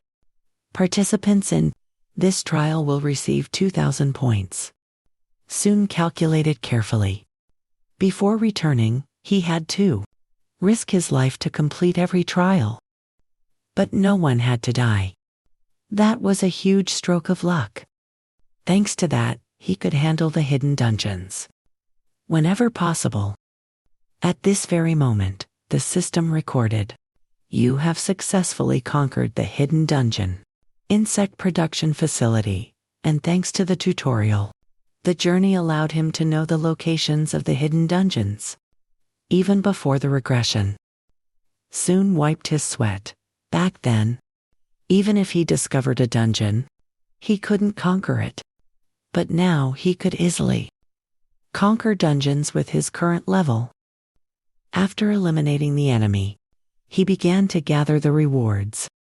With the gluttony ability, he had designed the insect production area. The fangs of gluttony were attacking the village. The constellation, Hungry Prince, enjoyed the flavor of the insect fluid, saying the crunchy texture was always delicious. Soon calculated, at this rate, I will reach the 4th magic circle faster than expected. Suddenly, a voice echoed from behind, "Found you?" Seeing Jungpo, Soon wondered, "How did you find me?" He replied with a smile, "I followed you and saw your tracks, so I followed them." Hearing this, Soon thought to himself, "Though I don't want to admit it, this kid really does have a talent for tracking." Jongpo asked with curiosity, "Are you going anywhere else?" He shook his head. "No, it's time to go back. I've found everything I needed." The boy's eyes lit up. "Wow, you're amazing. Every time I see your achievements, I'm surprised." Soon thought to himself, thanks to diligently searching for hidden pieces. Truth be told, even getting first place is nothing strange. But there were also special players in the tower. Some were completely different from the start, or received the power of a constellation right from the beginning. Recalling his thoughts, Soon turned to Jungpo and said, "Let's go." He replied happily, "Yes, Youngnam, let's go with the White Wolf. I've learned to drive better, so the speed is quite something." Looking at the system's guidance notification. Chapter 2. Follow the arrow to reach the destination. Remaining time, 100 hours, 16 minutes, and 22 seconds.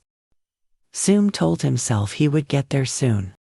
The group began a new trial, crossing the dense forest with eerie howls. A moment later, the system sent a notification. "You have successfully cleared the trial." The howling forest, everyone sighed in relief. Finally done. Jungpo complained, "What kind of monster howls all the time? My eardrums feel like they're about to burst." Cue encouraged the group. "Everyone did well. Let's rest a bit and regroup." She turned to Yogung. "You did very well too." He shook his head modestly. "No, it's thanks to everyone being so kind to me." Soon stood to the side, observing the scene, thinking to himself, "The expressions of everyone have brightened up quickly, probably thanks to the skill progress and confidence." At that moment, he saw Hanchan walk up to his side. He scratched his head and made a proposal. "I want to duel you." Sioa heard this and waved her hand. "Oh, me too. After I finish distributing the food, I'll be right out." Soon smiled bitterly. Both of them, too. Their potential was great, so teaching them was fun. But he said gently, "Let's postpone it for today." Hanshin frowned, looking unhappy. He questioned, "Why?" Soon looked at the lush green grass in front of him and replied slowly, "I think we've reached our destination." They walked a little further and received a system notification. Tutorial Chapter 2. Move. You have reached the destination successfully. Congratulations on excellently completing Tutorial Chapter 2. All participants will be awarded 4,000 points. Because the arrival time was significantly reduced, an additional 4,000 points will be awarded to all participants. Everyone burst into joy. "We finally made it. It's over. We finally did it." Soon suddenly realized something unusual. There was no system announcement regarding rankings. It seems we aren't the first ones to arrive. Some other team must have rushed straight to the finish line, without collecting luggage like we did. Even though it was a bit disappointing, the additional rewards from the hidden quest were worth much more. We should be satisfied. Just then, the system continued to broadcast an announcement. Since the time to reach the destination has been shortened, additional rewards will be granted. During the remaining time, you can solidify your position while hunting monsters. With the remaining time, you will receive 1.5 times the bonus points. Tutorial Chapter 3, Conflict Remaining Time, 100. 13 hours and 17 minutes. Kong Hunshin looked over and wondered, what does solidifying your position mean? Yogang turned back and asked, soon, what should we do now? He pondered for a moment. He hadn't thought of a solution yet. Suddenly, a strange sound echoed through the space, coming from all four directions. Swarms of monsters poured in, quickly surrounding the entire group. There was even a squad of dwarf beasts, carrying large warhammers. A pack of giant wolves with glowing eyes was ready to devour their prey. Dongbo was so terrified, his face contorted. What the hell is this? Everyone quickly huddled together. They realized they had been completely surrounded by monsters. Soon stepped forward, showing no fear at all.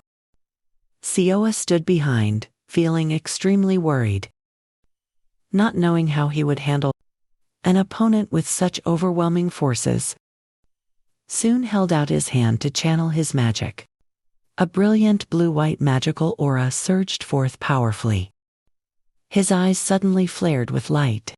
His killing intent became more intense than ever.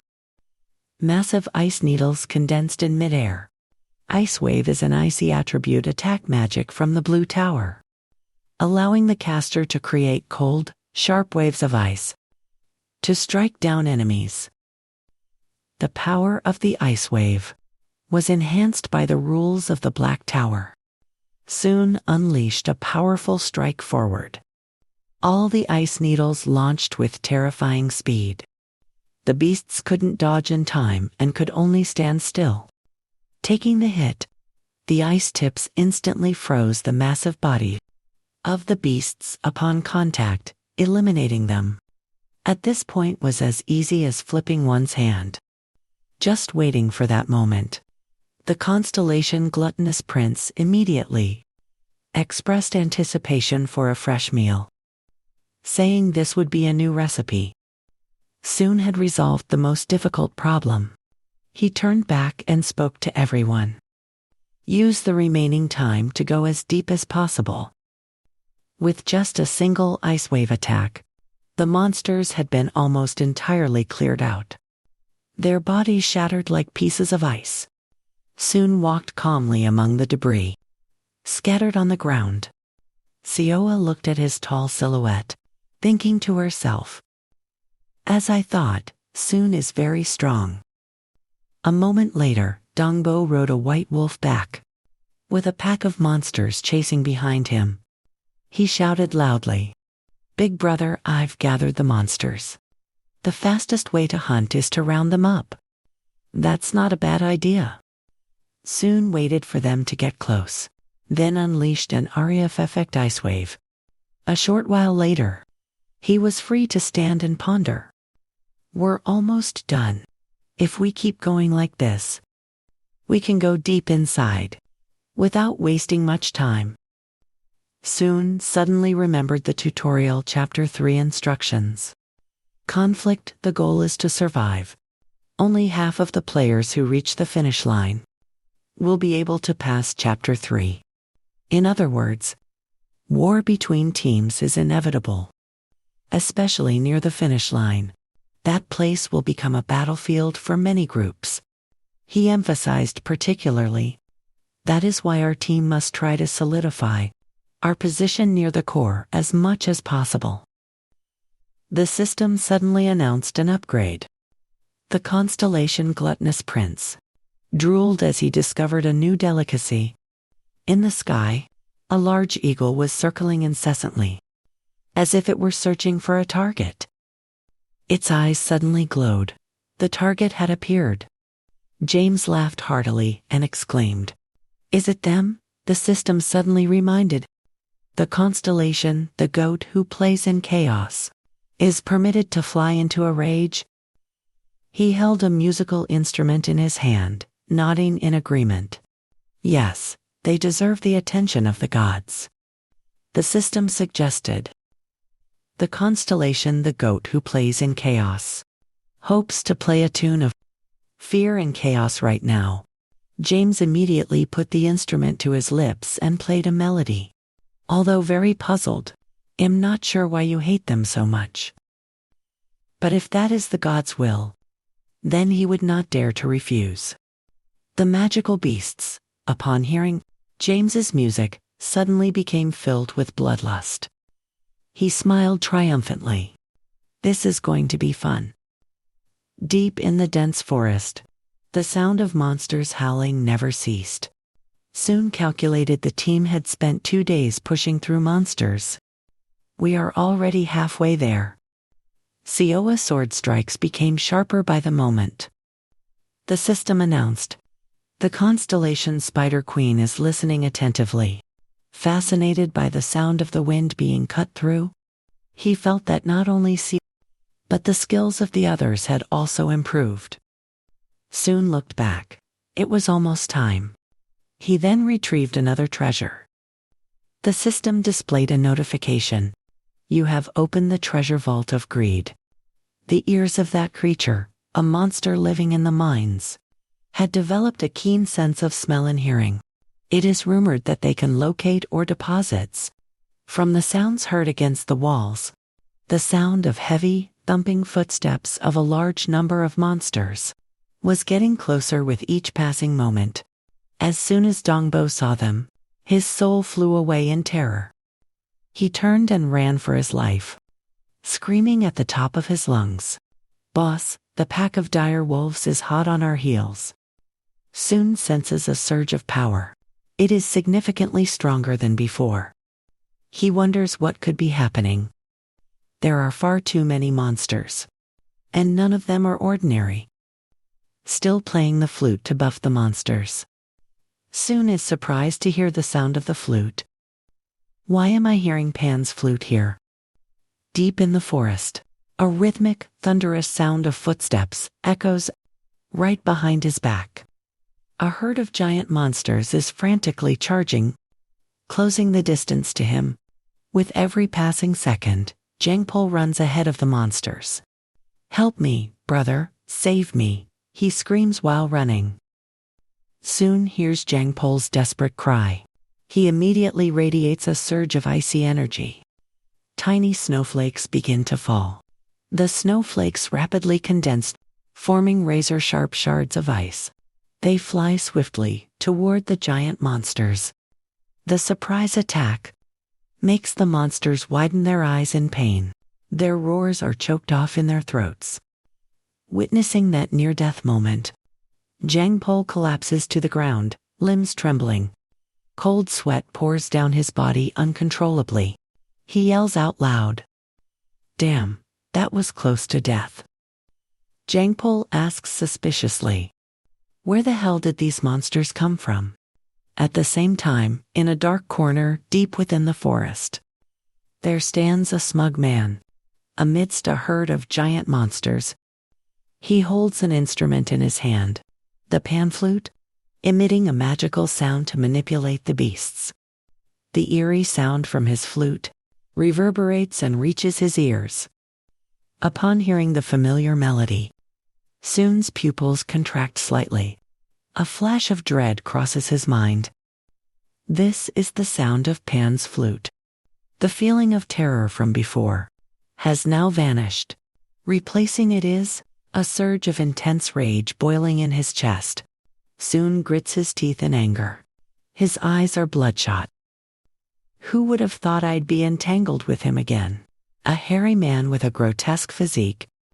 Curved, long horns sprout from his head. He is Pan, the goat god playing the song of chaos. Before my regression, he was the first celestial being to take notice of me. When I was struggling to survive, to meet Pan's expectations. I did everything he asked, spinning in circles for him. But in return, I received nothing. To Pan, I was merely a form of entertainment. When he grew bored, he turned his back on me. Soon recalls that scene. His hands clench into fists involuntarily. The veins in his hands become prominent. Soon cannot help but break into a cold sweat. But why now? In this life, I haven't had any contact with Pan yet. Suddenly, he notices something unusual. Wait, could it be? The system notification appears. Minor constellation. You have severed all connections with lower-ranked constellations. Seeing this, he lifts his eyes to read. After seeing the system's message, you became furious. So that was it. Soon grew angry, his eyes turning cold and sharp. A surge of lightning crackled from his hand. Tiny explosions echoed through the space. He could not help but feel a headache. Thinking to himself, having my pride wounded by a demon spawn. So he decides to take revenge. Soon tightened his grip on the crackling lightning. A powerful force of energy surged toward the ground. Then, he charged rapidly toward the monsters. Feeling their bodies burning, they let out painful screams. In the blink of an eye, the monsters were burned to ashes. The stench of charred flesh spread through the air. Soon, his face expressionless, stepped over the corpses. His mind was in complete disarray. It cannot end like this. I must find the source and eliminate it. If I collapse, will everyone else be able to hold on? He could not help but worry about them. A system notification appeared. Player Kong Hanshin has activated War Declaration with a stream of light. Bright and brilliant. It lit up the forest from behind him. He stood there, roaring. The man, imposing with a stern expression, looked at Sun. He spoke calmly. I will hold the front line here, soon. Seeing his arrival, Sun could not help but be surprised.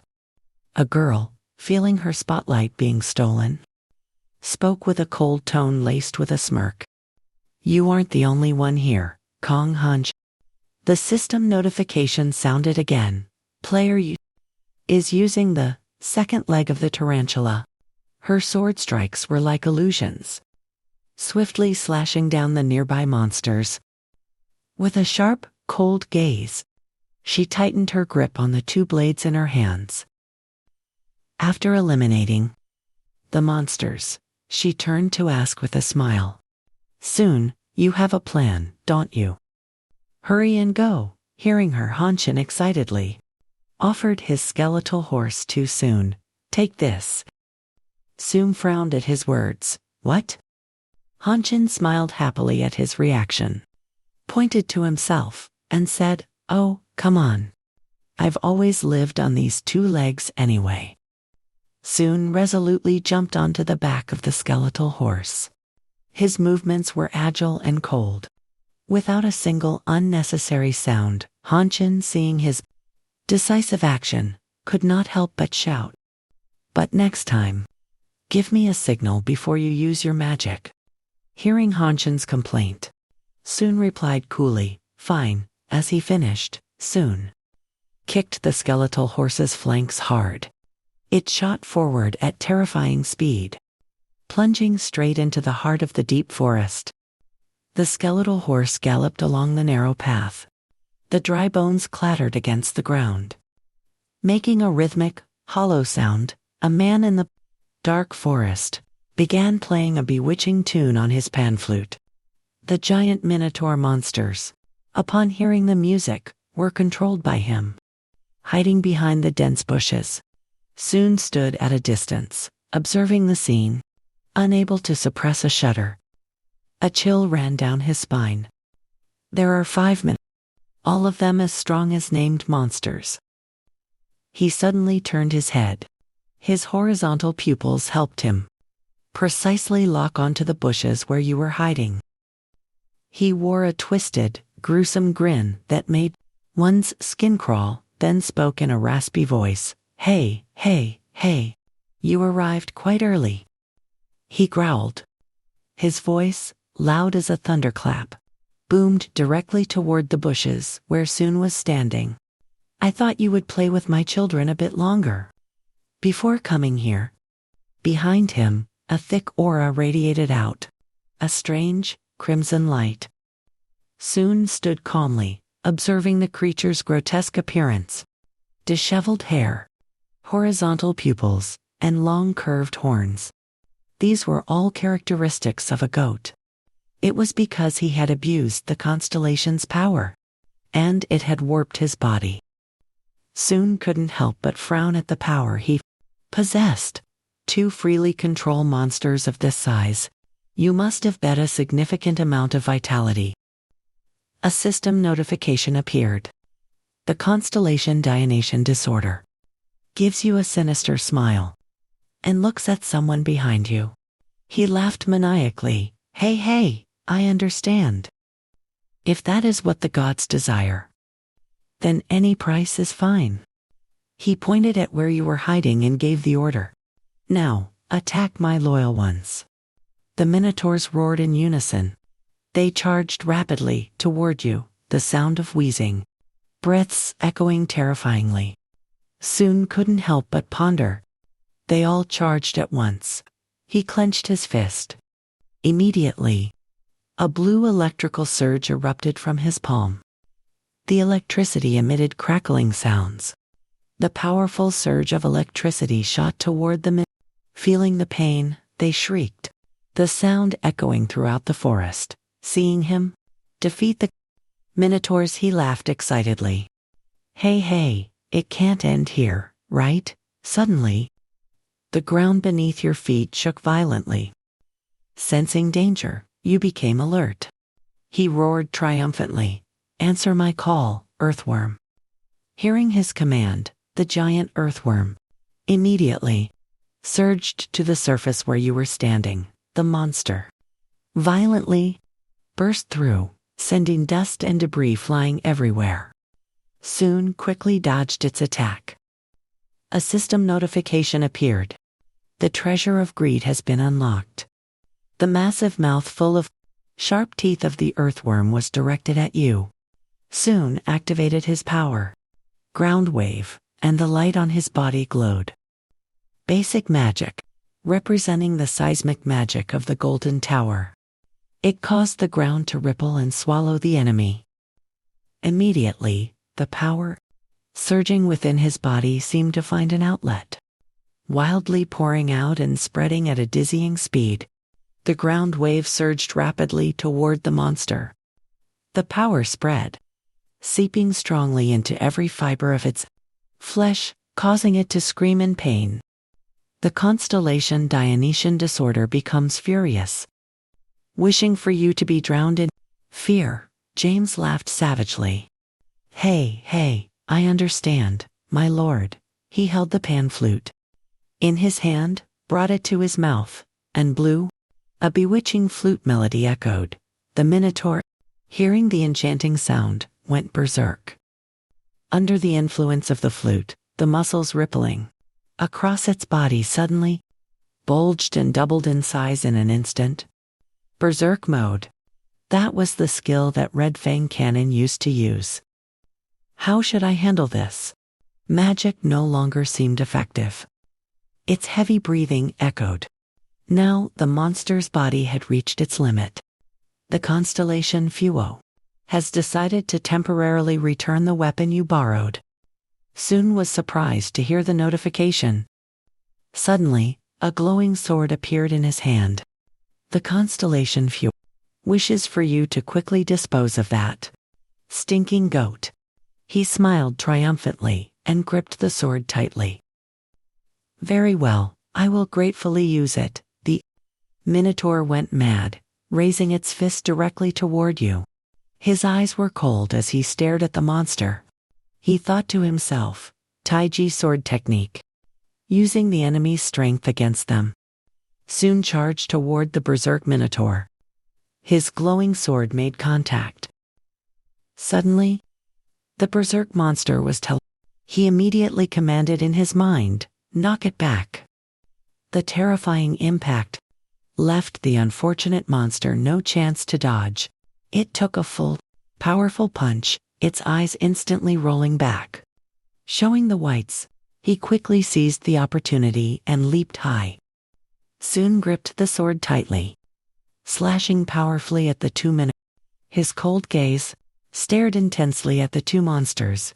Lightning bolts began to rise around him. He growled, "This is the end." A powerful lightning bolt struck where the Minotaur stood, causing it to explode under the pressure. James stood there watching. When he saw his monsters being defeated one by one, it made him begin to feel the danger. And Soon's power. Terrified, his face turned pale, and his teeth chattered. Paralyzed by fear, he couldn't speak. Now, Soon stood right in front of him.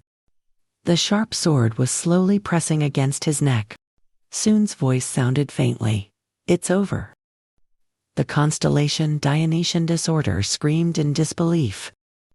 It furiously ordered its minion to stand up immediately. The sharp blade was still pressed against his neck, making James only able to sit there trembling. He no longer had the strength to stand up and fight back. He collapsed to the ground. Ugh. The constellation Fuo demanded the immediate execution of the monster to reclaim the divine sword. Seeing his trembling state, Soon calculated in his heart. The minion of the god Pan had been defeated. But he faintly smiled. "I cannot stop here." Soon spoke coldly. How ridiculous. Seeing him foaming at the mouth and fainting, he couldn't help but sigh. A god stooping so low as to cling to a human for revenge. The constellation Dionysian Disorder looked stunned, asking, "Are you truly speaking to me?" He gritted his teeth in anger, veins bulging on his forehead. Soon looked at him and calmly replied, "Yes. I am speaking to you. You have your pride, but you lack the courage to face the Demon King. So, you cling to a human to reach me." Right. Hearing Soon's contemptuous tone, he couldn't help but get angry. Constellation Dionysus is in disbelief. A mere human dared to provoke him. Pan glared at him in anger, veins bulging all over his body. Soon smirked at the sight of his rage and said, "Why, did I say something wrong?" Constellation, Mammon, spreads his black wings. "Say that again, if you dare." The majestic and imposing figure of Mammon, standing behind him, gave Soon the confidence to say, "If you are that angry, why don't you go to Mammon right now, Constellation?" The face of the constellation Dionysus turned bright red, as if about to explode. Red electricity gradually crackled around him. Soon was not afraid of his power. He continued to provoke him, despite having no power himself. "You still bully humans, hiding behind your father's back. It's surprising that a constellation can be this petty." Constellation Dionysus loses his mind. Hearing those words, he was enraged and unleashed his power. He channeled his immense energy into the guy. James was lying unconscious, but the sudden power made him wake up. His body began to undergo a violent transformation. His limbs were covered in fur. Constellation Dionysus attempts an incarnation. He had now completely transformed. He appeared as a goat, standing on 2 legs. Full of madness, incarnation. This is when a constellation enters a follower's body to influence the tower. Pan was now inside James's body. He could easily control the guy's physique. Normally, constellations are forbidden from directly interfering with the tower. An incarnation comes with many restrictions. First, the constellation's rank is lowered for violating causality.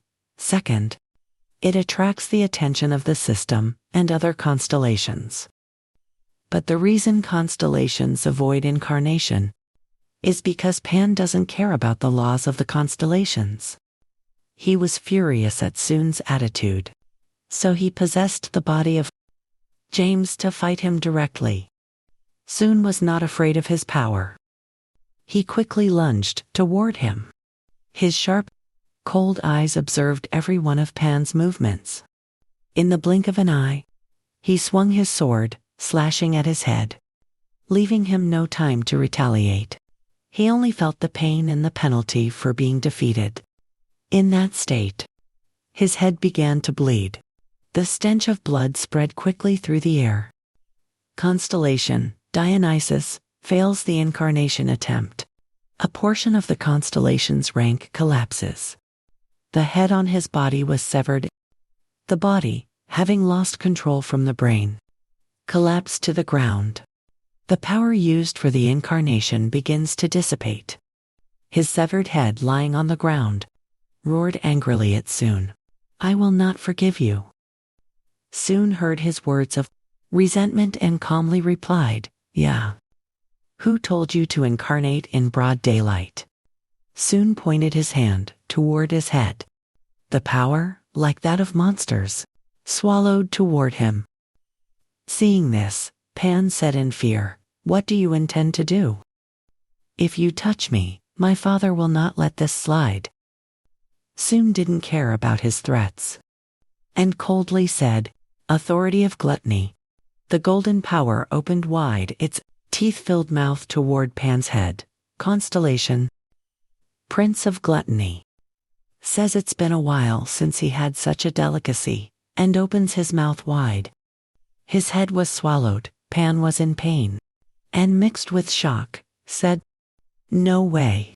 What have you done to obtain the power of two gods?" Constellation, Dionysus, falls below the rank threshold, because he dropped below the required rank. The constellation loses his system privileges. The constellation Prince of Gluttony has now eaten Pan's head clean.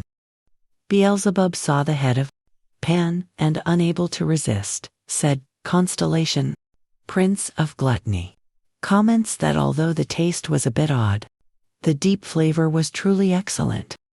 Soon was a bit surprised to see him so happy.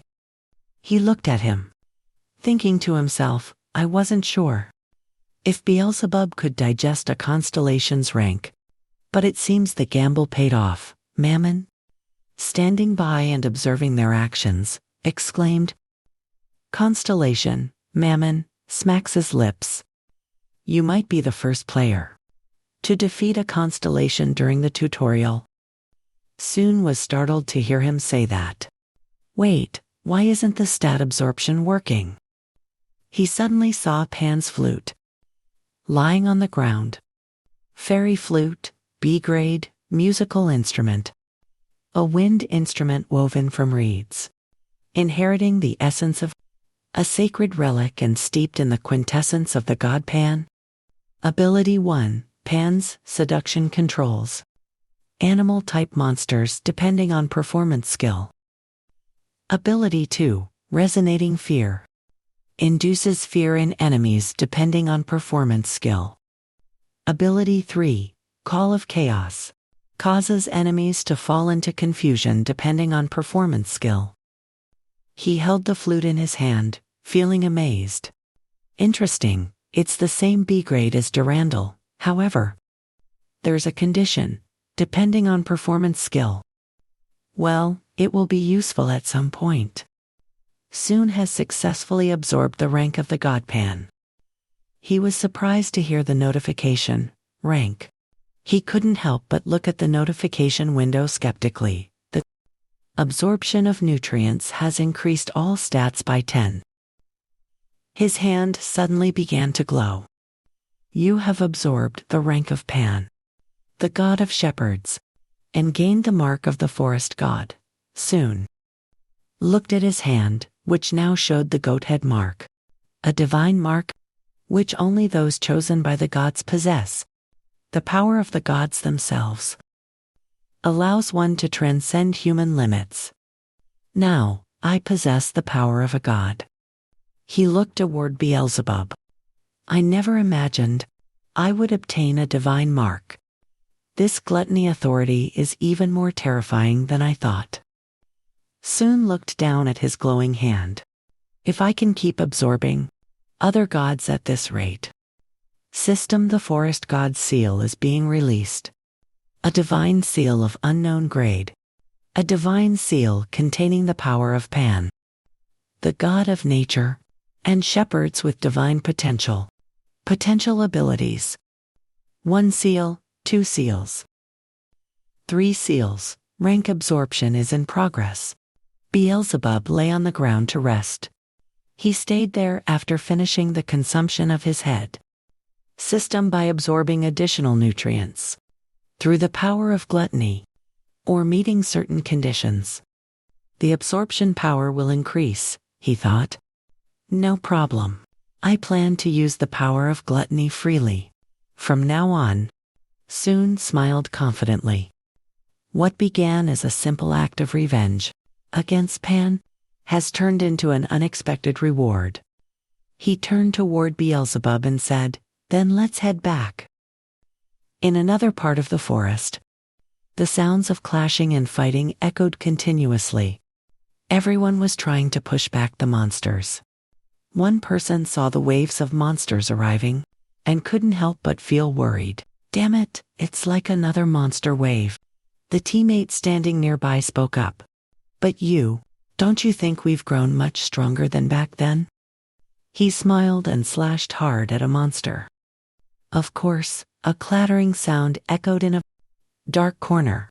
A massive monster, its body made entirely of bone, slammed into the goblins and wolves, sending them flying into the air. The teammate next to him said, "Not to mention the skeletons that Baekhyun summoned." A scholarly young man wearing glasses controlled the giant bone monster to attack the frenzied monsters. Player Lee Han-yoon used blood talismans. The blue-haired girl used her ability to ward the crazed animals. In an instant, the monsters turned pitch black. Her teammates couldn't help but be amazed. Lee Han-yoon has also acquired a formidable ability. A power that doesn't just stop bleeding, but also causes it. She blushed and smiled. "Thank you, Lord Ma." The lion constellation cleared its throat and turned away, saying there was no need to thank the Lord of the Forest, now. Hearing her sweet voice, thanking him so cutely made him blush with embarrassment. Suddenly, the sound of a flute echoed through the vast forest. Jungpool heard the flute and said in surprise, "What is that sound?" He turned to look toward the source of the music. Soon stood there holding Pan's flute, playing a melody that caused the monsters to charge and fight each other. The goblins, hearing the flute, covered their ears and screamed in pain. Soa saw the monsters acting strangely and felt suspicious. It seems the monsters have suddenly fallen into a state of chaos. She suddenly smiled. Her eyes looked confidently toward the source of the music. There's only one person who could do this. Sometime later, Soon, sitting on the bone horse, dashed quickly toward his teammates. As he traveled, he felt worried. "I wonder how everyone is doing. I hope no one has died." He paused to observe them when he saw Lee Han-yoon supporting the others, and felt a bit proud. They fight quite well, don't they? Sawa was fighting and exterminating the monsters. Seeing that, he breathed a sigh of relief. "I thought they would have a hard time. Because there are so many strong monsters, it seems they got through it on their own without my help." But he took the flute out from his robe. He pulled it out with some anticipation. It shouldn't hurt to help a little. System Fairy Instrument, Brank Instrument. You have unlocked the racial treasure. Score of the Turbulent Sea. A battle song played by the Naga race, creatures that are half human, half snake, used to subdue enemies on the battlefield. Soon brought the flute to his lips. He played this heroic song to inspire courage in his teammates. The flute's melody gave them extra strength to drive back the monsters while also sowing fear in the enemies, causing them to fight each other. It made them scream in agony. The teammates seized the opportunity to attack the monsters, leaving them with no time to react. System, you have successfully disrupted the hidden quest. Revenge of the forest spirits, in his hands. Hanshin held sharp claws. Soon was satisfied with their strength. With this, Pan's entire plan has vanished into thin air. Footsteps echoed. SOA heard the footsteps and turned her head. She was surprised to see Soon approaching and hurriedly said, "Soon." She spoke to him excitedly. "I knew it was you. Thank you for the help." Seeing her happy, he replied flatly, "It is nothing. You all could have won without me." A loud shout rang out in the middle of the battle. "Brother!" Hearing the familiar voice, he was startled. Jungpul roared and rushed quickly toward Soon. "I trusted you so much." Soon quickly stopped him. Soon thought to himself, "This guy, because of his bad behavior before I regressed, I really cannot stand him." Jungpul cried, seeing his attitude, "Brother?" But after seeing him return the white wolf, "I feel a bit more sympathetic." Soon spoke calmly. "Aw, thanks. I will return the white wolf to you."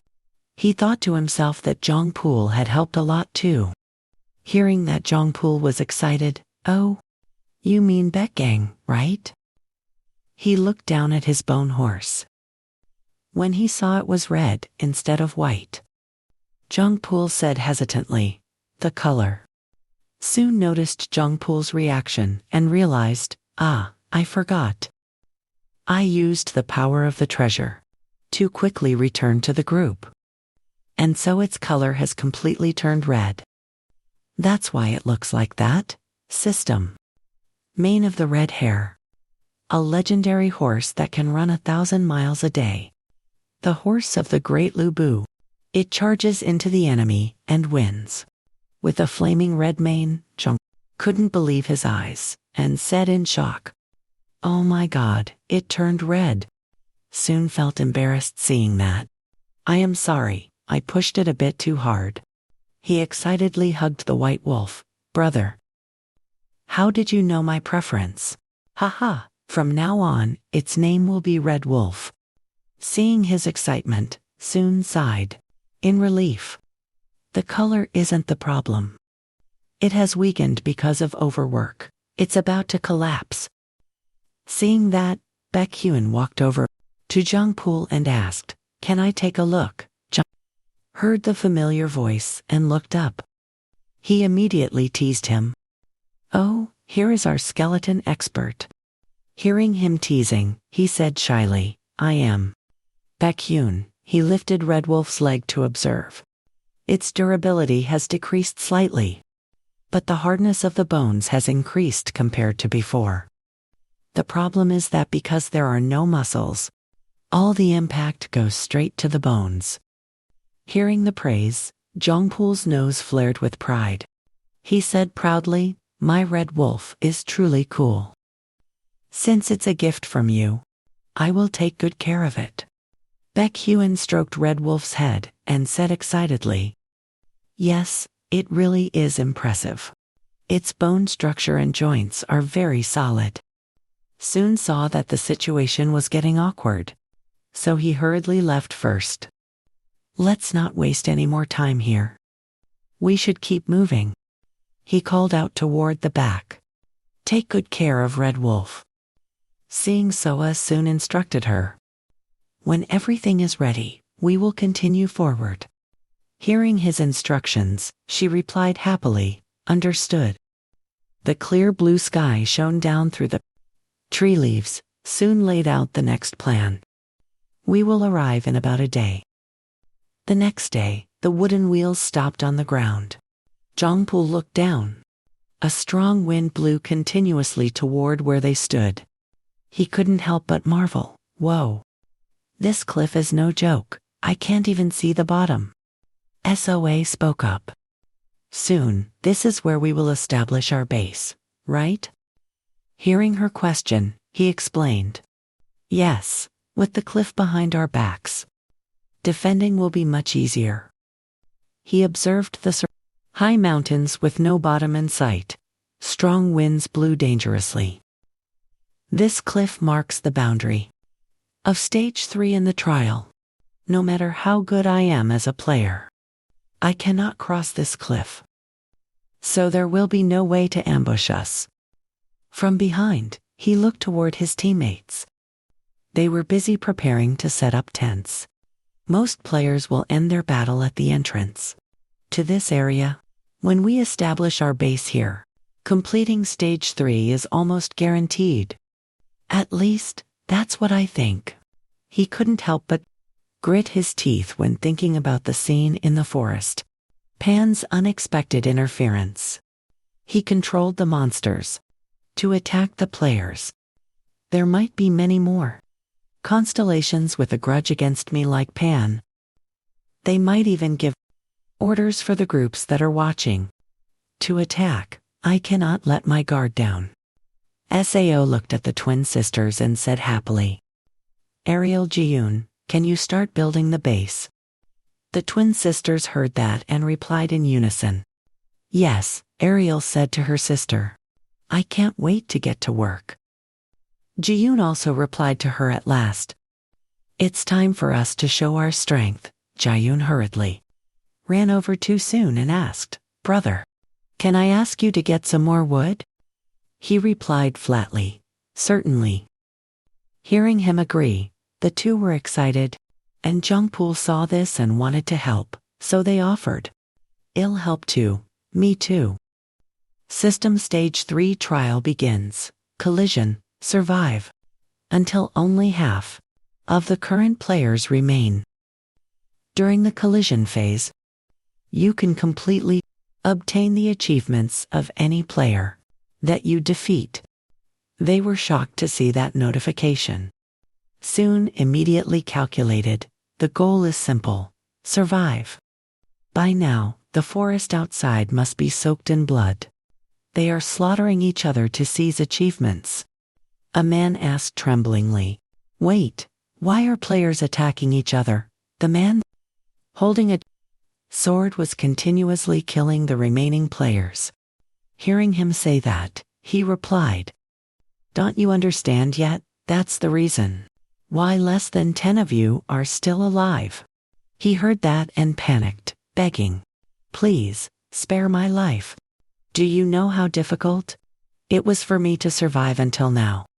The man heard that and said coldly, Why should I care? If I kill one more person, I will survive. He pointed his sword straight at the man. With sharp eyes, he shouted, You will be a sacrifice. Screams echoed through the dark, eerie forest. Those people, each holding a weapon, walked through the woods, searching for survivors. The leading man received a notification from the system. The white-haired old man constellation shouts that this is an opportunity. Seeing that, he asked, If I take him down, will you really grant me power? The white-haired old man constellation frowned deeper, saying you dare to ask for a repetition of the promise. He was angry, veins bulging as he looked at him. Minho saw his attitude and smirked. Understood, he looked full of confidence.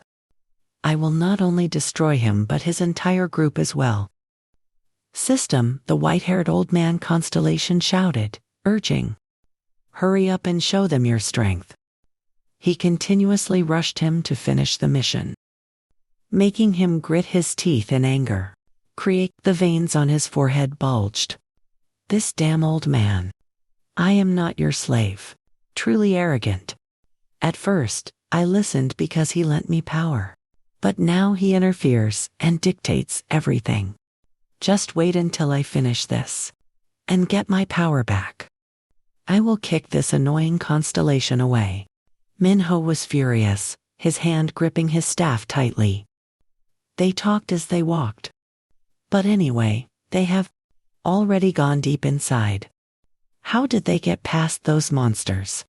He suddenly pointed over there and shouted, "Leader, look over there." Minho looked in the direction his comrade pointed and was startled.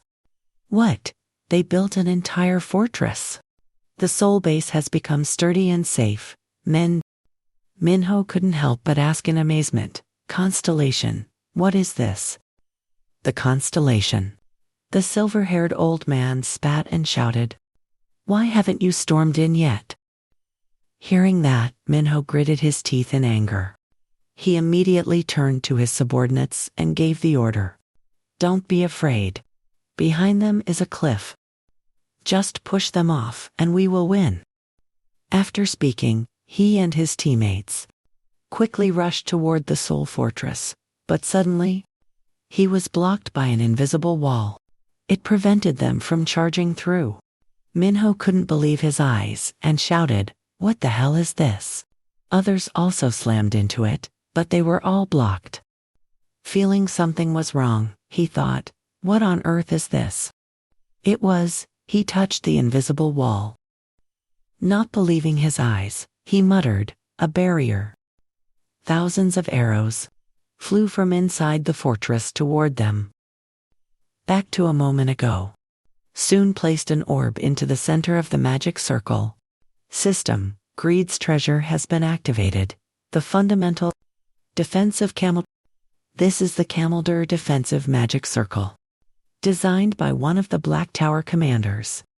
Even though it cannot be maintained for long, it can block all enemy attacks and intrusions.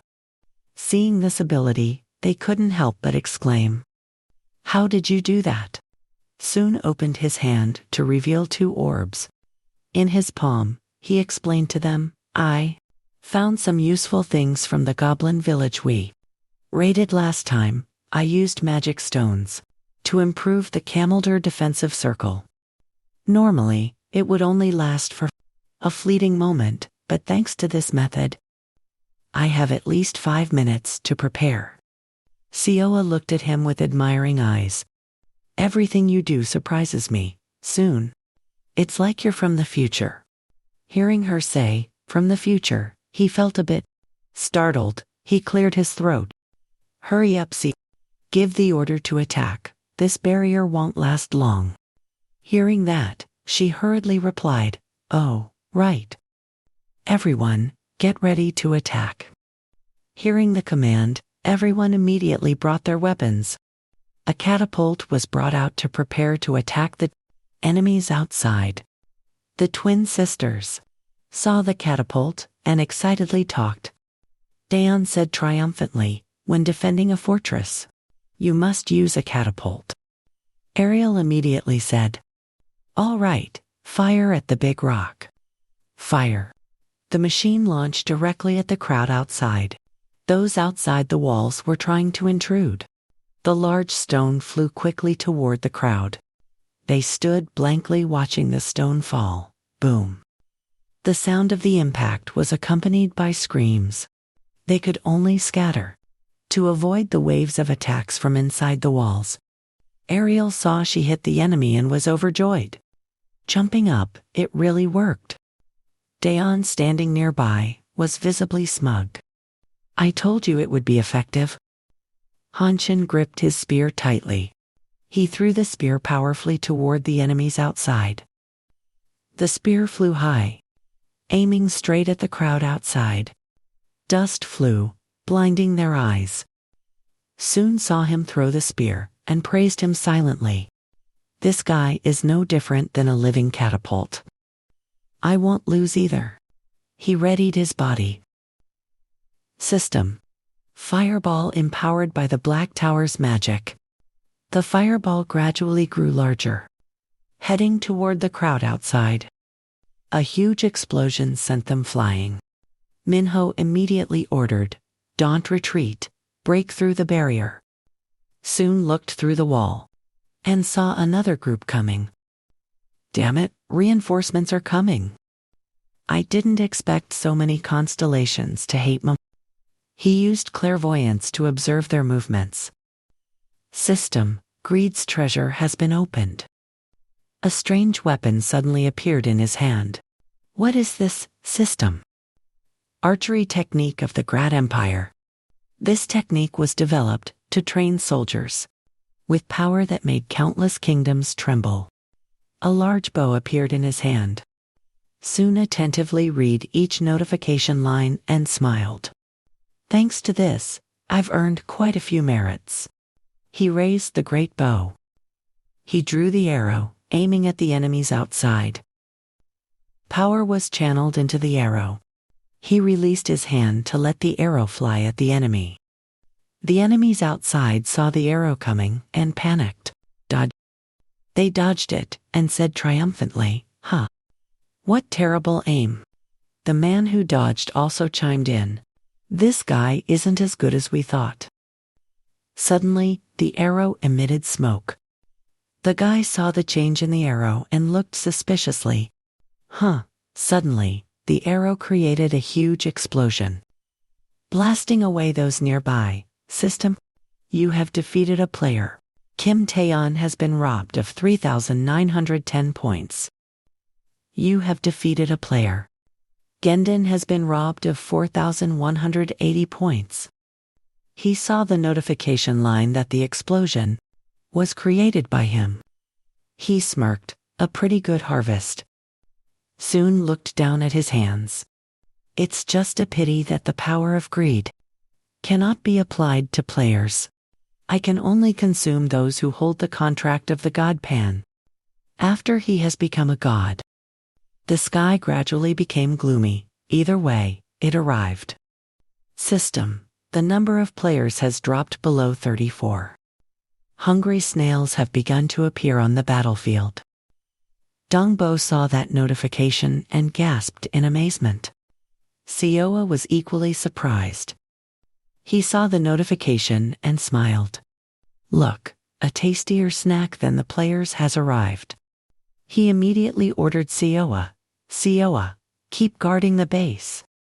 Hearing him say that, she hurriedly asked, "Is it not dangerous for you to go alone?" Sun immediately turned and walked away. It's easier to go alone. If something goes wrong, I can run in time. Taking you with me would only be a burden. Of course, he wouldn't say that out loud. Hanshin saw him preparing to leave the fortress and approached, saying, "I will go with you." He looked at him with some anticipation. Sun looked at him. His voice was indifferent as he replied, "Fine, if it's Kong Hanshin, that's acceptable." They rushed into the forest. Hanshin asked him, "Are the hungry snails very strong?" Hearing his question, he replied, "Yes, they're strong. Even you would find it hard to face them hidden." Hearing your words, I find myself feeling a sense of anticipation. His eyes grew firm. I am very eager for this. Sun observed Kong Hanshin, silently assessing him. Kong Hanshin must surely be wanting a proper fight as well. Lately, he has only been fighting against small fry. He asked Sun curiously. But how are we supposed to find that monster? Sun gave a faint smile and replied, "Rest assured." His voice turned cold as he spoke. "Even if you don't want to, you will eventually encounter it." Hanshin, confused by his words, turned to look at him and asked, "What do you mean by that?" Suddenly, before them was a group of snails. One was clutching a person, holding them close to its mouth. Seeing this, he immediately asked in shock, What is happening here?"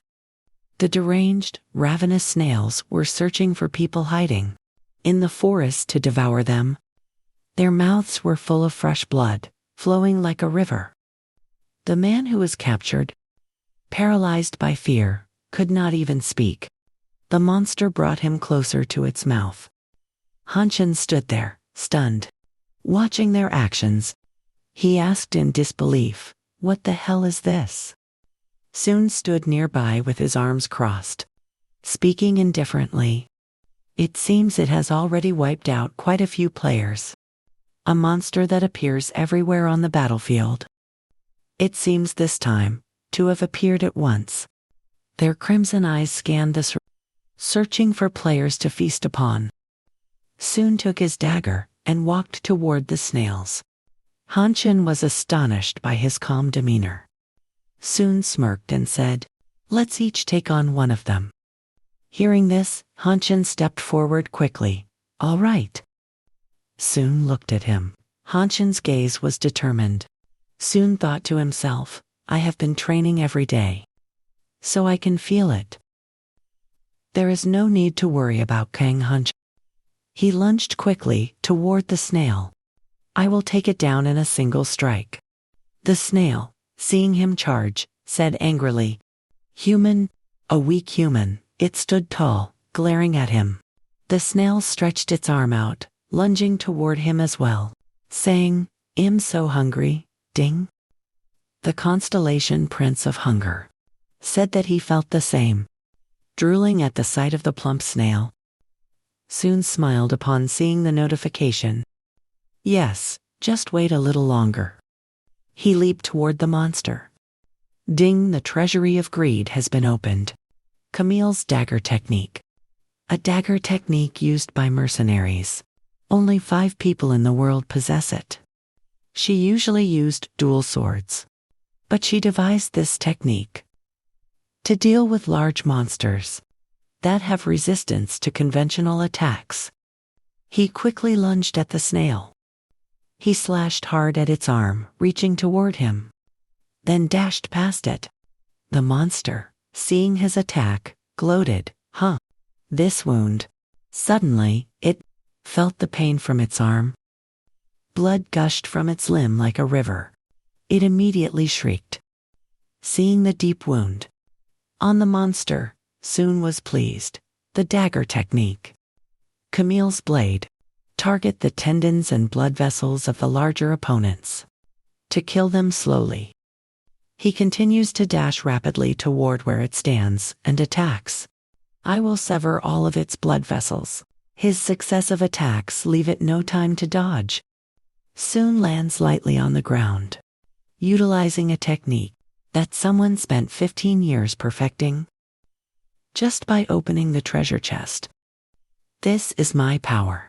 But it feels like cheating. The monster continuously suffers from each strike, slashing at its blood vessels, causing the blood on its body to flow out like a fountain. Ding, you have defeated the quest monster, gluttonous snail. After every strike of his, it dies from excessive blood loss. Ding, you have received a snail horn. He sees the notifications and gasps. Ding, your personal contribution points have increased by 10,000 points. For defeating the quest monster alone, you receive an additional 5,000 points. You have received snail tendon. Soon, smiles triumphantly as he sees the notifications appear. Both the experience points and achievements are quite impressive. Ding. Constellation, Prince of Gluttony, looks at the prey with a hungry gaze. Beelzebub drools with excitement. "I wonder how Kang Hanshin is doing." Over at Hanshin's side, the snail stomps hard onto the ground. It clenches its fist, aiming toward Hanshin. It roars loudly, "Tiny human, I will eat you." Hanshin grinds his teeth. He clenches his fists and charges toward the monster, both fists ready. A powerful collision creates a shockwave. He senses the immense strength of the monster. The monster exclaims, "This monster is truly powerful, Hanshin." He smirks triumphantly, thinking, "But I am even stronger." He grabs the monster's arm tightly. He throws the arm with force and bellows, "Ha!" Hanshin slams the monster to the ground. The ground shakes violently. Dust clouds fill the air. He glances quickly toward. Sunu is standing on the monster's head. Hanshin thinks to himself, "I still have a long way to go to surpass him." The monster, having been slammed down, tries to stand, gritting its teeth. "Damn human, you are dangerous." The monster charges toward Hanshin. Hanshin stands his ground and shouts, "I will kill you." He remains calm, standing there, staring directly at the monster, rushing toward him. A cold, blue light. Amidst a swirling aura of mystical energy, he stands with a dignified and mysterious air. His sharp, cold eyes are locked onto the monster. Tight. The monster unleashes a barrage of punches at Hanshin. He nimbly dodges the monster's attacks. He grits his teeth and lands a powerful punch to the monster's gut. His sharp gauntlet pierces deep into its stomach. Hanshin roars, power of commencement. A surge of power. The pressure from his attack makes the monster shriek in pain. Soon stands with arms crossed, observing Hanshin's battle with the monster. He has successfully combined the Tai Chi I taught him with the power of commencement he received from a guard. Soon is skeptical. He has already figured out how to adjust and combine his techniques. He is definitely not an ordinary person to be able to use it like that. He was already incredibly powerful before his regression. But now he is even stronger. However, Kung Hanshin gradually began to lose his stamina. His hands gripped tighter, while Soon silently observed him. It seems like the energy consumption is massive. Kung Hanshin panted heavily. Seeing his weary appearance, Soon handed him a recovery potion. Drink this. Kung Hanshin took the potion and shyly thanked him. Soon calmly asked, at this speed, we will wipe out all those ravenous snails. Are you all right? He replied, of course. Don't worry about me. Control Center Guidelines. The clacking sound of a keyboard echoed in the dark night. The man slammed his water cup onto the desk. Damn it, the bearded man cursed. His dark-circled eyes stared fixedly at the computer. He gritted his teeth in anger. The current tutorial is chaotic. Why is it like this? A bunch of high-potential players appeared at once. What a mess. He was the manager in charge of tutorial adjustments. He watched the game in a rage. Too many survivors. Now I have to track and record everything. This is nothing but exploitation. Ji-hoon leaned back in his chair, sipping his coffee. Surrounding him were computer screens, monitoring the game program. He muttered, after the third chapter ends, the numbers will be cut in half. A panicked voice sounded over the phone. Team leader, have you seen it? Ji-hoon shouted angrily at the desk phone. Why are you screaming? The voice on the other end hesitated. The problem is that some people are hunting the ravenous snails. He broke out in a cold sweat upon hearing this and shouted. What did you say? Veins bulged on his forehead. Players, Jong-soon and Kong Hanshin are responsible. If the situation continues like this, the tutorial phase will drag on for too long. Ji-hoon coldly cut him off. No, that's not the problem. His dark, sunken eyes stared at the desk phone.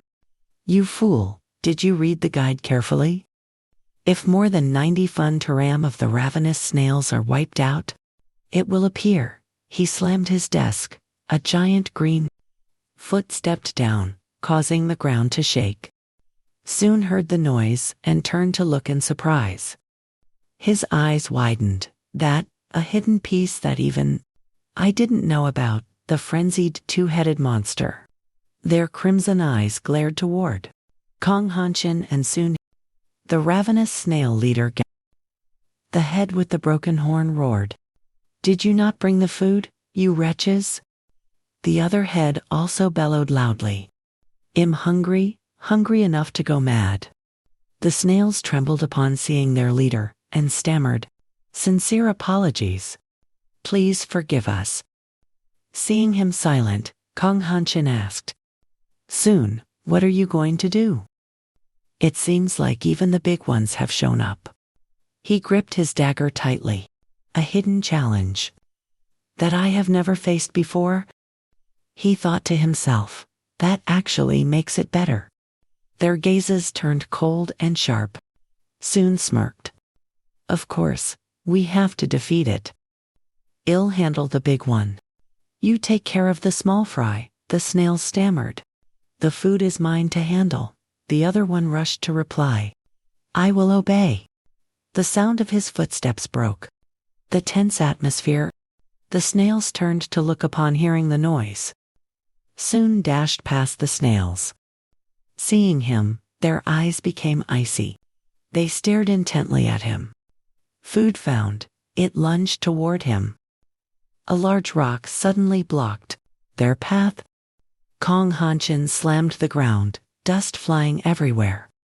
He glared at the snail. Your opponent is me. He gripped his sword tightly. Soon quickly lunged toward the leader. Soon slashed at its shoulder. The sound of weapons clashing rang out. He observed the armor he had struck. It hadn't even been scratched. Soon silently analyzed it. Stronger than I thought. Gakaluk roared in anger. This annoying pest is truly troublesome. Under the secret of the Black Tower, the power of the lightning was enhanced. Under the secret of the Black Tower, the power of the ice wave was enhanced. The power in his hands erupted. Lightning and ice lashed out toward the leader. Sharp shards of ice stuck firmly to its arm, followed by an electric current spreading through every fiber of its flesh. It shouted angrily, "This magic is truly laughable." It swung its arm violently, shattering the ice. Hearing that, he smirked. Then try this instead. The treasure of greed has been unlocked. Purple magical energy illuminated his face, black flame. A skill. Attack of the Black Tower's mage. It unleashed dark flames to engulf the opponent. Purple fire magic gathered from his hands. He aimed it directly at the monster. Under the secret of the Black Tower, the power of the black flame was enhanced. The purple flame incinerated it. The purple fire burned its body. The two heads screamed in agony. The head with the broken horn roared angrily. How dare food like you? The fire continuously burned its body. The two heads stared at him simultaneously and roared, I will kill you. Seeing its frenzied state, he felt slightly concerned. Truly a monster, indeed. Soon looked down at the weapon in his hand. I have something I want to test on a creature like this. I wonder if it will be enough. He took a long sword from his inventory. A grade longsword. Description: a sword taken from a player robbed by a. Its condition seems usable. It might be a bit risky to use such a low-grade weapon. It was even inferior to the monster. That was only slightly scratched by the dagger. The long blade shimmered. The treasure of greed has been unlocked. Poison blood, the magic sword that hero Off used to kill Randall's mother. It is known as a sword that hardens after every battle steeped in blood. The off sword was enveloped in purple flames. But the sword's grade didn't matter. He just needed it to hold for one strike. The off sword couldn't withstand the massive mana flow, and began to crack. It lunged at him, tiny human. I will not spare you. Its massive silhouette advanced toward him, soon stood calmly. Suddenly, blood splattered. His long sword slashed hard against it. The two heads felt the pain and screamed. The long off could not withstand the strength of the poison and shattered. The sword in his hand couldn't handle the pressure and exploded. Toxic fumes from the poison spread. The head with the half-broken horn was decapitated by his strike.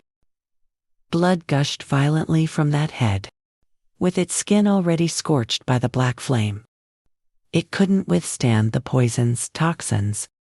You have defeated the hidden boss. Ravenous Snail Leader. Level increased. Individual reputation increased by 100,000 points. The notifications popped up, obscuring his vision.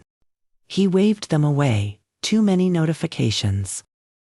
You have consumed the Ravenous Snail Leader. Strength increased by 30 points. Build-Bap opened its giant mouth to swallow it. Constellation, Prince of Hunger, tasted the food and opened his eyes wide, saying that this was truly a delicacy. Seeing his satisfied expression, Soon thought to himself, "Is there anything that doesn't taste good?" Hearing a sound, he turned to look at the snails writhing on the ground. Kong Hanshin had defeated the snails by himself. Soon felt a chill and said, "You're not bad. I didn't expect you to defeat 2 snails alone." Hearing his praise, Hanshin hesitated and said, "Even so, I was still slower than you." Soon smugly replied, "Of course." He handed Hanshin a potion and said, "Here, drink this. Then head back to base." The notification appeared before him. Soon couldn't help but be surprised. For the first time in the tower's history, the snail leader has been defeated. As a special benefit, the entire party of player Jung soon will receive a ticket to Chapter 3 of the test. Kong Hanshin read the notification and pondered. A ticket to Chapter 3, isn't that too generous? He smiled at this. We should prepare thoroughly for Chapter 4. Seo Jun hesitantly said to Ji-hoon, team leader, "Is this okay, a pass to the test?" He broke into a sweat while reading the report. Nothing like this has ever happened before. Ji-hoon said angrily, "You idiot."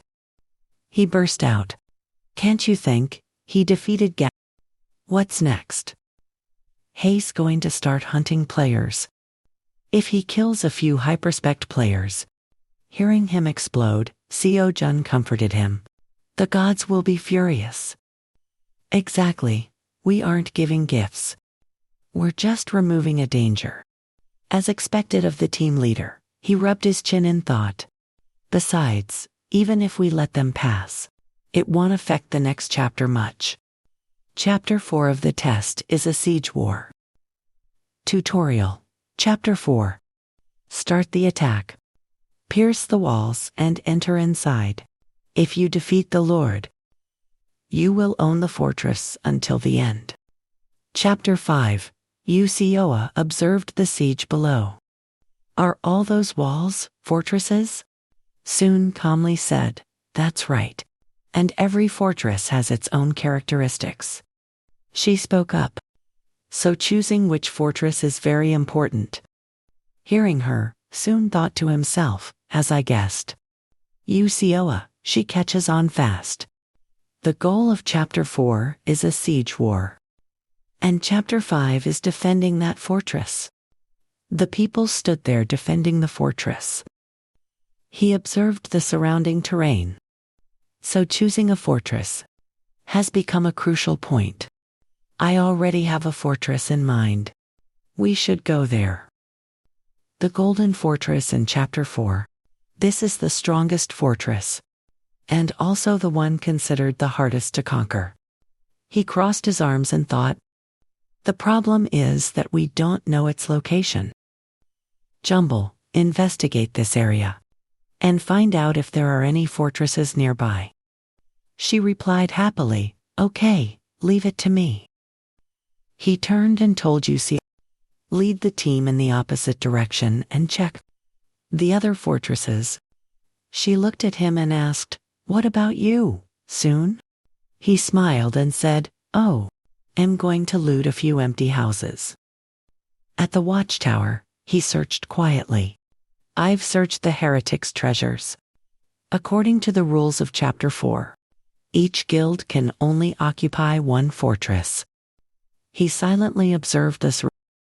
However, there is no rule forbidding taking rewards without occupying them. HUCSS stealth technique. A notorious master in the underworld, who once made the nobility of the Six Lands fear him. He thought to himself, thanks to my memories from the previous life, I even remember clearly the structure of the central fortress. Avoiding traps and monster hordes will be easy. A voice suddenly sounded. Hey, can you hear me? Soon, who was in stealth mode, was startled. Soon hesitated and said, "Have you found something to report already?" The voice came through the communication device. "No. Actually, I was just surprised. This thing is no different from a mobile phone. If you had given me this earlier, it would have saved me so much trouble." Hearing this, he coldly turned it off. "This is a communication stone. I made it by channeling telepathic magic. And magic crystals. Actually, it's more like a walkie-talkie than a phone. Just channel a bit of mana into it, and it will help communicate via telepathy. The blue device allows everyone to talk from a distance." He asked Yusua calmly, "Is everything okay over there?" The voice from the communication device replied, "Yeah. We plan to scout until sunset and then rest." She said, worrying about him, "Soon, you should rest a bit too." Hearing her, he answered seriously, "I will just visit a few more places before returning. Do not worry, for now, focus on the treasure before us. You, stand there and observe the silhouettes of two dwarves are seen conversing with each other. He looks at the door behind the two dwarves, thinking silently. The area behind that is the constellation Essence Warehouse. The hungry prince. He is licking his lips, craving the food before him. Take a rest for a moment. I am not here to fight." Two soldiers talk to each other about changing shifts. The soldier standing opposite asks, "What is for dinner tonight?" He hears this and crushes his comrade's expectations. "Do not expect too much. There are only green vegetables." Soon observes their conversation and thinks to himself, "Fortunately, the monsters here are only they have a level of awareness equal to humans." He quickly rushes forward, toward the door of the warehouse. Infiltrating them is much easier than dealing with those orcs. The soldier suddenly senses that something is wrong. He shouts loudly, "Who is there?" The warehouse gate remains unchanged. Seeing him shout, the other soldier turns and asks indifferently, "Is something wrong?" He responds hesitantly, "I am not sure. Perhaps it was just my imagination." Inside the warehouse, Soon stands there, observing the neatly arranged weapons. He crosses his arms and looks at each item with a bit of disappointment. "As I thought, there are many bows in the watchtower, but..." He looks down at a wooden bow that has nothing special about it. At best, it is only rank D. His face darkens as he thinks angrily. Even if this is a rank C fortress, there should at least be a rank C bow. A noise sounds from outside the door. Is everything all right? Yes, nothing unusual has occurred. His cold, sharp gaze looks toward the door. He moves close to the door, listening to the noises outside. I saw a group of people, but they all went in a different direction. The commander hears the report and responds indifferently. In that case, it is not a problem. Soon slowly pushes the door open. A large man is talking to the soldier. Is that the lord of this fortress? He stares intently at the great bow hanging on the man's body. Wait, if there is no useful equipment in the warehouse, Soon smiles and smirks. Then I will take the lord's equipment. At this moment, in the equipment room, Jihoon leans back in his chair, happily whistling, ha ha ha. Resolving these kinds of troubles puts my mind at ease. He looks at the computer screen and smiles triumphantly. Now I can rest and observe these recruits growing up. The desk phone rings. Ring, ring. The phone continues to ring incessantly. He hesitates before the desk phone. Why do I feel so uneasy? It feels as if I have been in this situation before. Seo Jun's urgent voice rings out, Captain. Come to the next area quickly. The player soon is causing trouble again. Hearing this, he grinds his teeth in anger. On the screen, the tower has now been destroyed by him. He looks on with a darkened face and open mouth, observing the situation through the computer. His face darkens. What on earth is he doing? SEO Jun says urgently, it is not just that fortress. He is tearing down every other fortress. Stealing items from the lords amidst the chaos. An image of him holding the bow of the lord and a chest, held firmly in his hands. His face turns dark.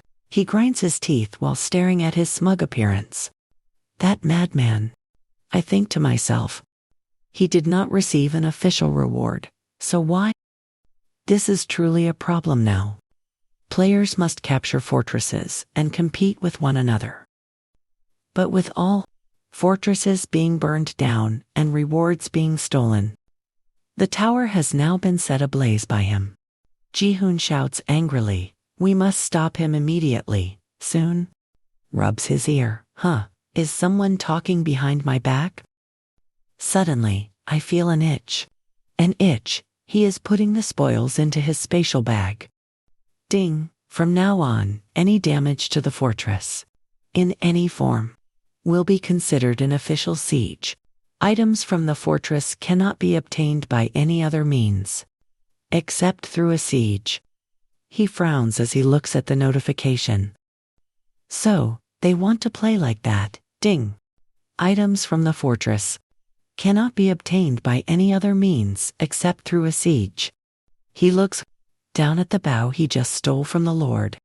Well, it is too late anyway. Ding, great hunter's bow. Type, rank C bow. Description, an exquisite bow. Used by the lord of the towering watchtower. Ji-hoon. Imbued with the secret techniques of the Hanfeng tribe. Abilities.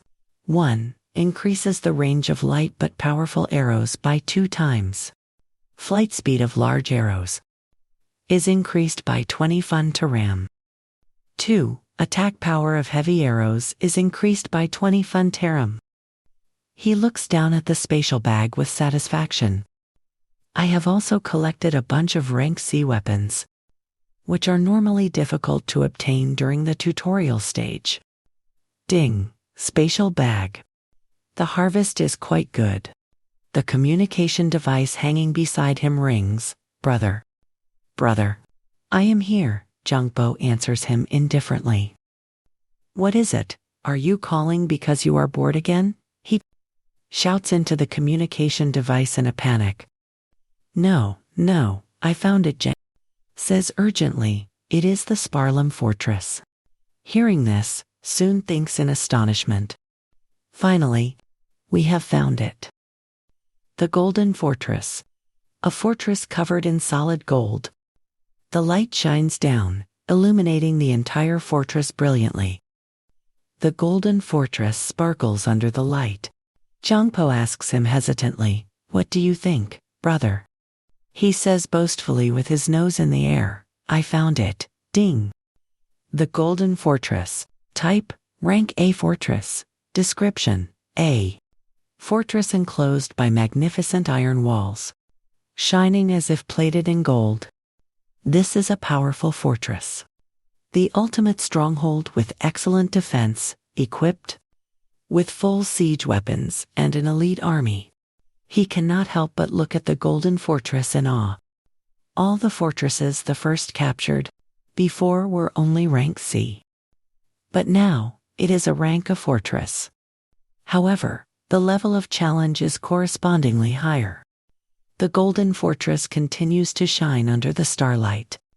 Seeing the majestic sight, he cannot contain his amazement. She turned to look at him and asked, "Soon, is everyone ready? What is your attack plan, Soon?" "Greed has led us to a treasure vault. You activated Eyes of the Eagle, your vision enhanced by its power. Gargoyles, a ferocious beast known to dominate the skies. With sharp, keen eyes, it can detect prey on the ground. From high above the clouds, you silently calculated in your mind. If we can assassinate the Lord, things will become much easier. But even with the high-level stealth technique, Infiltrating this place is impossible. Golden Fortress. Its soldiers. Take 30 funtarum less damage from all incoming attacks. And all attributes of the soldiers within the fortress are increased by 15 funtarum. Every day, they can activate the golden light, paralyzing all enemy movements instantly. Compared to other fortresses, the number of monsters here is overwhelming, and they all receive buffs from the fortress. The goblins are fully equipped with gear. In that case, there is only one option. Soon smiled confidently and said, a full-scale attack. Yusua asked doubtfully if that was feasible. There are too many monsters guarding the gate. And inside the walls, there will be even more. Soon calmly replied, that is why we need to prioritize eliminating the Lord. You scanned the surroundings. If we can take him down and capture the fortress, his army of monsters will be rendered powerless. After breaking through the wall, Yusua and Kang Hanshan will clear a path for me to rush in. Seeing you trust them, the two were delighted. You looked at the others and spoke up. While you hold them back, I will go and eliminate the Lord. The twins heard you and asked curiously, what is your plan to break the gate? It looks unbreakable. Ariel continued, that's right. Even Hanshin cannot break that gate. He felt a bit stung by her words. Seeing their panicked expressions, you smiled. Don't worry, the treasure vault of greed has been opened. The weapon in your hand illuminated the area. A massive golden axe appeared in your hand. Soon held it with one hand. The light reflecting off the axe made it glow. Your determined gaze fixed on the fortress gate. Your voice was firm as you said, I will break the gate myself. A thunderous collision echoed. The explosion set the gate ablaze. The goblins heard the noise. One turned around in a panic and shouted, what was that? Another turned around as well. What is happening here? Dust clouds swirled, obscuring their vision. Within that cloud of dust, a dark shadow was slowly moving inside. They stared intently at that shadow. Pangus, giant axe, soon carried the axe on his shoulder. You walked inside arrogantly, observing the situation. The axe of the giant Pang is said to have split chaos and separated heaven and earth. The axe in your hand gradually faded away. You looked down at your hands. Using it just once seems a bit wasteful. But it was the fastest and surest way. The goblins saw your calm demeanor and broke into a cold sweat. Everyone, attack him quickly. The goblins rushed toward you. They roared in anger. That bastard destroyed the fortress gate. You stood there calmly. Suddenly, a figure dashed rapidly toward the goblins. Hanshin slammed his fist into the ground. In the blink of an eye, the earth shattered into pieces. He roared at the goblins, war begins. His punch created a powerful tremor, causing them to lose their footing. They looked down in panic. The ground. Suddenly, a foot stepped onto his shoulder. Player. Yusua activated the second leg of the tarantula.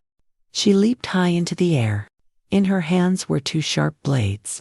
She aimed straight for the goblins, standing dazed below. Her lightning-fast attack left the monsters unable to react. In an instant, they were defeated. Yusua landed gently on the ground. She excitedly said to the two, we just need to catch the Lord, right? Let's go. Hurry, Hanshin added from behind her. We will hold them here. Soon, seeing their seamless teamwork, couldn't help but be surprised. You smiled, trusting them, and said, I'm counting on you all. Having said that, you quickly moved deep into the golden fortress. The goblins saw you passing through and panicked, ordering, stop him at once. Suddenly, A large boulder flew straight at him. He said in terror, What is that?" Outside, Ji-hoon exclaimed excitedly, "Wow! A direct hit." The two placed another boulder on the catapult. Ji-hoon watched happily as you moved forward. Go, go. Player lead. Ji-hoon activated Blood Curse, drenching the monsters. The goblins cried out in pain. The color of their bodies gradually turned black. Meanwhile, in the east, Boku panicked, fleeing from the goblins' pursuit. He yelled to everyone, "Clear the way for him. Hurry and finish it, come on." Soon saw them uniting to help him, and smiled happily. "I thought the power gap would be too large. But it seems I underestimated the members." Then you saw the goblins growing in number and felt a bit anxious. "This place is still occupied by goblins. We are just trying to hold our ground. I need to quickly find the Lord and eliminate him as soon as possible." Inside the castle, nothing could be heard but the sounds of battle. End of sequence. Soon suddenly came to a halt. The cold voice of the Lord echoed through the air. "You have finally arrived." He sat arrogantly upon his throne. His voice sounded detached as he spoke. "Even though you are my enemy, I acknowledge you as a warrior, Soon." Hearing this, Soon wiped the blood from his face. He observed the Lord in silence. His calm voice rang out. "So, you are the Lord." The Lord stood up, his voice filled with triumph. "That is correct. I do not enjoy facing someone exhausted, but..." He gripped the golden axe in his hand tightly. "If it is to protect the fortress, I have no other choice." The cold voice declared, "I am Goldgarden, king of the glorious orcs." He raised his axe. He stepped down. Step by step, he advanced toward where Soon stood. Soon kept a wary eye on him. His armor and weapons were far superior to the other orcs. Soon drew a sword from his inventory. "If I only had Durandal, but it seems that bastard..." Thinking he had no intention of returning it. The heavy, imposing footsteps of the Lord echoed, causing the ground to tremble slightly. He swung his weapon forcefully toward Soon. Soon quickly leaped backward to dodge the attack. His cold eyes were locked onto Soon. He growled angrily, "You wish to take the Golden Fortress? Prove your worth." After observing for just a few moments, Soon had already grasped the Lord's attack patterns. He quickly seized the opportunity. His sword struck rapidly at the weak points on the golden armor. But even after hitting those spots, the armor remained without a single scratch. Soon couldn't help but be amazed. He didn't even bother to defend himself. He must be relying entirely on that armor. Soon smirked, but now blue flames ignited on his hand, blazing brightly. Essence of internal energy, third form of the Blood Wolf. The Blood Wolf sword technique was amplified. The blue flames gradually turned red, transforming into a wolf. It bit down hard on the golden axe of Goldgarden. Seeing this, the Lord panicked. Watching the Lord struggle, Soon tightened his grip on his dagger. No room for hesitation. Essence of internal energy, third form of the Blood Wolf. Sword technique, Blood Wolf assault, boosted by 15 times. The Blood Wolf clamped onto his axe, refusing to let him struggle free. The axe slammed into the ground, creating cracks. He tried to pull the axe out of the earth. Goldgarden couldn't help but complain. "Damn it, such shallow techniques." Seizing the moment, while he was struggling with the axe, Soon leaped from above toward him. He gripped his sword tightly. The Lord sensed danger and felt a surge of fear. Goldgarden grabbed the blade aimed at him. He looked at Soon angrily and said, "You are not yet worthy." Soon smirked at the comment. "Worthy, you say?" He slowly drew the dagger hidden behind his back. and thrust it toward the Lord. Soon's voice was cold.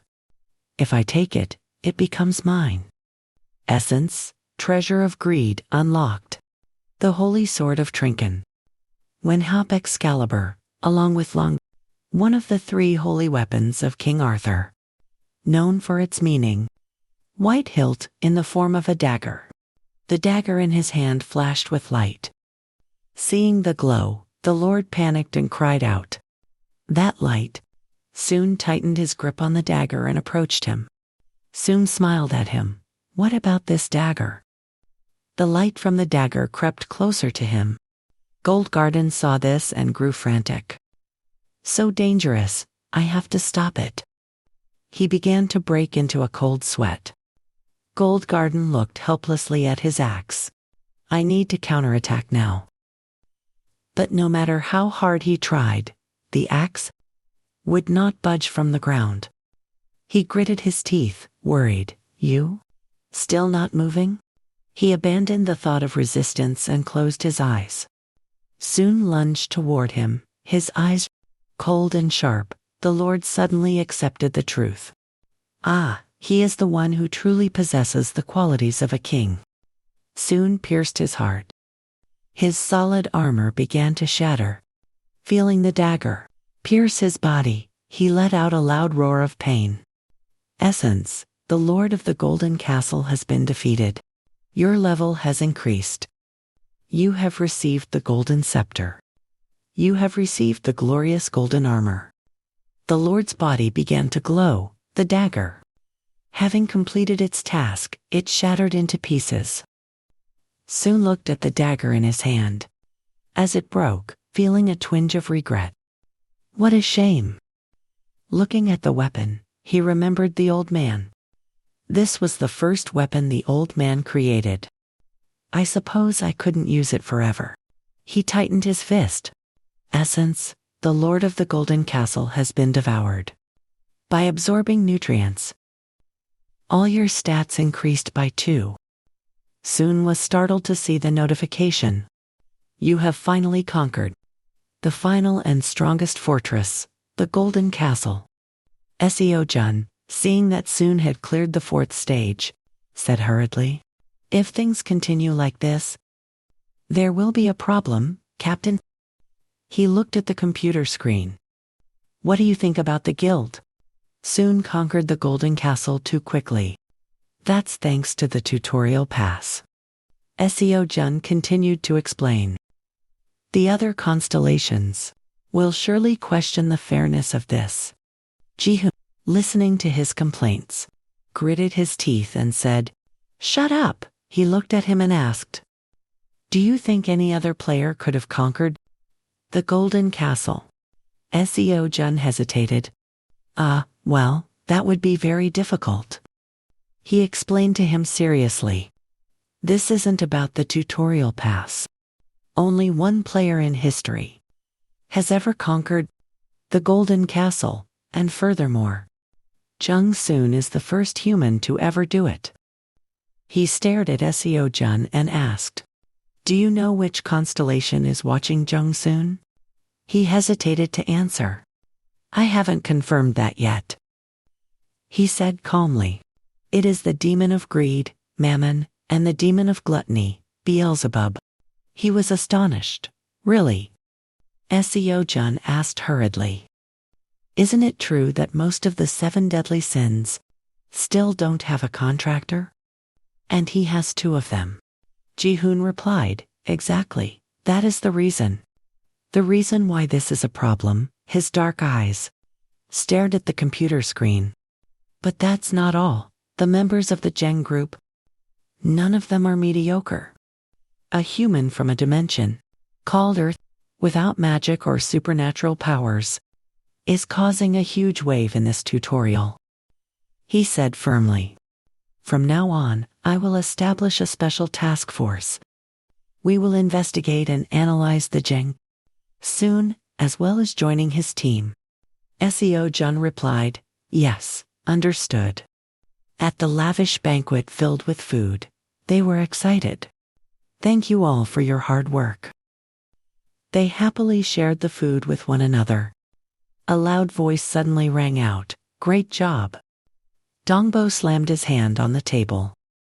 "Everyone, listen up." He rubbed his nose proudly. "Do you know what I found in the treasury of the castle?" Everyone was curious. They turned to look. Dongbo excitedly held up a bottle of wine.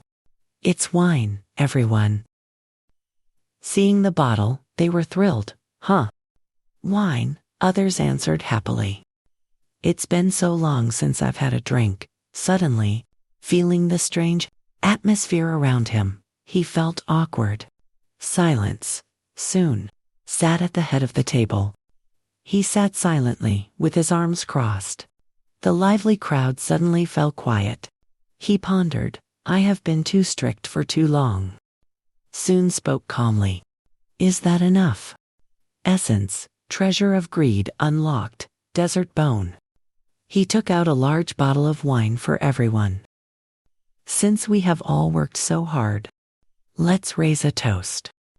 Seeing him like this, Dongbo said excitedly, "Just as expected, you're the best." They all happily ate and drank together. Cheers, cheers. After the banquet, he yawned, feeling exhausted. He looked at the scenery outside. "It's been a long time since I've been able to rest without having to worry." Siora saw him and said happily, "Let's go, soon, Essence." Time remaining for the final chapter of the tutorial. Defense, 62 to 10. They worked together, carrying wooden planks, building a sturdy fortress wall. He observed their actions. Everyone has become so accustomed to the tutorial that we are moving in perfect sync. Becky Han's voice suddenly rang out. I will help repair the castle." Soon turned to look. He looked at him bashfully. Soon whispered to himself, "Thinking about it, this person is still here." He spoke calmly. "No, Becky Han, focus on the corpse of the manticore." He hesitated. Is that okay?" He silently assessed him. "He is the key needed for the final chapter of the tutorial," Becky Han said shyly. "Everyone looks tired. If we succeed in summoning the manticore, I will be able to confirm its identity. The one I saw before the reincarnation loop began." Soon spoke calmly. Status window. Essence, name, Jung Soon. Level, 17. Stats, Strength, 122. Agility, 96. Stamina, 99. Intellect, 92. Remaining skill points, 6. Special skills. Greed's Strength. Corrosive Strength. Quick dash of the tentacle snout. Hamel's sword technique. Tendons of OK. Haas's grass. Manus green ring. Fireball. Seeing his status board, he couldn't help but be smug. "My level is 17. But all my stats are near 100. Even I am surprised by my own stats. All thanks to the power of gluttony." Essence, the constellation Hungry Prince shrugs. "At your reaction." Beelzebub appeared proudly. And regarding contribution points, Essence, individual contribution ranking. 1. Jung Soon 740,080 points. 2. Real Refrain 451,220 points. 3. Chen, 400,080 points. 4. Kong Hanchin 311,000 points. 5. Yusiora, 309,550 points. Real Refrain. The top-ranking player. In the tutorial before returning to the past, a 300,000 point gap is hard to close. Even after the fortress defense ends, they will surely be shocked if they check the contribution rankings. He felt proud of himself. Dongbo's voice suddenly rang out. "Boss." He glanced over. He looked at Dongbo seriously. "Is the scouting finished?" "Report," he said excitedly.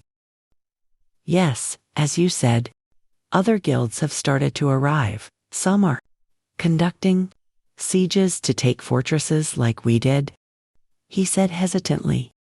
But one guild is heading toward our castle. A crowd of people carrying weapons approached the base where Soon was staying, Dongbo reported. They look suspicious. What do you think? Soon's face darkened when he heard that. The castle gate slowly opened. Soon and Si stood there watching the group, standing in front of their shelter. The man outside the walls spoke calmly. Oh, must be the guild leader. I am Shaq Lee McGregor, leader of the guild, impressed with the fact that you captured the castle. Saying that, he reached out his hand toward him. Soon tightened his grip. Shaq Lee McGregor, I know this name well. He is the embodiment of a hypocrite. A man full of schemes and cunning. When more than half of my guild was destroyed, I had no choice but to cling to another guild. At first, they pretended to welcome me warmly. But after that, it was hell. They dumped all the dirty work on me and treated me like a slave. During the raids, they pushed me to the front as a living shield. My life back then was no different from that of an animal. I ran away as soon as the tutorial ended. But I had to stay in hiding for a while. He stared at the man's fake attitude. The veins on his hand became increasingly prominent. He looked at the man coldly and asked, "What is your purpose?" The man, seeing that he didn't respond to the offered handshake, awkwardly withdrew his hand. He smiled and said, I understand. This damn tutorial part makes it hard to trust others. Shaq Lee spoke calmly. I've come to make a proposal. You all must be exhausted after capturing the castle. He happily spread his arms and proposed. Why not merge your guild with ours? We will take care of all the trivial matters. COA, seeing Soon's pensive look, became worried. She spoke up to break the tense atmosphere. Let us discuss it first. Shaq Lee continued to smile happily at them. Of course. We will wait for your answer. The castle doors slowly closed. Sioa immediately turned to him and asked, Soon, what do you think? I don't think this is a bad offer. His sharp, cold eyes looked toward the door. We will refuse. His face had now turned gloomy. He calmly told her, check his contribution points. Sioa heard this and repeated, contribution points. Rank 10, Shaq Lee McGregor, 365,120 points. Seeing that, she said, rank 10 is quite high. He asked her indifferently, and did you see their weapons? Do you know what that means? That's not monster blood. It's the blood of other players. COA was shocked by what he said. She also felt a shiver at the man's cold-bloodedness. He crossed his arms and explained to her. They talk about players helping each other. But in reality, they have accumulated merit points by slaughtering other players since the third tutorial. She heard his words and could only hesitantly say, I understand. As Soon said, there's no need to take unnecessary risks. She looked at him with determined eyes. Then I must refuse the alliance with Shaq Lee. Sioa stood calmly before the man. She rejected the proposal for cooperation. The man froze when he heard her refusal. What? Her determined gaze met his. I cannot trust people I've just met. I hope you all find and capture another castle before it's taken by another guild. The man's face gradually darkened. That's a pity. However, we have no intention of looking for another castle. With that, he drew his sword. His sharp, cold eyes stared intensely at her. Instead of capturing a new castle, isn't it much easier to attack exhausted players? She was alarmed by their aggressive stance. So that was your plan from the beginning. The man and his teammates rushed toward her. That guy shouted loudly, "Advance. Today, we feast." Sun stood protectively in front of her. He calmly called out, "Kong Han-chan."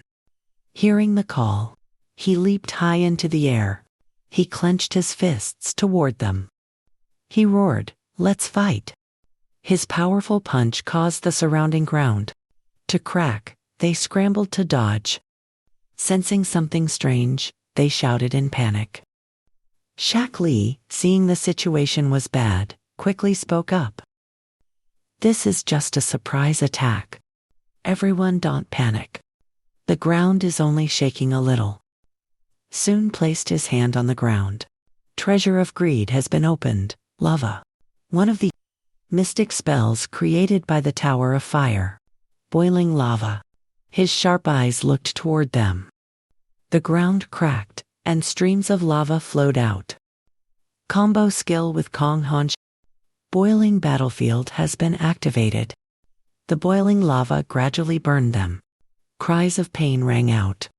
"It's too hot, save me." My body, they could only scream for help, but the outcome remained unchanged. The man was terrified by the sight. What is happening? Where did it go wrong? He gritted his teeth in anger. Han-chan turned to him and asked, "Is this enough?" Jung Soon, he smiled and said, "That will do." When the man heard Han-chan talking to him, his eyes widened in shock. Jung Soon, if it's that Jung Soon, could it be the one? The person at the top of the rankings. The man stared at him in astonishment, as if he couldn't believe his eyes. Thinking quickly, he suddenly fell to his knees and bowed. He begged desperately, "Please spare me, I am Shaq Lee. I will do anything if you spare my life. Did you see my rank? I'm in the top 10. I will definitely be very useful." Sun did not respond.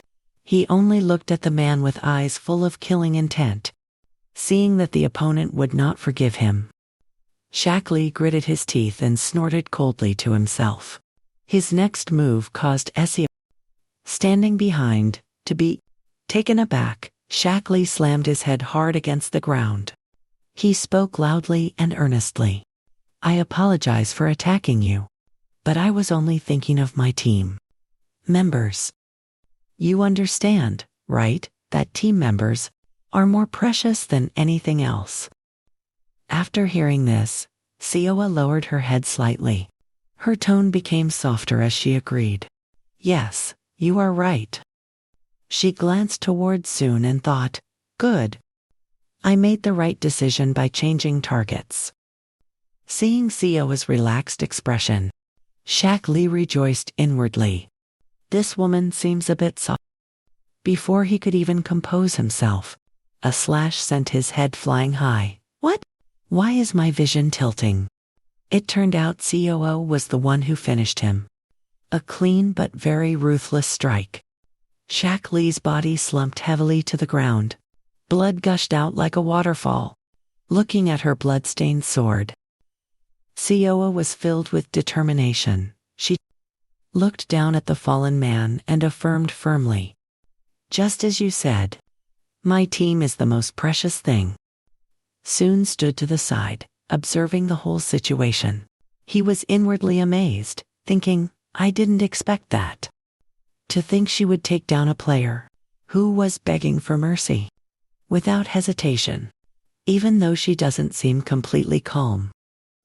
Thinking that, his gaze moved down to the arm, holding the sword, which was trembling. Meanwhile, COO, with mixed emotions, suddenly asked, "Did I do the right thing?" He smiled and replied, "Of course. If you hadn't done it, I would have.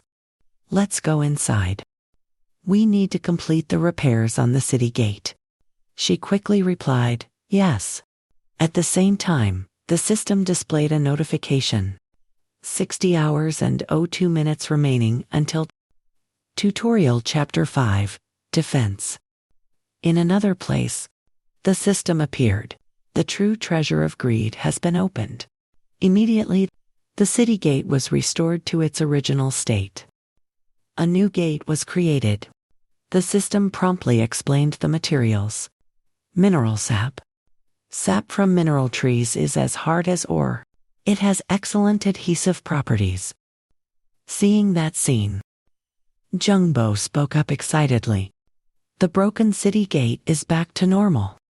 Looking like new Ariam standing nearby, asked, "How did you do that?" Soon replied, "I have my ways." Suddenly, an old voice interrupted them. "There you are, Jung Soon." Jang Seoki walked over with a bright smile and announced, "I have finished upgrading the equipment." Seeing him, he called out, "Mr. Zhang Seoki." The items Mr. Zhang offered included a Grey Wolf cloak, crank armor, and Grey Wolf gauntlets, C-rank armor. As soon as he put them on, Jang Seok hurriedly inquired, "What do you think?" Soon happily replied, "I like it very much, thank you." He remembered something and continued, "What about your weapon? I think your knife was damaged." At the mention of that, he felt a bit guilty and said, "Sorry. That happened when I faced the lord of the castle." Hearing that, Jang Seoki laughed heartily. "Haha. It's fine. I'm grateful that you finished it off properly. Then I will go and finish crafting the golden armor you requested." Soon politely replied, "Yes, thank you very much." Watching him leave, a thought suddenly arose. In his mind, the weapons we looted from the castle are enough for now. It seems I will soon be able to reclaim Durendal. He held his chin in thought. So, what is the next plan? Without much thought, Soon immediately called his capable assistant, Jungbu. He ran over and shouted, "Yes, brother." Soon suddenly made a request. "Lend me some skeletons." He was momentarily surprised and asked, "Do you mean?" "Gelkrin, it was a gift you gave me, so of course I must return the favor." As soon as someone mentioned its name, Jung appeared swiftly. Seeing this, Soon was speechless, like master, like servant. Jungbo climbed onto it and smiled invitingly. "Come on. I will take you anywhere you want to go." But Soon replied with a cold sentence, "You don't need to come along. Get down." Jungbo was momentarily stunned. "Huh?" He wailed dejectedly. "You always leave me behind like this. It's not fair. Can't you let me come along just this once? Please, I promise, I won't bother you. After all, I am your right-hand man." Faced with Jungbo's sincere pleading, Soon, though annoyed, had to give in. Moving to a forest scene, the sound of a running horse echoed everywhere. In the end, Sue had to take him along. Behind his back, was extremely excited and shouted noisily, "Our Gelkron has become much faster. It reminds me of my old faithful horse." Ford Butler, Soon, was too tired to speak and just swallowed his anger. "Ah, this is why I wanted to go alone." Jungbo looked at the distant castle and spoke up. "Anyway, I can see quite a few conquered castles from here." "Oh. Isn't that the castle you raided earlier?" He didn't respond but thought to himself, "They must have conquered it as Ellie thanks to my raid. Of course, I doubt there are any common items left." Jungbo continued curiously, "By the way, exactly where are we going?" Soon calmly asked back, "Why did you come along if you didn't know that?" He suddenly shuddered and shouted, "Ah, don't tell me it's a dungeon full of monsters. If so, you can let me off right here." Seeing that overreaction, Soon inwardly cursed the annoying brat. He didn't bother to argue and simply reminded him, "Forget it, we've arrived." In front of them, the turquoise seawater sparkled and lapped. Both had reached a high cliff, overlooking a wonderful view. Jungbu gave a mysterious smile and teased him. Is this? Did you know there was an ocean here? I didn't know you had such a romantic side. Soon retorted irritably. No, it's not like that. He spoke seriously. This is the cliff we crossed before. Old memories flooded back.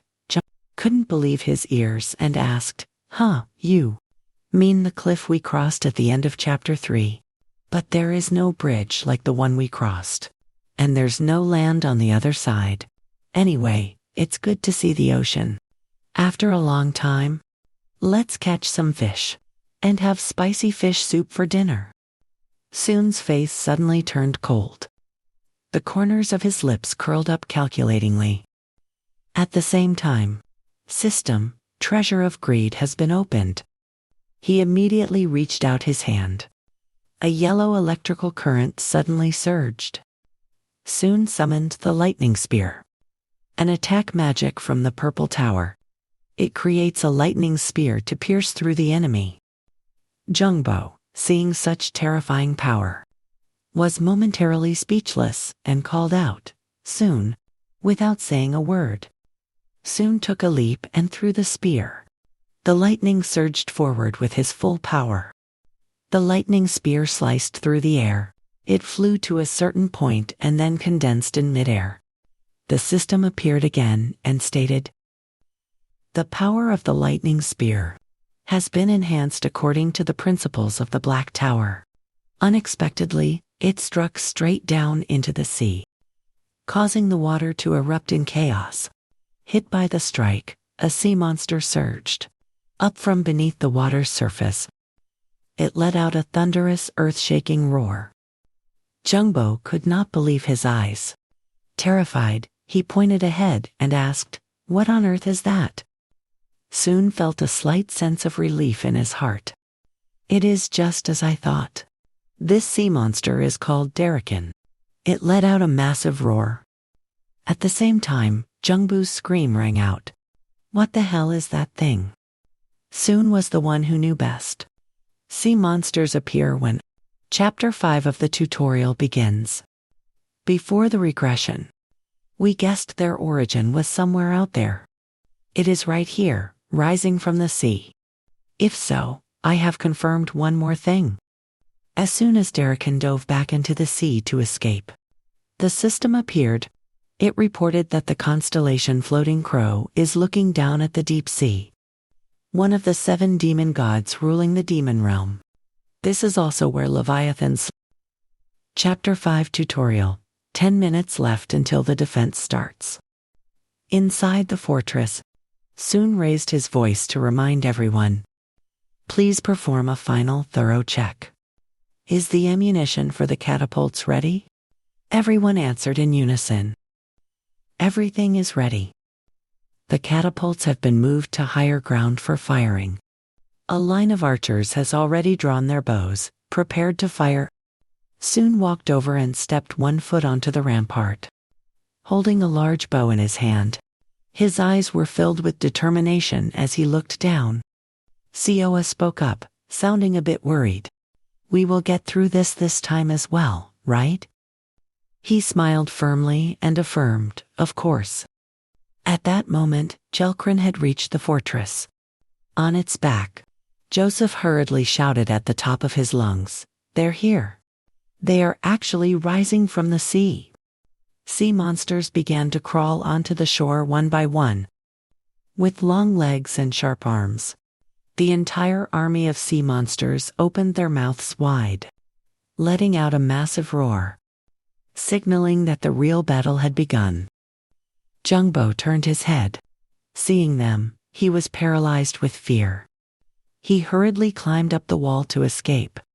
As soon as he arrived, Jungbo panted and signaled, Soon. Soon walked over, holding a spear. He spoke softly, Thank you. He drew the large bow, the spear bolt in his hand, stretching back. He aimed directly at the target below. The excessive tension caused cracks to suddenly appear on the bow's body. Soon opened his heavenly eye and unleashed his power. The treasure of greed has been opened. Energy radiated and clung tightly to the tip of the arrow. In his hand now, it was not an ordinary spear, but the bloodthirsty demon spear. The famous spear of the hero It was said that it had to be kept in water because it was always spewing fire. Soon exhaled a sharp breath. He concentrated all his strength into the aim, reaching the limit. He immediately released his hand. The bloodthirsty demon spear shot out like a true beast. Everyone watching this scene gaped in absolute shock. At such terrifying power, Jungbo squinted his eyes to look into the distance, confused. Where did that spear go? In the darkness of the night, the light of the bloodthirsty demon spear suddenly pierced through. It flew with lightning speed, radiating deadly power. The moment it hit the target, a heaven and earth shattering explosion erupted. That explosion was so horrifying that it shook the entire sky. All the sea monsters standing nearby, even if they were only touched slightly by the light, were incinerated into ashes. Caught off guard by the strike, they opened their mouths and let out screams of agonizing pain. Witnessing that scene, Sioa could only gasp, "Oh my God." With just one move, hundreds of monsters were taken down. Before her eyes, the forest had been scorched, along with the mighty army of sea monsters. But with her keen senses, Sioa suddenly realized something. She hurriedly reminded those celebrating behind her. "Everyone, it's not over yet. Defeat the monsters," approaching the wall.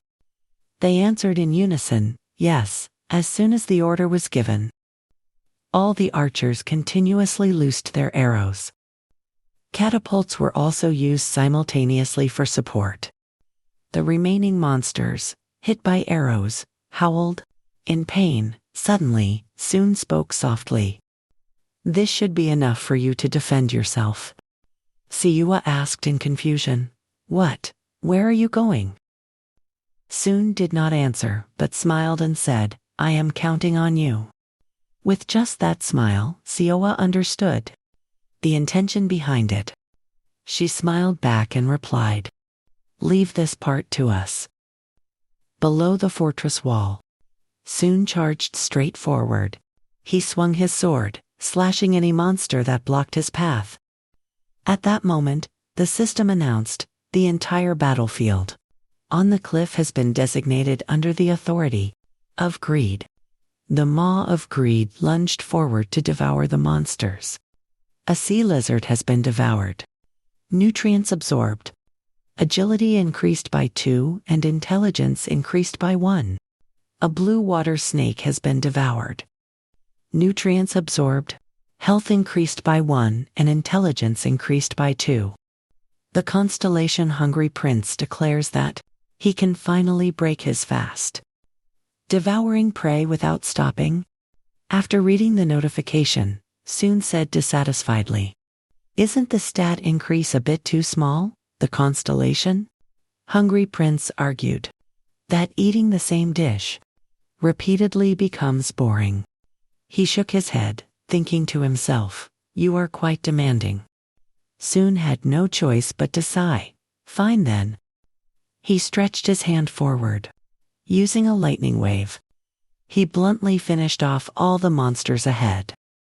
The monsters hit by the skill were roasted charred black. At this time, the constellation Hungry Prince could not stop praising the variety of the dishes. Soon glanced into the void, secretly calculating, "By the way, I have killed about this many, so it's time for it to appear." The system notification, "The number of monsters has dropped below 34. The time has come. The final boss is gripping the cliff. Here it is." Darakan, the sea tyrant, appeared in a rage. The boss of Chapter 5. Right then, at the Golden Castle, the battle between humans and monsters was raging fiercely. The player Lee Han-yoon used poison magic. She waved her hand, and the poison spread through the air. causing the nearby monsters to vomit blood and drop out. Right at that moment, a monster suddenly attacked Han Yun. From behind, Sioa rushed over as fast as a blade, stabbing her sword straight into it to save Han Yun. Seeing Sioa, she said joyfully, "Thank you." Sioa smiled and said, "Of course. Leave the rest to me." As Han Yun was about to thank Sioa further, she suddenly spotted a monster sneakily attacking and cried out, "Behind you!" Sioa immediately spun around to dodge its long tentacle. The moment she saw the monster clearly, she was in disbelief. Now, the monsters were not just marine species, but also land reptiles. The aura they radiated was much more terrifying than the previous group. Sioa froze, realizing the opponent ahead was not simple. They looked too strong. With that, she turned to ask her teammate, Kang Hanj, "Are you all right?" He glared at the monsters in front of him and replied, "Even if you're not, I have to do this." Hearing that, Sioa felt somewhat relieved. She glanced at Hanshin and smiled inwardly. Then, both of them simultaneously charged forward, fighting with burning spirit. "Let's go." A sharp sword strike was delivered, but it could not cut through the tough skin of the monsters. Seeing this, Sioa was inwardly shocked to realize physical attacks were ineffective. On this side, Hanj threw a powerful punch, but the supple skin of the monster only rippled slightly. He was startled and terrified to realize the same thing as Sioa. Both of them backed away simultaneously, not rushing to attack, but assessing the situation. The two of them began to discuss, their eyes wary as they watched the monsters. Ordinary physical attacks won't be effective, the other person agreed. "I think so too." Sioa frowned and gave the order. "Let's return to the castle to reorganize first." Suddenly, the monster's eyes glowed bright red with bloodlust. Then they immediately turned to tear their own kind apart. The toad monster, not understanding anything, was finished off by its own kind on the spot. Seeing that, the serpent lunged forward like a madman. But the worm monster refused to let it run wild and rushed over. It coiled tightly around the serpent, crushing it until it bled out. Sioa could not believe the situation before her eyes. She gasped and trailed off. Just then, a person appeared and spoke cheerfully. "Thank you for holding out." Everyone around quickly recognized that it was BQ. He pushed up his glasses and smiled defensively. "I arrived a bit late because I had to perfect the toxin ability from my tail." After hearing that, the Constellation Warhorse, treading on death, was very satisfied with the performance of BQ. He continued to recount. "Earlier, I couldn't help because I was researching the Manticore, but now I will contribute." BQ brought the Manticore along behind him, asserting himself firmly. Seeing that, Jungbu had to admire, "He's even cooler than my red wolf." At that moment, the system panel appeared before BQ. The number of monsters has decreased to less than 34. Darakan, the furious tyrant of the sea, has appeared. He lightly pushed his glasses and made an assessment. Based on previous samples, this is definitely a Bloodwave boss. Soon must have already gone to fight that boss. Do you want to join me and the Manticore to help him?" Sioa asked a bit hesitantly. "But if we do that, what about the Golden Castle?" The remaining teammates spoke up cheerfully to reassure her. "Don't worry about the castle. We will handle the rest ourselves." Sioa looked toward them, and an indescribable emotion rose in her heart. Thanks to them, her heart was now at ease. Everyone has become much stronger than when we started, both physically and mentally. Thinking of this, she smiled. and her spirit became uplifted. She gave the order to everyone with trust. Then I leave this side to all of you. Over here. Durakan used its hands to grip the cliff and emerged. As soon as it appeared, it bluntly uprooted a large tree nearby. Then it swung the tree toward the people below, letting out a sky-shattering roar. Soon did not act immediately, but hid behind a tree to evaluate the situation. It's huge. He suddenly recalled an old memory from before the regression. More than half the castle had collapsed before we could even fight that thing. But this time, we can hunt it before it touches the castle. The problem is how to kill it. If it were just the boss, the blind demon's treasure would be enough, but the other monsters climbing the cliff are too troublesome. Is there a better way? Suddenly, the situation ahead changed, making soon startled and looked back. A large explosion suddenly erupted. The slender hands of a girl were extended, casting spirit magic. A beautiful girl appeared. With great power, she charged forward to attack. Durakan, seeing that girl, a sense of familiarity suddenly surfaced in him. Soon immediately recognized her. Could that person be Lariel? She is an elf, beloved by nature, capable of controlling the powerful spirits of the four elements. However, her world was long extinct. To restore her fallen homeland, she carries the seed, the last seed of the world tree, and scales this tower. Soon looked into the distance, feeling a strange sense of curiosity in his heart. But before the regression, did she also act alone like this? Why is she heading in this direction? Whatever the reason, Soon smirked with interest. In any case, I must make the most of this opportunity. Over here, Real dashed forward like the wind. Her face exuded a cold yet captivating aura with her agile movements. She threw herself forward, leaping across each canopy of leaves. Suddenly, the system appeared and asked. The constellation the fifth sun looks at you with pity. He asks if you are overexerting yourself, Real. She confirmed, I must take down that boss to reclaim the first place position.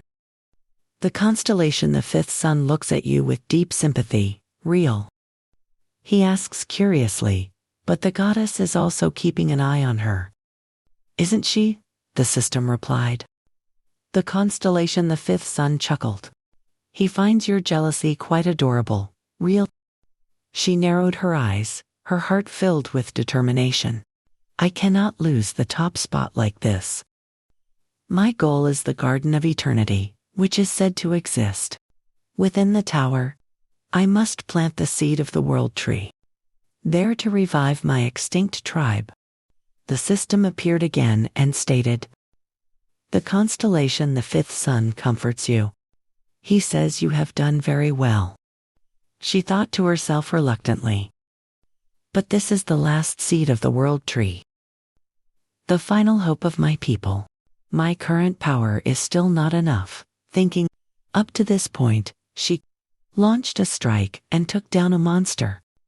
Blocking the path, Ignis, standing in the distance, spoke up with excitement. Burn those wicked beings to ashes. Clay, standing nearby, added enthusiastically. Can we bury them all? Watching the horde of demonic beasts being swallowed by the spirit's flames, Real thought to herself, for the first time, I have to face this many monsters. The mana consumption by the spirits is too high. Can I defeat this boss alone? At that moment, a wave of cool power was transmitted from the hand of Soon, Real immediately recognized this familiar sensation. This incantation is? The small spirits also felt a pleasant sensation, just like her. Looking around curiously, they asked, how refreshing. Who could use this magic? Just then, Soon's figure gradually appeared before their eyes. The moment they saw him, the group couldn't believe their eyes. Is that a human? Riel raised her hand to feel it. This is the breath of nature magic, used to revive forests or to strengthen spirits. This is a unique magic that only elves can use. She looked at him with full alertness and probed.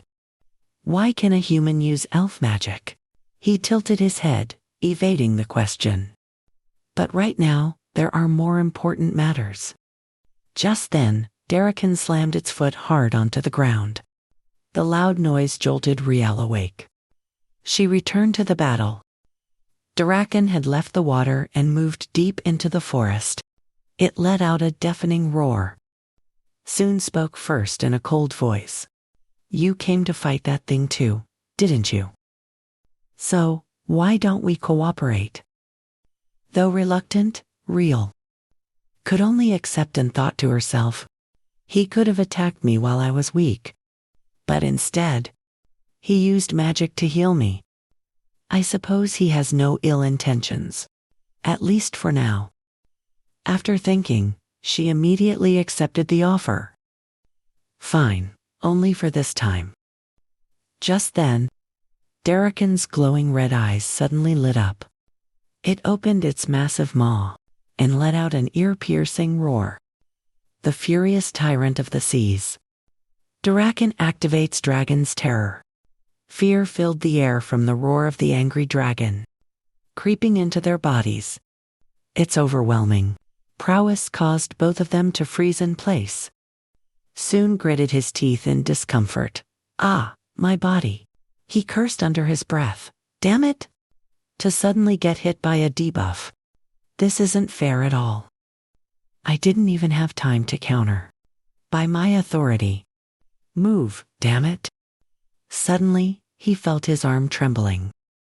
Then, something unexpected happened. The seal of Satiros was partially released by the overwhelming fear. The first ability of the seal, Fear Awakening, has activated. The seal of Satiros devours all types of fear. The more fear it consumes, the stronger the seal of Satiros becomes. Breaking free from that power, Soon breathed a sigh of relief. I didn't expect it to be so useful. At a time like this, suddenly, a dazzling light erupted, causing Riel to squint her eyes. She also felt the same thing. Her mouth muttered, the fear, it's gone. What power is this? River exclaimed excitedly. Wow, my body can move again. Ignis added angrily, am not afraid anymore? You, wretched dragon, Soon stepped in and interrupted. Then, you'll leave it to you. In his hand was the compressed mineral of loam, a crank blunt weapon. It was a weapon used by Dante, the fanatic lord. Finishing his words, Soon kicked off to gain momentum. Riel was furious from behind. Because of his spontaneous action, she shouted, Wait, we need to make a plan first. Meanwhile, Darrakan had already breathed out a glowing red fireball. Unable to stop him, she felt inwardly irritated. I hate this kind of reckless attack the most. Thinking this, Riel reached her hand forward and commanded, Shin, push that human forward. The little spirit replied obediently, understood. Soon was moving. When he discovered a small spirit beside him, he looked up at the boss before him, feeling inwardly worried. If this continues, well, get hit by its breath attack. The treasure of greed has been opened. At this moment, Soon immediately opened the treasure of greed and took out the dark demon's bronze mace. This is a mace forged by Hif. Before the dark demon completed the 12 labors. Simultaneously, Darrakan prepared to launch its breath attack. Witnessing the scene before her, Riel screamed in her heart. No, an earth-shattering explosion erupted violently, incinerating the surrounding space. Riel's vision was obscured by the shockwave from the explosion. She asked worriedly, "Are you all right?" Soon gradually emerged from the smoke and dust. He let out a breath. His body was completely unscathed. Soon stood on the snout of Devour, which had been scorched, standing tall like a victor. Real couldn't believe her eyes and was inwardly astonished. Unbelievable. He doesn't even have a single scratch after that explosion.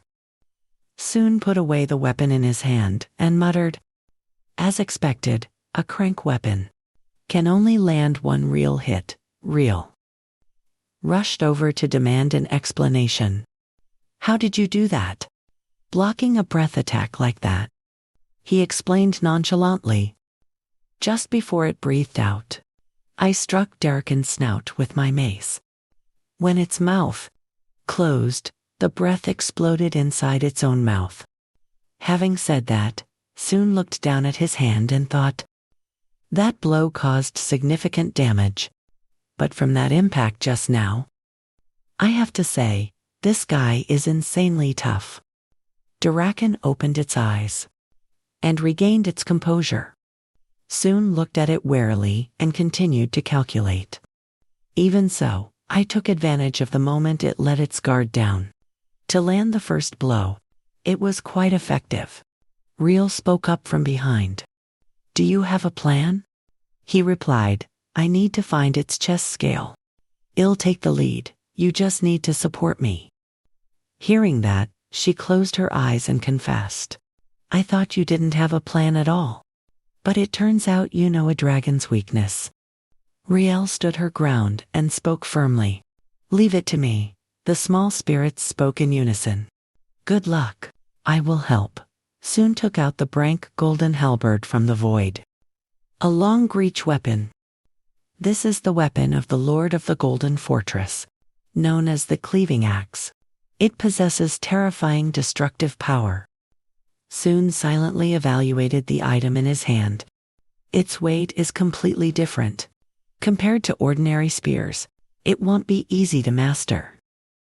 In that case, after thinking, he commanded, "Treasure of Greed has been unlocked." Daraken was full of alertness. Its eyes flashed with a fierce light. It swung its arm, intending to land a strike. Soon immediately opened his heavenly eye.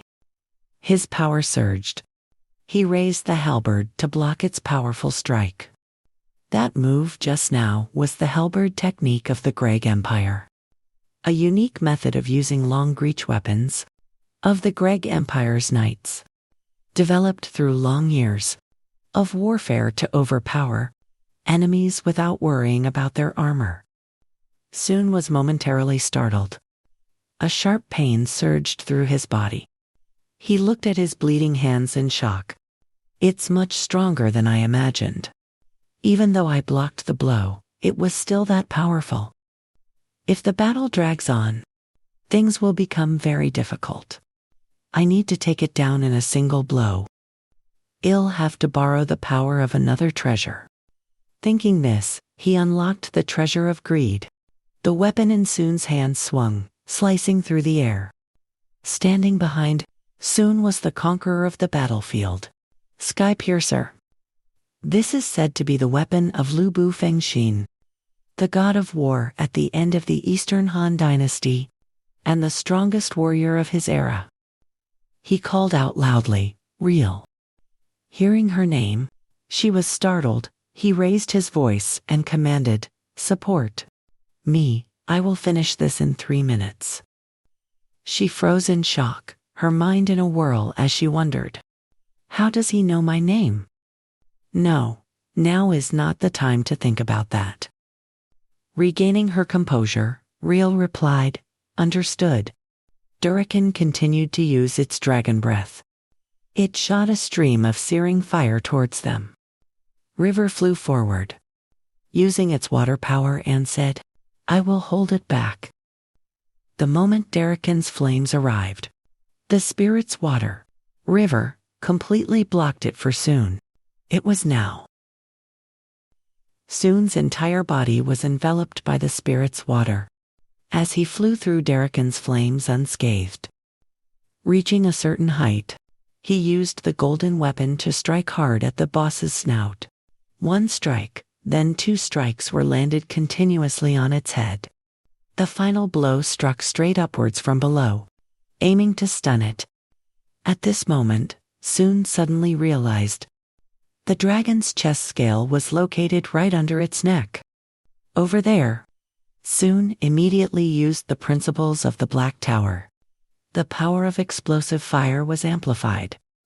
Ignis launched its power to support and added, "I will help you." Behind Soon, a massive black orb appeared. Its power was more terrifying than anything else. Darakan immediately recognized this power. It craftily opened its mouth and spat water at him. Soon was knocked backward by its sudden stream of water. Clay quickly flew over and used its power. Its voice rang out, "I will protect you." An earthen hand was summoned, catching Soon to prevent a hard impact. He gritted his teeth and cursed, "Damn it. I underestimated it. And now what? If this keeps up, other monsters will join in." Suddenly, the shadow of a creature from above obscured his vision. Soon immediately recognized this familiar shadow. This shadow was the spiked tail of a manticore. Moving slightly, Soon immediately recognized the shadow above as a manticore. Baekhyun was riding on its back, peeking his head down. He smiled and teased Soon. "You're a bit late."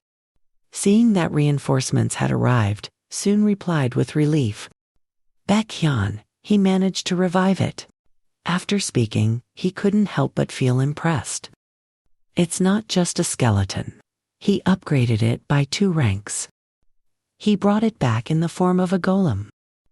Hearing Soon's words of admiration, the constellation, the Crow of the Sun, was extremely impressed with the manticore's corpse.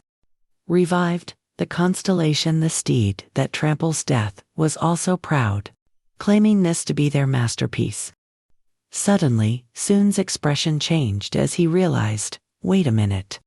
If Baekhyun is here, could it be just as I thought? Jangpo and Seoa also arrived on their Gelgrand to provide backup. Jangpo shouted excitedly, "Soon, I have arrived to provide support." Right at that moment, a robust figure descended from above. Kong Hanshin landed on the ground, slamming his fist down onto the earth with great force, sending the surrounding monsters flying back. "Sorry for the delay, my mount was quite slow. Let's get to work." Soon replied calmly, "As long as it could carry you, Kong Han, that is already impressive enough." Siwa smiled and added, "Regardless, everyone is gathered here now." Soon found himself surrounded by his comrades, which left him momentarily stunned. Jangpo said proudly, "We will handle the small fry. You focus on the boss." Soon smiled gently and spoke, "I trust you." Rio stood nearby, equally shocked. She wondered, what in the world is going on? Rio recognized Soon and thought to herself, each one of them looks like a top 100 player. And they are all following this man. Wait a second. If his name is Soon, could he be Jung Soon? The one who took the #1 spot from me? Soon gave the order, "Let's begin the battle." Rio hurriedly interrupted, "Wait, I have a question." But given the urgency of the situation, she sighed and muttered, "There is no time to ask." Rio immediately began providing support. Soon held out his hand and commanded, "Advance. Go, spirits." They were eager to fight. "Go forth." Darakan roared, echoing with the might of a dragon. Heroic and formidable, its maw began to unleash a terrifying power. Soon lunged straight ahead, simultaneously utilizing the mark of Satan. Swallowing all fear, he was enveloped by a solid layer of protection. The wind spirits are protecting us from the shockwaves of that roar. Good, keep this momentum up. Soon leaped forward, then utilized inner energy reinforcement. Second technique of the Grad Imperial Axe, Axe Cleave. He delivered a powerful blow to Darakon's neck. He immediately chained it with another reinforced move. Fifth technique of the Grad Imperial Axe, Axe Crush. He landed another strike on the boss's weak point, leaving it unable to recover.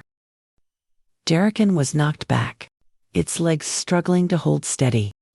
Soon opened his treasury of greed, pulling out the powerful dragon-slaying sword, the legendary sword that St. George once used to slay a dragon. A weapon meant to conquer evil.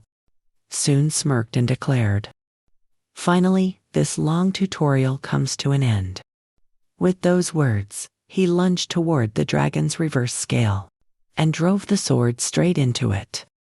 Darakon couldn't block it and vomited blood. As soon pulled the sword from its neck. It was the moment Darakon met its end. The system notifications sounded at the same time. You have defeated the final boss of the tutorial. Darakon, the raging tyrant of the seas. Congratulations on successfully completing the tutorial. Just as he stepped onto the ground, system notifications rang out incessantly, signaling level up, personal achievement points increased by 300,000. You have obtained the Wrath of the Sea. After reading it, Soon let out a sigh and wondered, "Is it really over now?" Suddenly appearing behind him, exclaimed with excitement, "I knew it, you actually did it, brother." SEOA also spoke up, cheerfully congratulating him. "Well done, Soon." Baekhyun approached and chimed in. "After you took down the boss, the other monsters scattered. Are you all right?" Soon calmly replied, "I'm fine, just a bit tired." Though he said that, he knew better in his heart. In reality, it's more than just tired. This cursed mark, it drains my energy. Every time I activate it, suddenly. Real walked over, her tone sharp and annoying. "Move aside." Dongho, hearing this, shouted in anger, "Who do you think you are to speak to our brother like that?" Before he could finish his sentence, a hand stopped him. Real stood before Soon, asking sternly for an explanation. "Why did you hide your identity?" Soon calmly responded, "Do I need a reason? I only wanted to reach the #1 spot, that's all." She was unwilling to let it go and intended to speak further. But suddenly, an earthquake erupted. Everyone panicked and screamed, "The cliff is collapsing. It must be because the tutorial has ended." Seowa hurriedly urged, "I don't know who you are, but let's retreat together. Soon, hurry." However, he did not retreat. Instead, he walked toward the edge of the cliff, causing Seowa to call out in surprise, "Soon." He turned his head and replied, "I'm counting on you all. I still have work to do here." She asked, confused, "What are you talking about?" Soon immediately jumped into the crevice before the eyes of everyone. Seowa was stunned, speechless, then resignedly said, "I really don't understand what Hei's thinking." Under the sea, a monster asked, "Lord Shax, the tutorial has concluded." The monster known as Shax replied, "It's over already." The shrimp monster bowed and answered, "Yes, nearly half of the monsters have been eliminated." Hearing this, Shax glared in anger. "Half, you say? How troublesome." After hearing his subordinate's report, Shax fell into deep thought and calculation. Has this ever happened in the history of the tutorial? Usually, half the monsters survive. Normally, at most, only a few hundred remain. This is surely the first time since that woman. His train of thought was immediately interrupted when a fish swam over. The shrimp monster hurriedly questioned it. "What is it?" Shax turned his head fiercely, probing, "What is happening?" The shrimp monster hesitated and recounted, "The thing is, we received a report that a human has infiltrated the monster ranks. Shax calmly assessed. A human, you say? Perhaps he just accidentally fell from the cliff. The shrimp monster continued. I thought so too. As you said, that person has gills on their neck.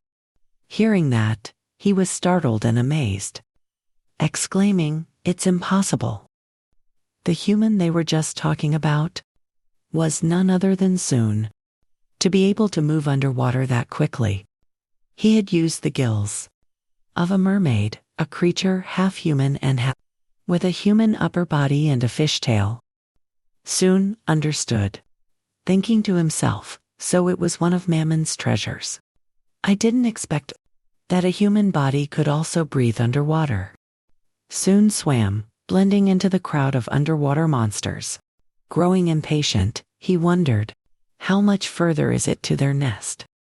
He checked the items he received after defeating Dor.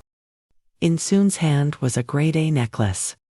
The gemstone on the pendant was formed when a low-level dragon absorbed and condensed the essence of the deep sea. Skill 1 of the necklace is Blessing of the Deep Sea. Increases all stats by 10 Fun Terum. Skill 2 is Deep Sea Wave, enhancing compatibility with the water element. Skill 3 is Ocean Current. Reduces damage received from enemies by 10 Fun Terum. After reading, Soon was impressed and exclaimed, a grade A item is truly different. At that moment, the system continued. Skill 4 of the necklace is Deep Sea Terror. Greatly increases resistance to fear. Significantly enhances the effects of all fear-related skills. He felt dejected, recalling another fear-related skill. First the scar, and now this. In my past life, I had no real combat ability. Because of that, I always had to fight my own fear. Perhaps that's why I'm particularly good at controlling fear. In this life, suddenly, Soon was startled, astonished by what was appearing before his eyes. Before him was a hidden dungeon, the deep sea spawning ground. The system notification appeared again. You have achieved a great feat. You are rewarded with 10,000 points. Soon smirked with excitement. I've finally arrived. Below the dungeon, monsters were countless. A diverse range of species, from fish to snakes. But he didn't expect the place where they lived to be so vibrant and beautiful. Upon seeing that scene, Soon exclaimed, truly majestic. He put his hand to his chin, thinking, but it doesn't seem to be related to Leviathan at all. As the name suggests, this really is just a monster nest. Even so, now that I've discovered the dungeon, I can't just ignore it without clearing it. Thinking this, Soon used Imperial Authority Rush, which helps increase internal power. The elasticity and durability of the giant hunter temporarily increased significantly. A thought flashed through his mind, and Soon excitedly waved his hand. I have this. I can use it as an arrow. The weapon of the Holy Lord, stolen in Chapter 4, now. I will add the treasure's power to it. No sooner said than done, he immediately summoned the Ruji Jingu Bang, the weapon once used by Sun Wukong, the great sage equal to heaven. A staff that can be arbitrarily enlarged or shrunk according to the user's will. Soon immediately ordered the staff to shrink. Then he used it as an arrow, drawing his bow and aiming at a target. He pulled the string tight, eyes closed, aiming precisely. As soon as he aligned it with the target point on the cliff ahead, Soon immediately released his hand. The great sage's staff shot forward as fast as a blade. As it flew, the surrounding power seemed to want to tear the sea apart. Upon hitting the cliff, a massive explosion suddenly erupted violently. At that cliff, a faint golden streak appeared. Seeing this, Soon was very satisfied and shouted, "Grow!" Meanwhile, on this side, the shrimp monster swam and asked, Lord Shax, we are approaching the spawning ground. Shax replied sternly, Good, prepare for battle, control the number of monsters within the permitted limits. That is the contract our tribe signed with the tower. To be able to live here. Since more monsters are alive this time, I intend to borrow his power. The shrimp monster asked back in surprise. His power, are you sure, my lord? Shax grabbed a spear and replied, It's better than letting my soldiers be injured. I see the spawning nest. He charged with his spear, his voice harsh. Everyone, get into position and prepare for battle. However, their spawning nest suddenly made a strange noise. The shrimp monster wondered curiously, What is it? The fish monsters over here rushed over in panic to report. Lord Shax, the dome of the spawning ground is collapsing. Just as they said. The spawning ground was struck and broke in half. Large rocks broke off and crushed the other. Unfortunate monsters, Shax broke into a sweat, eyes wide in surprise. Why did the quarrel? Formations in the spawning ground suddenly. The shrimp monster pointed at the staff embedded in the cliff and said, That is the cause. A bad premonition put Shax on alert. He immediately ordered his subordinates to snap out of it. We must charge in immediately. The shrimp monster also understood the same thing and muttered, I see, given this situation, clearing out the monsters will be easier. Shax shouted loudly, That's not it. We need to protect the queen of the spawning ground. Even if all the other monsters die, the queen must survive. After speaking, Shax flicked his tail and rushed to find the queen immediately. In his heart, he was terrified. If the queen of the spawning ground dies, the contract will be broken. We will lose our home. The great sage's staff cracked and then vanished into the water. Soon looked down from above and was impressed. This power is even more formidable than I thought. But to clear this dungeon, I need to hunt the boss. Meanwhile, blocks of stone continued to fall, finishing off nearby monsters. To speed up the process, soon used the Imperial Eagle's piercing vision. Underneath the piles of rubble, green eggs gradually appeared. At the same time, monsters were also surrounding them, strictly guarded. Seeing this, Soon was intrigued and thought to himself, Found you.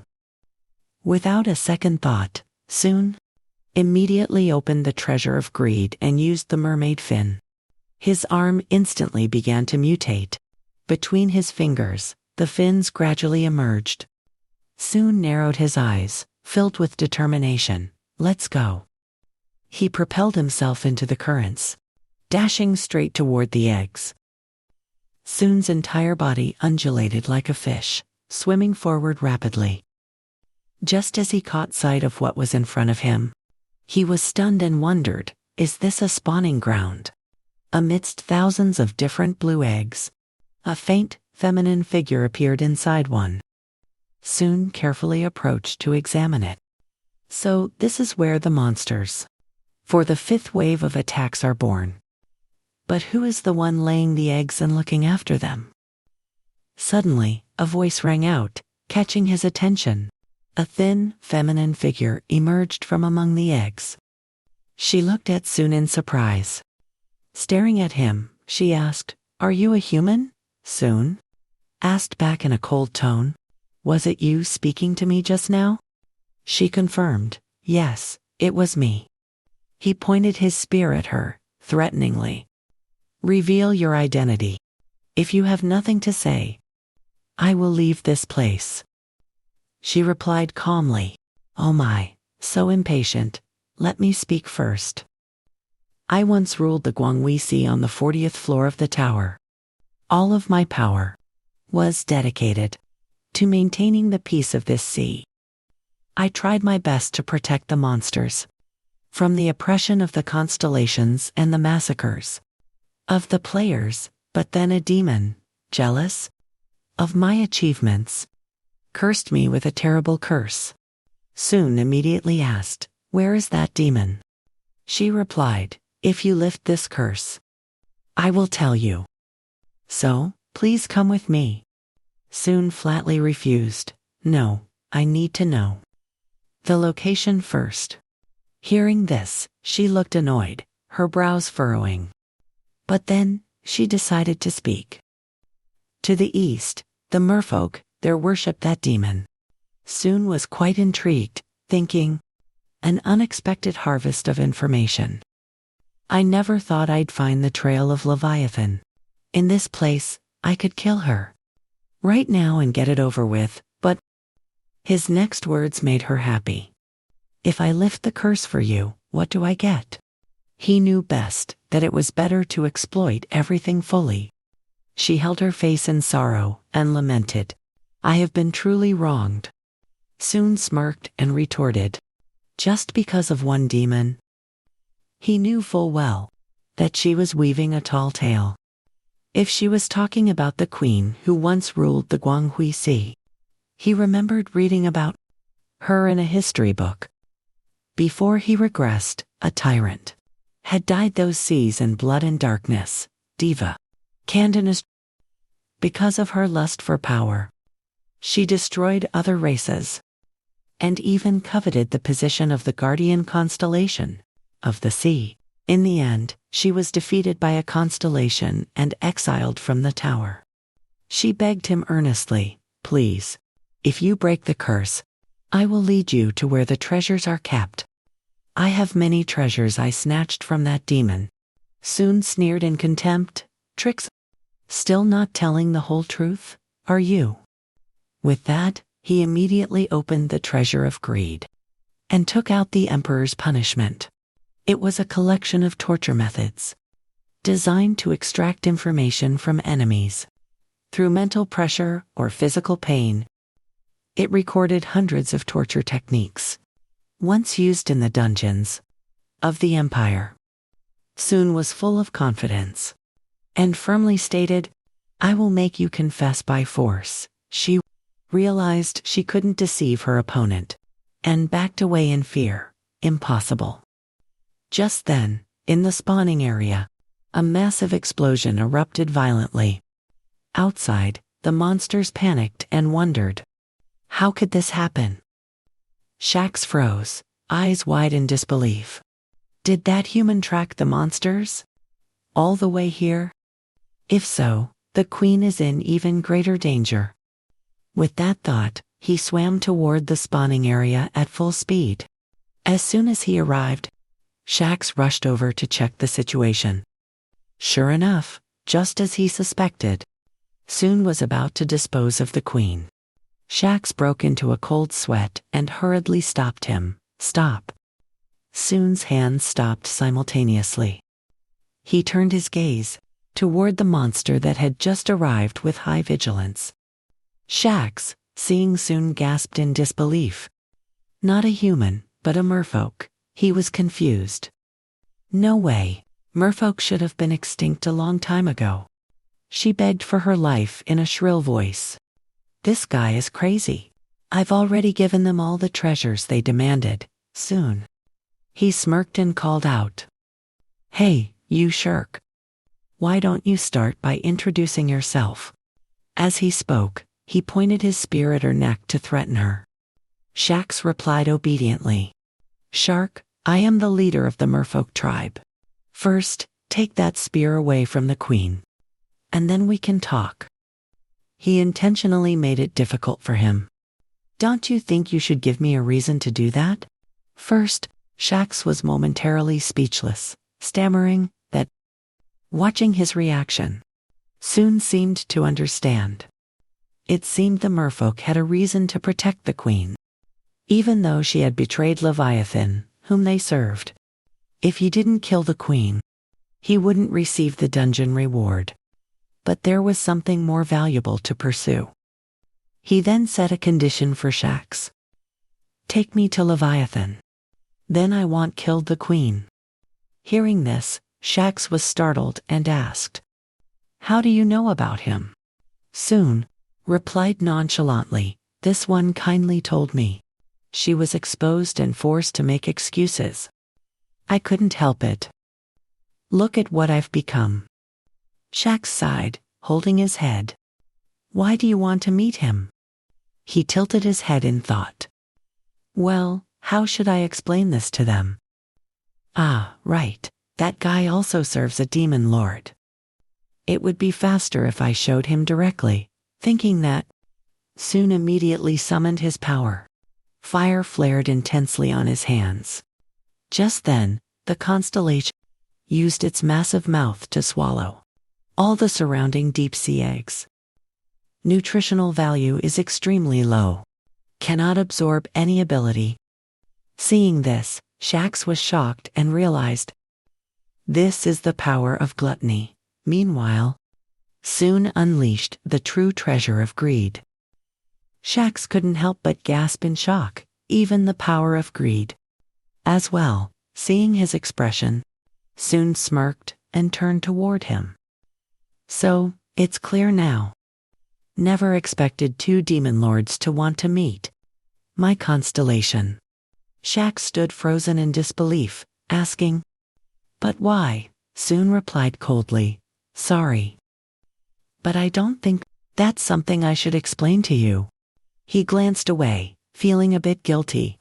I was worried they would be angry for being called out without permission. But the reaction wasn't as intense as I thought.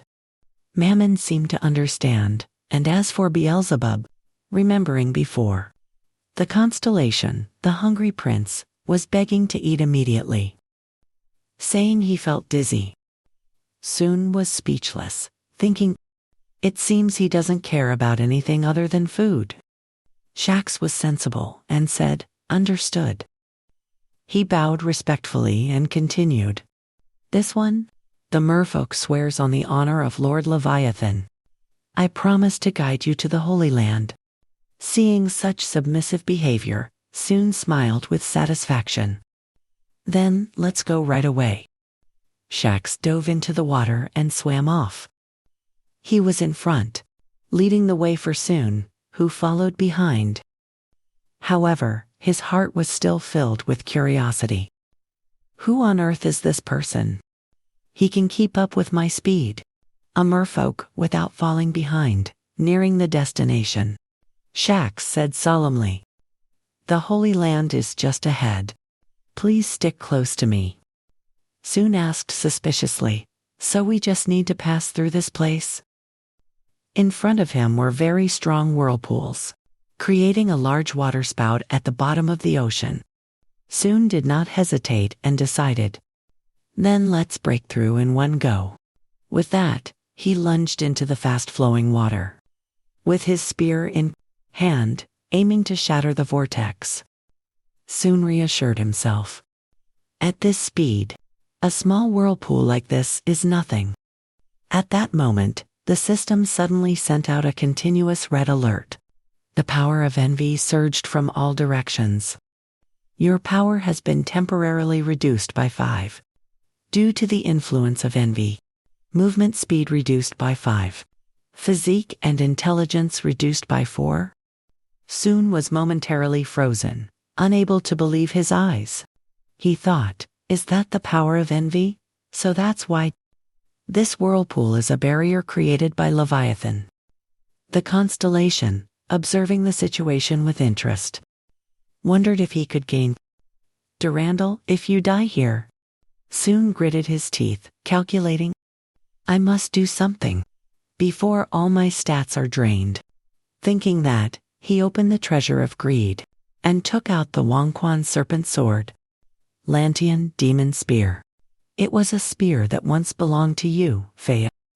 A famous general of the Southern Song dynasty, it is said. It was the embodiment of the snake demon at Yishan Cave, who was defeated by you, Fea. Soon felt his body weakening. With such low stats, I can't use physical strength anymore. In this case, I will transmit myself into the weapon. The spear in his hand launched like a python to attack. Soon, filled with determination, shouted, "Get out of here!"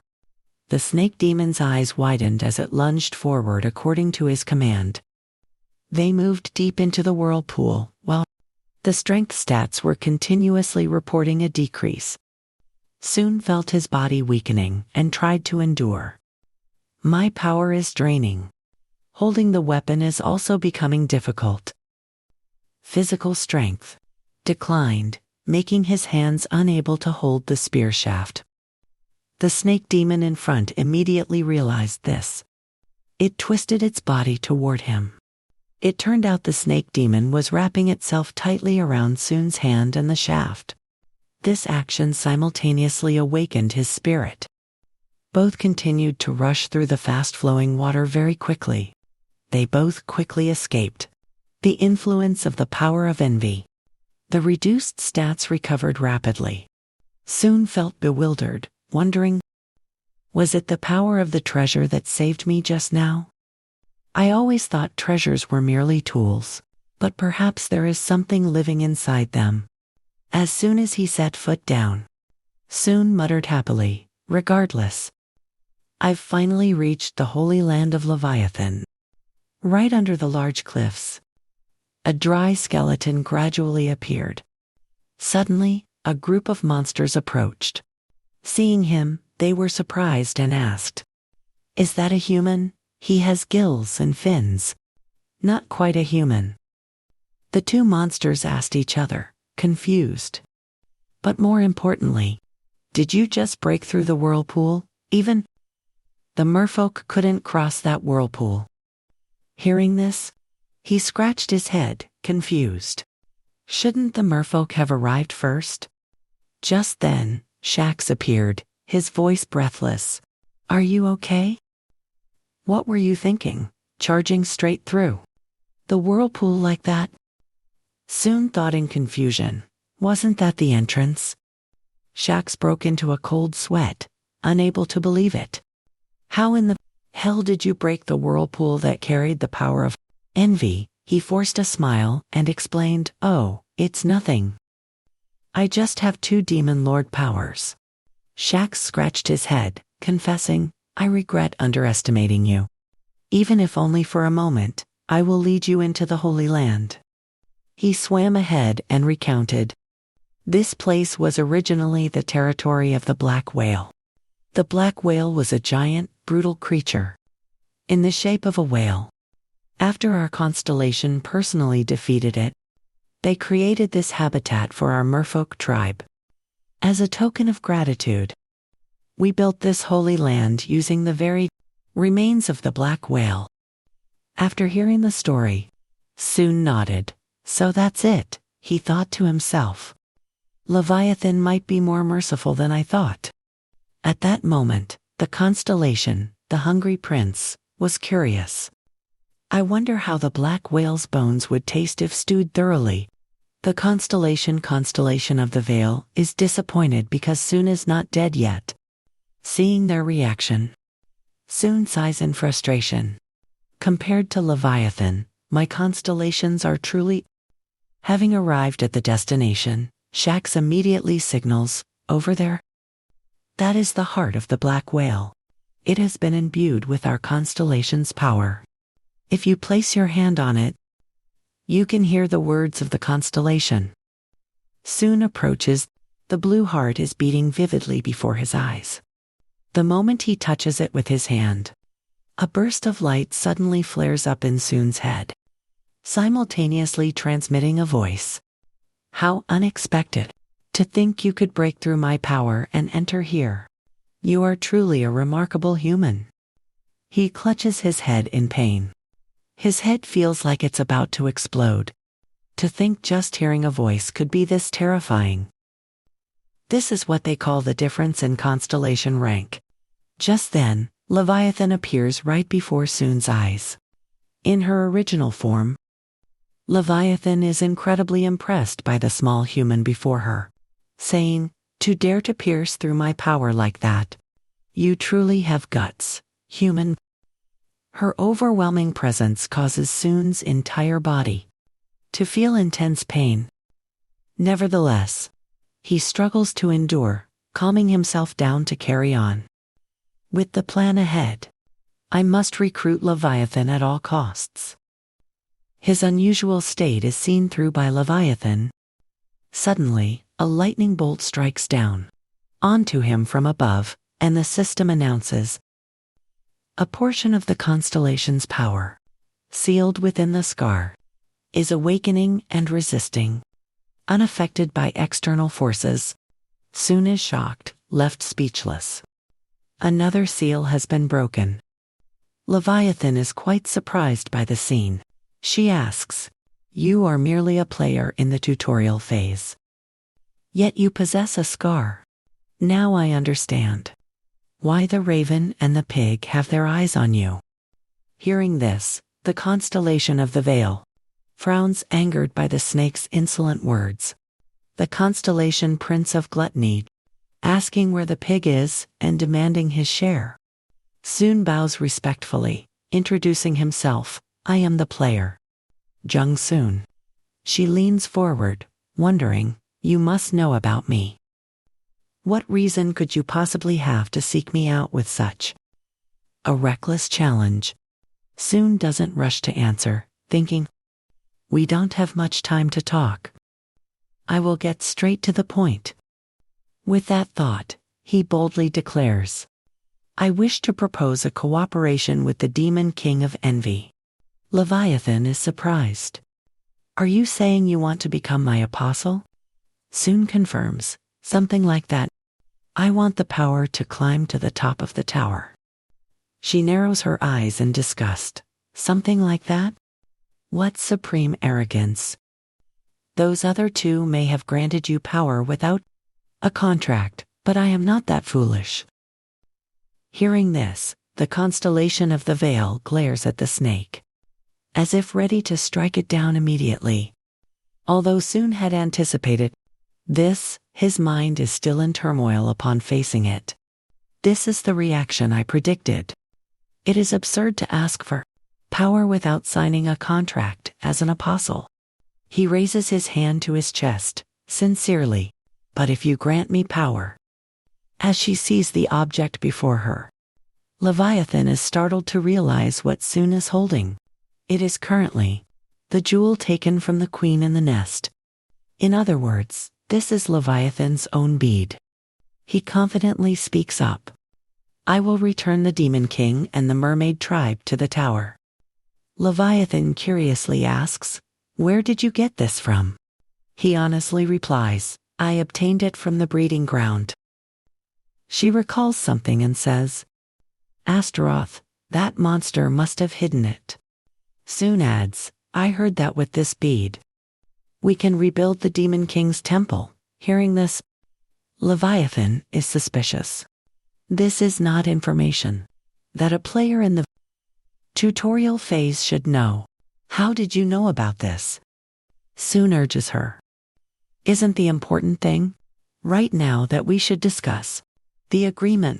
Shax, standing beside him, anxiously reminds him, "Soon, no matter what, that attitude before a constellation is..." Leviathan calmly replies, "It's fine, my child. Even high-ranking players cannot lift their heads before me. You are not a normal human." The pig might not have realized it, but if even the raven acknowledges you, hearing this, the constellation of the Veil coughs, secretly hiding Durandal behind his back. Leviathan doesn't think much and accepts, "Very well, but there is one condition. Do you know of Lucifer's existence? Crush his army." I Soon clutches his head, thinking in pain. Was that headache caused by Leviathan's rage? Why does she despise one of the 7 demon kings to this extent? The demon king of pride, Lucifer, a constellation known for having the greatest individual strength among the 7 demon kings. Before the regression, the Blackwing Guild followed Lucifer. To put it simply, they are absolute scum. They despise players murdering anyone who dares to oppose them. Typical villains that you only see in novels. I am also curious about his grudge. But there is no time to ask now. Leviathan sympathizes. I understand. A decisive answer. I like that. Then I will share my power so you don't lose. The bead, just as she says this, Soon's entire body is enveloped by a terrifying power. It rushes into his body all at once. Specifically, this power far surpasses Sate's scar. The system immediately announces, "You have been acknowledged by Leviathan, the demon king of envy." Leviathan's will is connected to the deep sea bead. You can use the power of envy through the deep sea bead. After reading, he places his hand on his chest, feeling it. This is the power of a demon king. Inside Soon's heart, Leviathan relies on him, pleading, "Please lead our people to the blue sea." Soon doesn't reply but looks solemnly into the void. Pondering, he softly replies to her, "I understand." On the land, the sky has begun to change colors. River curiously asks, "Rio, aren't you going in?" Ignis follows up, frustrated, so bored. The spirits keep asking, "Who are you waiting for?" Rio sits curled up in a corner on the tree and replies, "Remember, the human who fought the drake with us." Sin smiles and says, "Of course I remember." Clay happily recalls, "He is a human with a very pleasant scent." Rio honestly confesses, "I'm waiting for him." The spirits giggle and tease. I like him too, Rio." "Do you like him?" She flatly denies.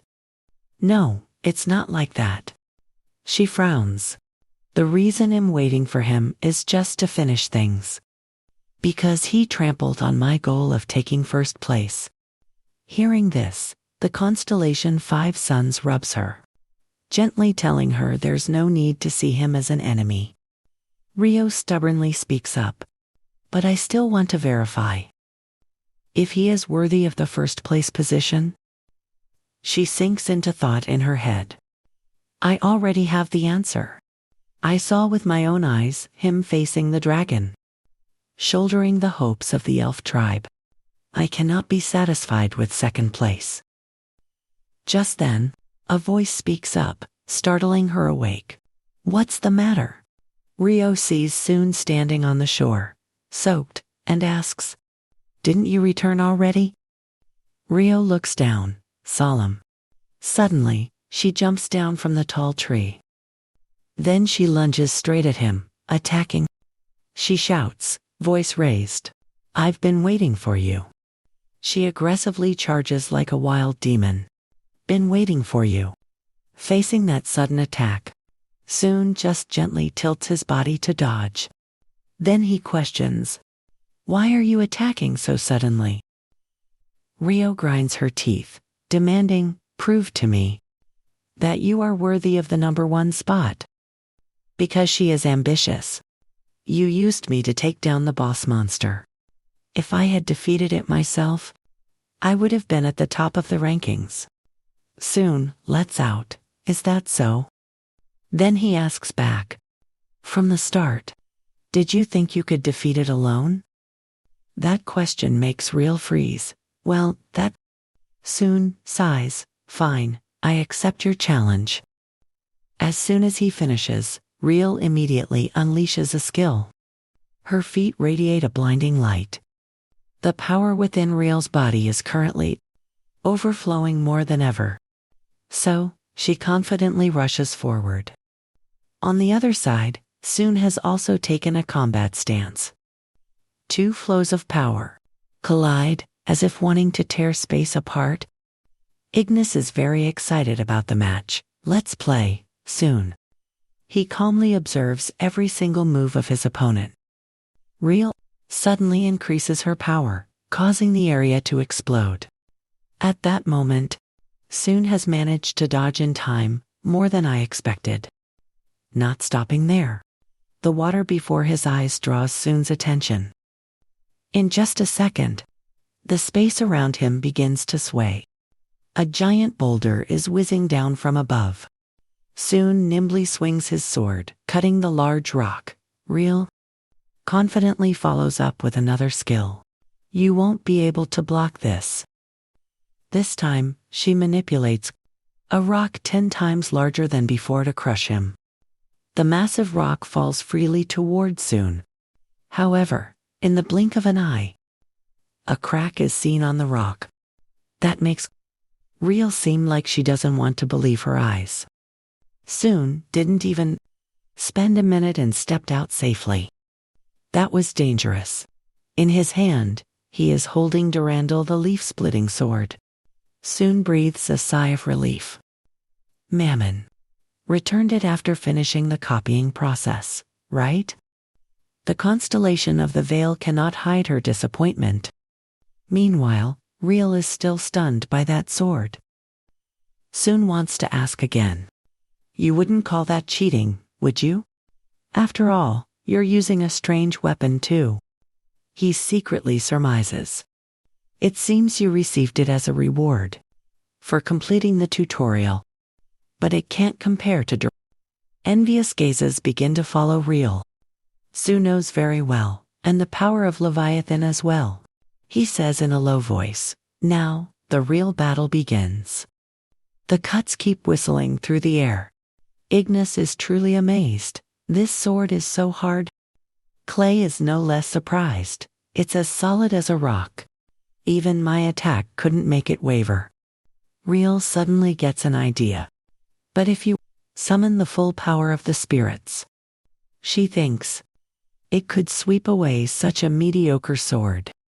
The system announces, the blessing of abundance covers you. This time, Real uses all her might, unleashing an extremely powerful attack. However, the effect leaves her confused. After this attack, the very next second, Real's eyes widen in shock. The dust cloud gradually clears, making her exclaim, why? Real loses her cool. Why are you completely unharmed? She asks herself, the spirit power should have been attacking you continuously. Why haven't you collapsed? Sinf wants to be exhausted. Real, I can't concentrate my power. River is no better, so sleepy. That makes Real even angrier. What did you do to the spirits? If you aren't a spirit master, then how? The system continuously announces. Eyes full of greed are aimed at Real's spirit power. Refrain, you have stolen the power of the fire spirit. You have stolen the power of the water spirit. You have stolen the power of the earth spirit. Real is once again shocked. My power. Soon slowly speaks up, my turn. As soon as he finishes, he charges to attack. Soon unleashes an attack while the opponent is still bewildered. He swings his arm, slashing with great force. Real begins to feel terrified. My staff doesn't even dare to touch that sword. It is far too dangerous. Her hand gradually loses its strength and then lets go. The staff falls because of that. Lying flat on the ground, the tip of Soon's sword is staying right against the opponent. Real is so scared that she falls straight onto the ground. Soon speaks with a composed voice. It seems this match has been decided. Soon points the sharp tip of his sword directly at Real. He asks sternly, the match has been decided, right? Real bows her head in helplessness and confesses, I have lost. Looking at Soon, Real is forced to concede. She says with great difficulty, I will admit it. You are stronger than I am. You deserve to be the one at the top. Hearing that, Soon also withdraws his sword. He thinks to himself, now he feels bad when she speaks like that. And he hopes that she will not lose her own self-confidence. As expected, not failing Soon's expectations, Real regains her confident appearance. She says, next time, I won't lose. Seeing that Soon also breathes a sigh of relief. He looks at her back. He thinks to himself that he has underestimated Real. He continues to ponder and reflect. Real's goal is to plant a tree inside the tower, isn't it? Sinking back into a stream of thoughts, Soon exclaims, but the act of planting a tree inside the tower is indeed not a simple matter. Soon knows that the world tree is the symbol of the origin of every universe and the source of life. The power flowing from the world tree will make players become even stronger. But pausing for a moment, Soon thinks to himself, in the past, such as in my previous life, even after scouring throughout the entire tower, the world tree still could not be found. Soon suddenly senses something. He turns his head and calls out to Real. Wait, Real, what is this? His face suddenly turns dark. He asks with a low, stern voice. You came to the tower to find the eternal forest, right? Real's expression suddenly becomes panicked. She stammers, unable to speak clearly. How do you know that? But unexpectedly, Soon offers his help. I can lead you there. At this moment, Soon thinks in his mind. In the previous life, Real could not find the eternal garden. And he knows that he is the only person who knows the location of that eternal garden. At this time, Real hesitantly asks softly, do you know where the eternal garden is? Soon only replies gently, believe it or not, it's up to you. I will not force you to do anything. But in Soon's heart, he knows that is one of the hidden areas that he was just lucky enough to find, thanks to the Journey Guidebook. If not for that book, he would have never become the survivor. The final one. Real's face falls, and she softly says, I believe you. Soon is a bit surprised. By reflex, he says, huh? With a puzzled mind. He didn't expect her to believe him so easily. As if guessing Soon's thoughts, Real answers briefly. Because you have defeated me. But her face turns rosy as she shyly adds, and I don't think you would lie. The constellation smiles gently, quietly watching the two as they get closer, until the 5th day. Real says, right now, I will try to find the eternal garden, in my own way, and when I think it's impossible with my strength, I will find you. Soon also agrees, very well, do as you wish. At this moment, Soon is standing at the foot of the tower. He looks up at the skyscraper and speaks next. I will enter the building first. Let's duel again. Goodbye, she truly is a good person. Soon thinks to himself. In the previous regression, Real disappeared while searching for the garden alone. Well, that matter can wait until we reach the middle floors. Or higher, then we will see. He frowns and continues to think. Now, it's time to end the newbie tutorial. The players who pass the newbie tutorial will receive rewards based on their performance ranking. The rewards will change depending on the tendency of each player. So every time, it will be different.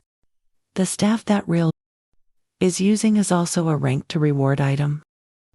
While looking at the tower in front of him, Soon wonders, I wonder what the reward for rank 1 performance will be. A system voice rings out. Congratulations! You have just earned the right to participate in conquering the challenges of the Great Tower. You can enter the first floor of the tower through the entrance portal. That voice continues to speak loudly. Soon's expression remains unchanged. Calculating personal performance ranking. Player Soon has 1,520,080 points. Congratulations! You have achieved first place on the ranking board of personal performance in the newbie tutorial. You have achieved a performance score that is the highest ever recorded. The reward level will be further increased considering the reward options that are most suitable for the player? Soon instinctively flashes a smile. He says softly, "This is starting to get interesting. I have never experienced a message about reward consideration before." The system voice still continues. Considering based on. The system is still considering based on the selection of rewards. Soon thinks to himself that, in the previous regression, he received a pair of shoes in less than a second. At this moment, the system suddenly shows a red warning. Soon looks on, surprised and not understanding what is happening. The system sound rings out, but it sounds dangerous. The reward level is too high. It exceeds all previous precedents. Unable to automatically determine the reward, summoning the newbie tutorial manager. Soon's expression was troubled. He reflexively asked the tutorial manager. Then, a surge of blue light appeared. It looked truly miraculous. Soon was startled, witnessing this scene. A foot stepped firmly onto the ground. The shoes looked quite elegant. That person's hand lightly touched their mouth to clear their throat. This was the tutorial manager. He spoke loudly with a bright, welcoming smile. "It is a pleasure to meet you." Soon looked at the manager with a somewhat contemptuous gaze. He thought to himself. He knew of the tutorial manager's existence, but he never imagined he would meet him in this manner. The manager spoke up in exclamation, "How truly fascinating. 1.5 million achievement points, attained just within the tutorial. This is the first time in the history of the tower." He spread his arms wide, looking more delighted than ever. Raising his voice to congratulate him on his achievement. "Ning has personally come here to grant you your reward." However, soon became even more vigilant. He thought he needed to be careful. This manager was untrustworthy. They were the type who only knew how to fawn over the constellations, rather than care for the players. At this moment, the manager began to flatter him. "Now then, please behold these magnificent items." Armor and shields began to appear. "Looking incredibly exquisite," he said. "Dragon scale armor and the Zhuanwu shell. Both are exceptionally outstanding defensive equipment. Or how about this, the dragon heart?" The manager continued enthusiastically. "We even have a martial arts manual, compiled by a former high ranker." Soon thought to himself again. Clearly, these were just ordinary first-place rewards. The treasures in Mammon's vault were far superior to these. His face suddenly darkened. Soon continued to ponder. This guy was planning to use some ordinary high-grade rewards to deceive him. Soon said, "I decline those proposals." The manager was startled and broke into a cold sweat. Soon raised his hand and made a serious request. "Show me the entire list of rewards that I can choose from." At that moment, a long list unrolled and was presented before him. Soon focused carefully, choosing meticulously to avoid being cheated. The manager was both resentful and confused. He thought to himself, "Damn it, what is wrong with this player? Even if he achieved first place, he is still just a player who has only just completed the tutorial." He was anxious, biting his nails. His mind was in complete disarray. Irritated, he wondered, why does he have the discerning eye of a high ranker who has conquered the tower for many years? Standing behind Soon, who was hesitating over his choice, the manager grew even more bitter. Besides, shouldn't he at least be a little surprised when a manager appears?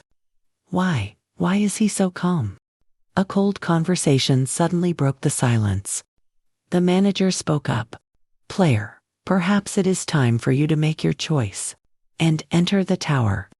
But Soon immediately replied, I have never heard of any time limit. The manager hurriedly replied with a forced smile. Haha, that is right, there is no time limit. The system sound rang out instantly. Blood God's condensed essence, battle robe of the first emperor. Thorn lamp vine. Those were the items soon selected. He thought to himself. These items seem to be rewards that are quite useful, regardless. I should look at the rest of the list, in case there is something better.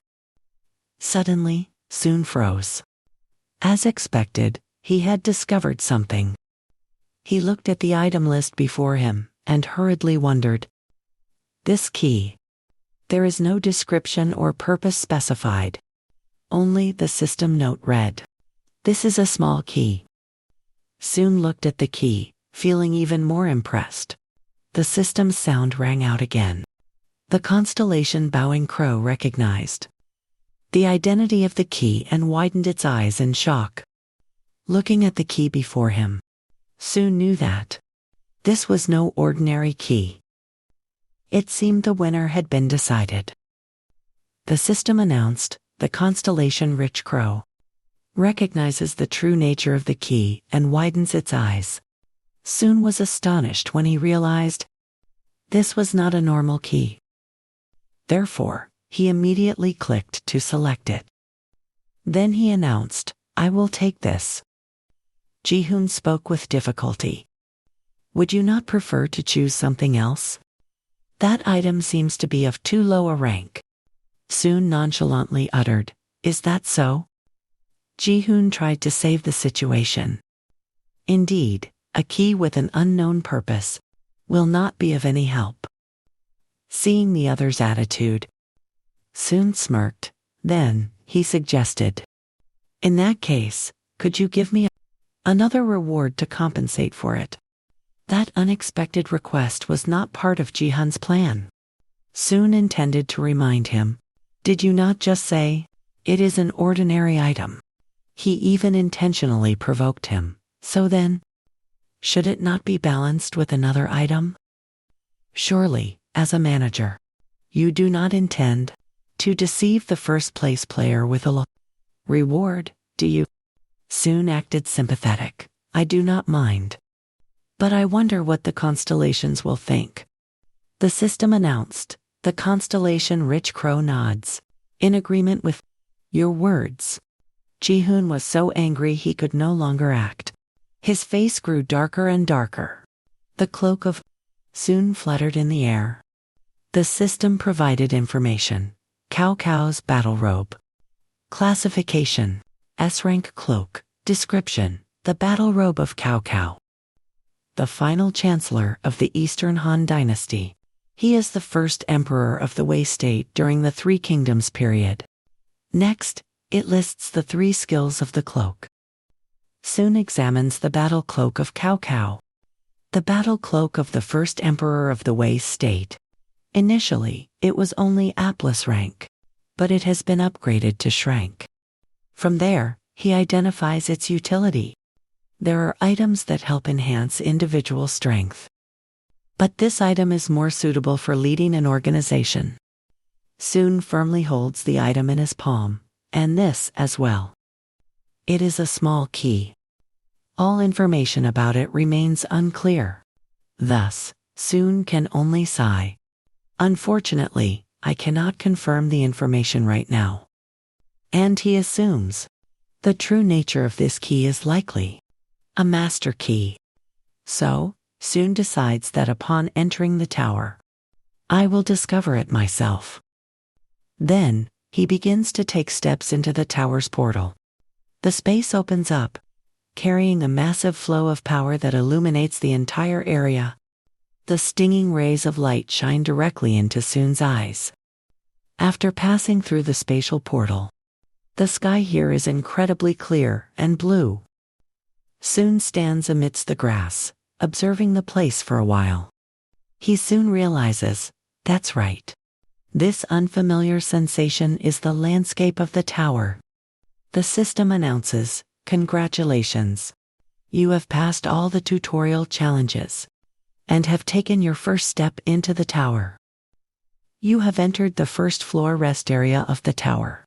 All individual merit points accumulated during the tutorial will be reset.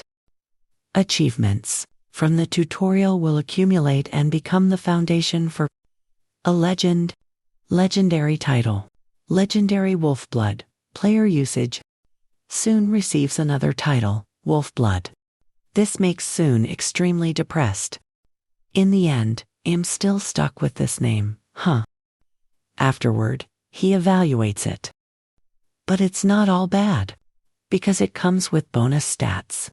The system adds, all stats increase by 10 points thanks to the new title. This title also creates the potential for intimidation. A voice suddenly speaks up, "Hey, you. Did you just finish the tutorial?" Soon instinctively turns around. "Who are you?" The man arrogantly introduces himself. "Good question. Remember this well. I am a member of a guild. I ranked within the top 3 digits in the tutorial."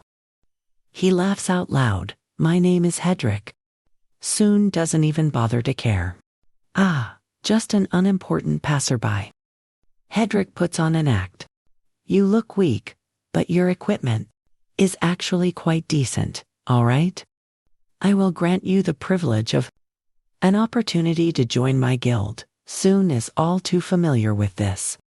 There are always people like this, lurking before the entrance, trying to lure weak players into their guild. He boldly responds, "And what if I refuse?" Hedrick laughs. "Huh. It seems you are still ignorant after entering the tower so late, aren't you?" He threatens with a menacing tone.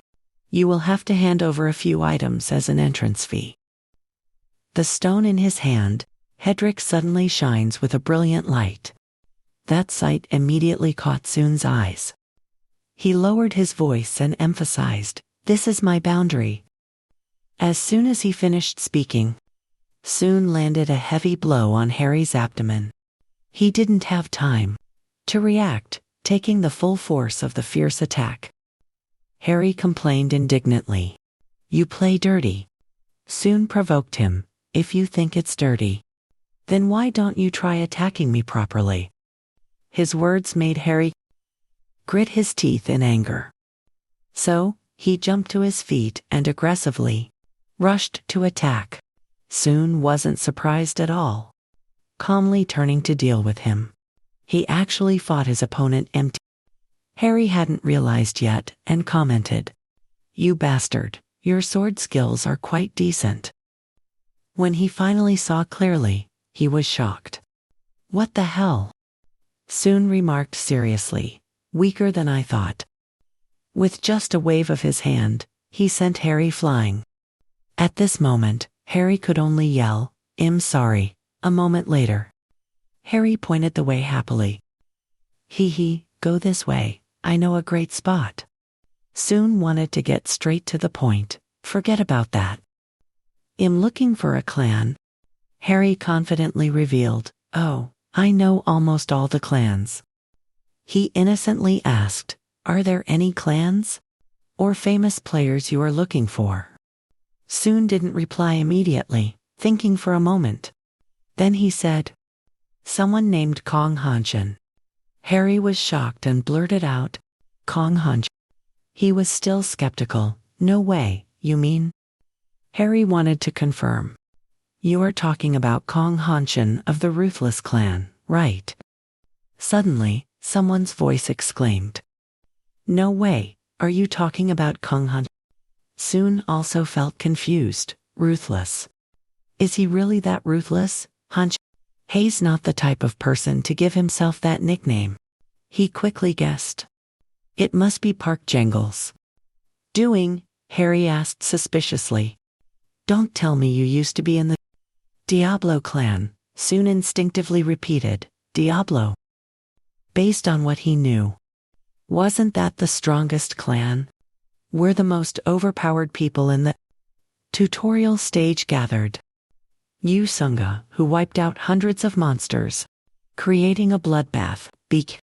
the assassin who manipulated corpses to create a tidal wave of death, and the lone blood wolf, the leader of the clan. That was enough. Now, Soon had another concern. Now, how do I deal with that bastard, Jangle? Then he requested, lead me to the Diablo clan's base. Harry replied, yes, sir. A while later, he announced, we've arrived. Harry introduced, this is the base of the Diablo clan. Soon marveled, wow, even though it's just a temporary base, it looks like a real village. He could guess. This must be the work of the sisters, Arian and Hondian. The interior of the fence must be quite impressive too. Right at that moment, on top of the tower, a girl was using binoculars to observe below. I see 2 players at the gate. The boy next to her continued. But they look familiar, what? The next second, he immediately recognized him as the Blood Wolf. Hey, hurry up and report this to C. At this moment, Hedrick exclaimed in surprise, Blood Wolf? He hurriedly confirmed his identity. Are you, Blood Wolf? Blood Wolf of Soul. Is that right? The system announced that the constellation of Mercy is trying to suppress a laugh. The door was just thrown open violently by someone. Upon hearing the news, Sioa immediately ran out too soon. She could not contain her emotions. She threw herself straight into Soon's arms. You have returned. Soon recalled. The last time he saw her was when he jumped off the cliff. I was so worried. Daon Varium also ran out happily. Blood Wolf. Daon was excited. We have been waiting for you for a long time. Especially Sioa soon greeted them. It has been a long time. They started to cheer. See? I told you he would come back. Observing the atmosphere before him, Sioa also felt happy since learning the truth. Hedrick appeared very excited. Soon realized the other person's intentions. He brought me here. Show him around a bit. Hedrick was overwhelmed with happiness. What an honor. Inside, everyone was busy with their own tasks. Seeing the scene before him, Hedrick became even more exhilarated. Wow, it's really like a village. He couldn't help but be curious. Did you build all of this in just a few days? Dion is getting a bit carried away with his pride. It's not just about the construction. We also calculated the layout quite precisely. Soon speaks up, praising them. Excellent work, you did well. Sioa still remembers that time back then. You told me to take care of the others.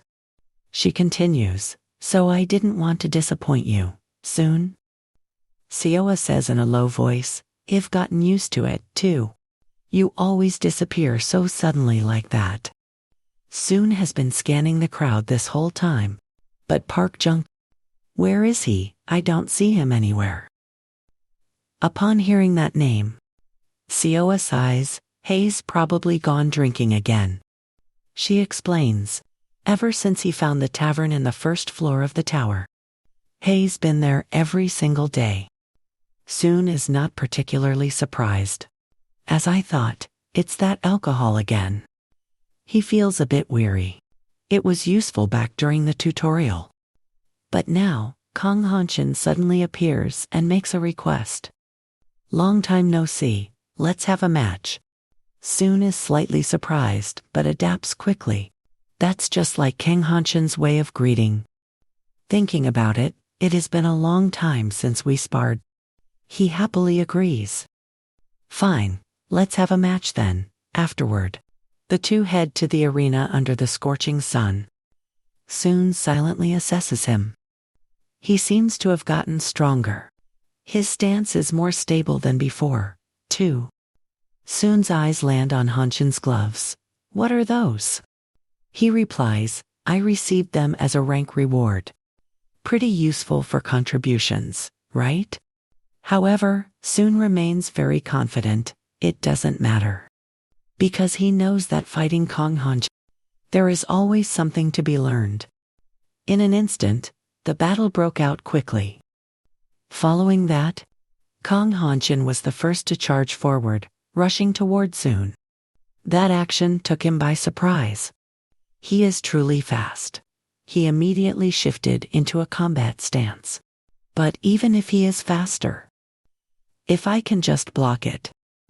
Sun's eyes suddenly froze for a brief moment. Hanshin moved with such agility that he couldn't help but exclaim. That was dangerous, because the opponent kept lunging forward like a wild beast.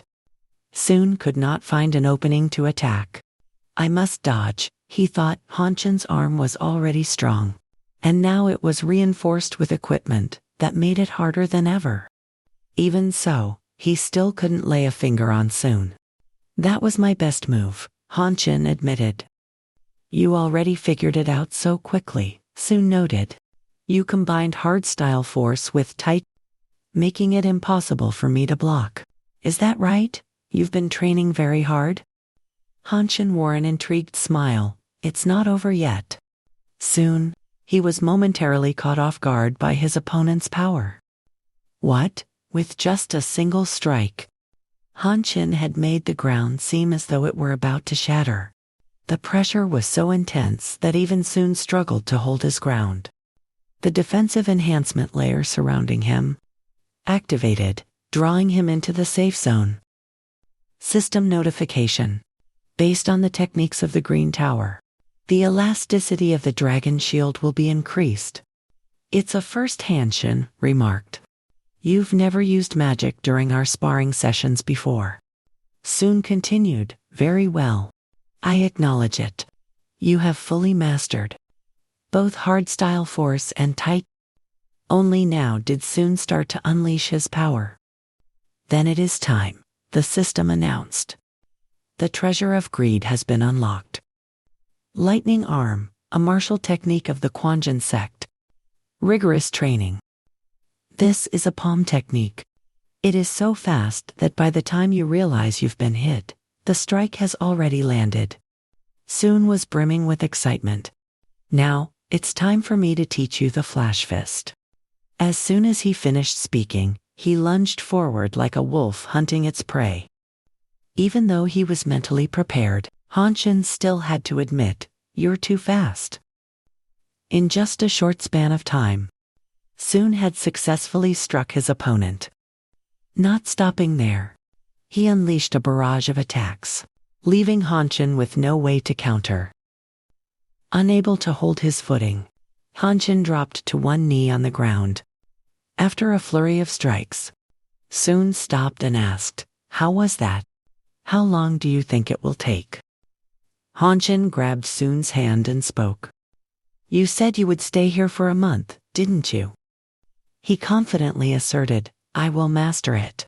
Absolutely within that time frame. Sun promised in return. Good. Then I will stay here for a while to keep an eye on you. A voice called out, brother. Jopol stumbled forward. Jopol has waited endlessly for the day you would arrive. Only then did Sun take notice.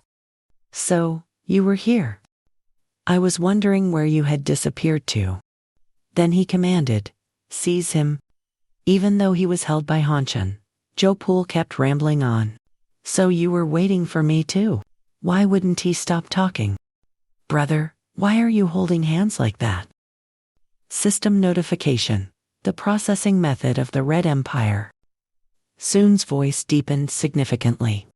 I think you need a little re-education on your attitude. You look no different from a devil right now. Now, let's have a polite conversation for a moment, shall we?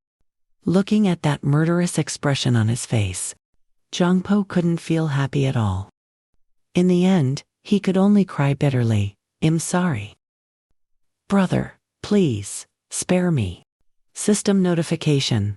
The constellation Grim Reaper of the front line burst into laughter. It said they already knew this would happen. After a round of being educated, Jongpo's face was covered in bruises. Back in the house, Seoa responded. So, you met the demon god of envy, Sun confirmed. Yes, I need to borrow his power. Sioa was extremely curious. So, have you thought about your next plan? Hanshin followed up. Are you going to climb the tower immediately? Soon denied it. No. I plan to stay here for about a month. Actually, he had already calculated everything. His goal wasn't just to climb the tower as quickly as possible. Soon was aiming for something else. It's to collect all the hidden pieces inside the tower. Suddenly, he asked, have you noticed anything strange on the first floor? Sioa was puzzled. Anything strange? He pondered. There is one thing that I find confusing. I heard that before us. Players come here every year. But I only see newcomers. A smirk appeared on Soon's lips. That is exactly it. He explained that on the first floor of the tower. There is a 1-month grace period. After 1 month, an event will occur. And the remaining players will disappear. Jongpo had a question. But brother. I heard a rumor that there's still a veteran player here. They say he hides outside the village. And his mental state is unstable. He revealed that other players call him Madman X. Soon quickly realized. That is the person he has been looking for. Going out to drink all the time. Turns out it wasn't in vain. According to the information he gathered, he is the only player who has ever witnessed and survived the event on the first floor. The biggest hidden piece on this floor must be with him. Soon stood up. I will go find the information immediately. The rest of you, go get some rest. You all did very well. Sioa was confused. In that case, shouldn't Soon rest first? Even so, he still stepped outside. I am fine. Jayun and Arian happily announced. The barbecue party is ready. Come on out. It's a party tonight. However, Soon looked very surprised. A party. Sioa replied, I suggested holding it just for today. Soon, please get some rest. She led him outside. The crowd was already waiting. System notification. The constellation Hungry Prince screamed miserably. Saliva was flowing like a waterfall. Soon smiled slightly. Well, occasionally, this is nice too. Someone's wine glass was slammed onto the table. By the way, Soon wondered. Who came up with the name Diablo for the guild? Was it you? Jongpo immediately denied it. It wasn't me. Soon turned to the next suspect, then. Before he could think too much, Hanshin admitted, I named it. He felt a bit dissatisfied. Is that name really that bad? Soon continued to probe. Then don't tell me this aggressive title was also named by you. He only dared to judge Kong Hanshin silently. He doesn't have a better taste in naming than Park Jungpo. Then Soon turned around and asked, how about you, Sioa? What do you think? Sioa replied cautiously, I don't think it's too bad. But in her heart, she thought, actually, it's kind of cool. Soon could only smile. The guild name isn't that important. He wanted to know more. Anyway, since both of you have titles now, did your stats increase? What potential did you get? Yu Sioa of Tempest, Kong Hanshin of Aggression. Hanshin pondered. My strength increased by 40, and the potential is strength. Sioa also shared. I increased my agility by 40, and the potential is domination. From that, Soon assessed, unlike me, who only got 10 to all stats. These two have clear. However, he noticed clearly that Yu Sioa now had a different potential than before. When going back in time, the old Sioa was a bit fragile and weak. But now she looks much stronger. While Jongpo was running away in terror, Sioa was bravely facing the monster alone. But then Soon thought, no, perhaps I am the one who has changed the most. And he believed that in this life, Perhaps he could face the outer god. Next, Soon asked Park Jong-po, "What is your title?" Jong-po replied, "Me. I haven't received any title yet." He reiterated, "You said you would name the title for me, remember?" Soon had no memory of this. "Did I say that?" he mused. "Now that I think about it, I might have actually promised that on that day." Soon had said, "I will definitely name a title for you myself." Jong-po was excited. "Really, I am honored and looking forward to it, brother." Soon was speechless. "I just said it vaguely, to put him down." Then he focused and thought for a moment. "All right then." Soon uttered, "How about the title, Devil Child?" Jong-po froze upon hearing that. He hadn't thought of this title at all. Jong-po laughed awkwardly. "Haha, brother. Is it the little devil that I'm thinking of? There are many cooler titles out there." Before he could protest further, the system immediately recorded it. The player's title, Park Jong-po, has been designated as Devil Child. Jong-po immediately protested. "No, I don't like this title. Change it back." Soon replied, "No. If you don't like it, change it back," he complained hastily. Jong-po shouted in dissatisfaction, "Devil Child. I'm not the neighbor's kid. What is this?" What was that? The fireworks tonight were brilliant. The sky was also filled with Jong-po's noisy sounds. System notification. The constellation Grim Reaper of the front line pointed at the contractor. It said that no other title could be more suitable than this.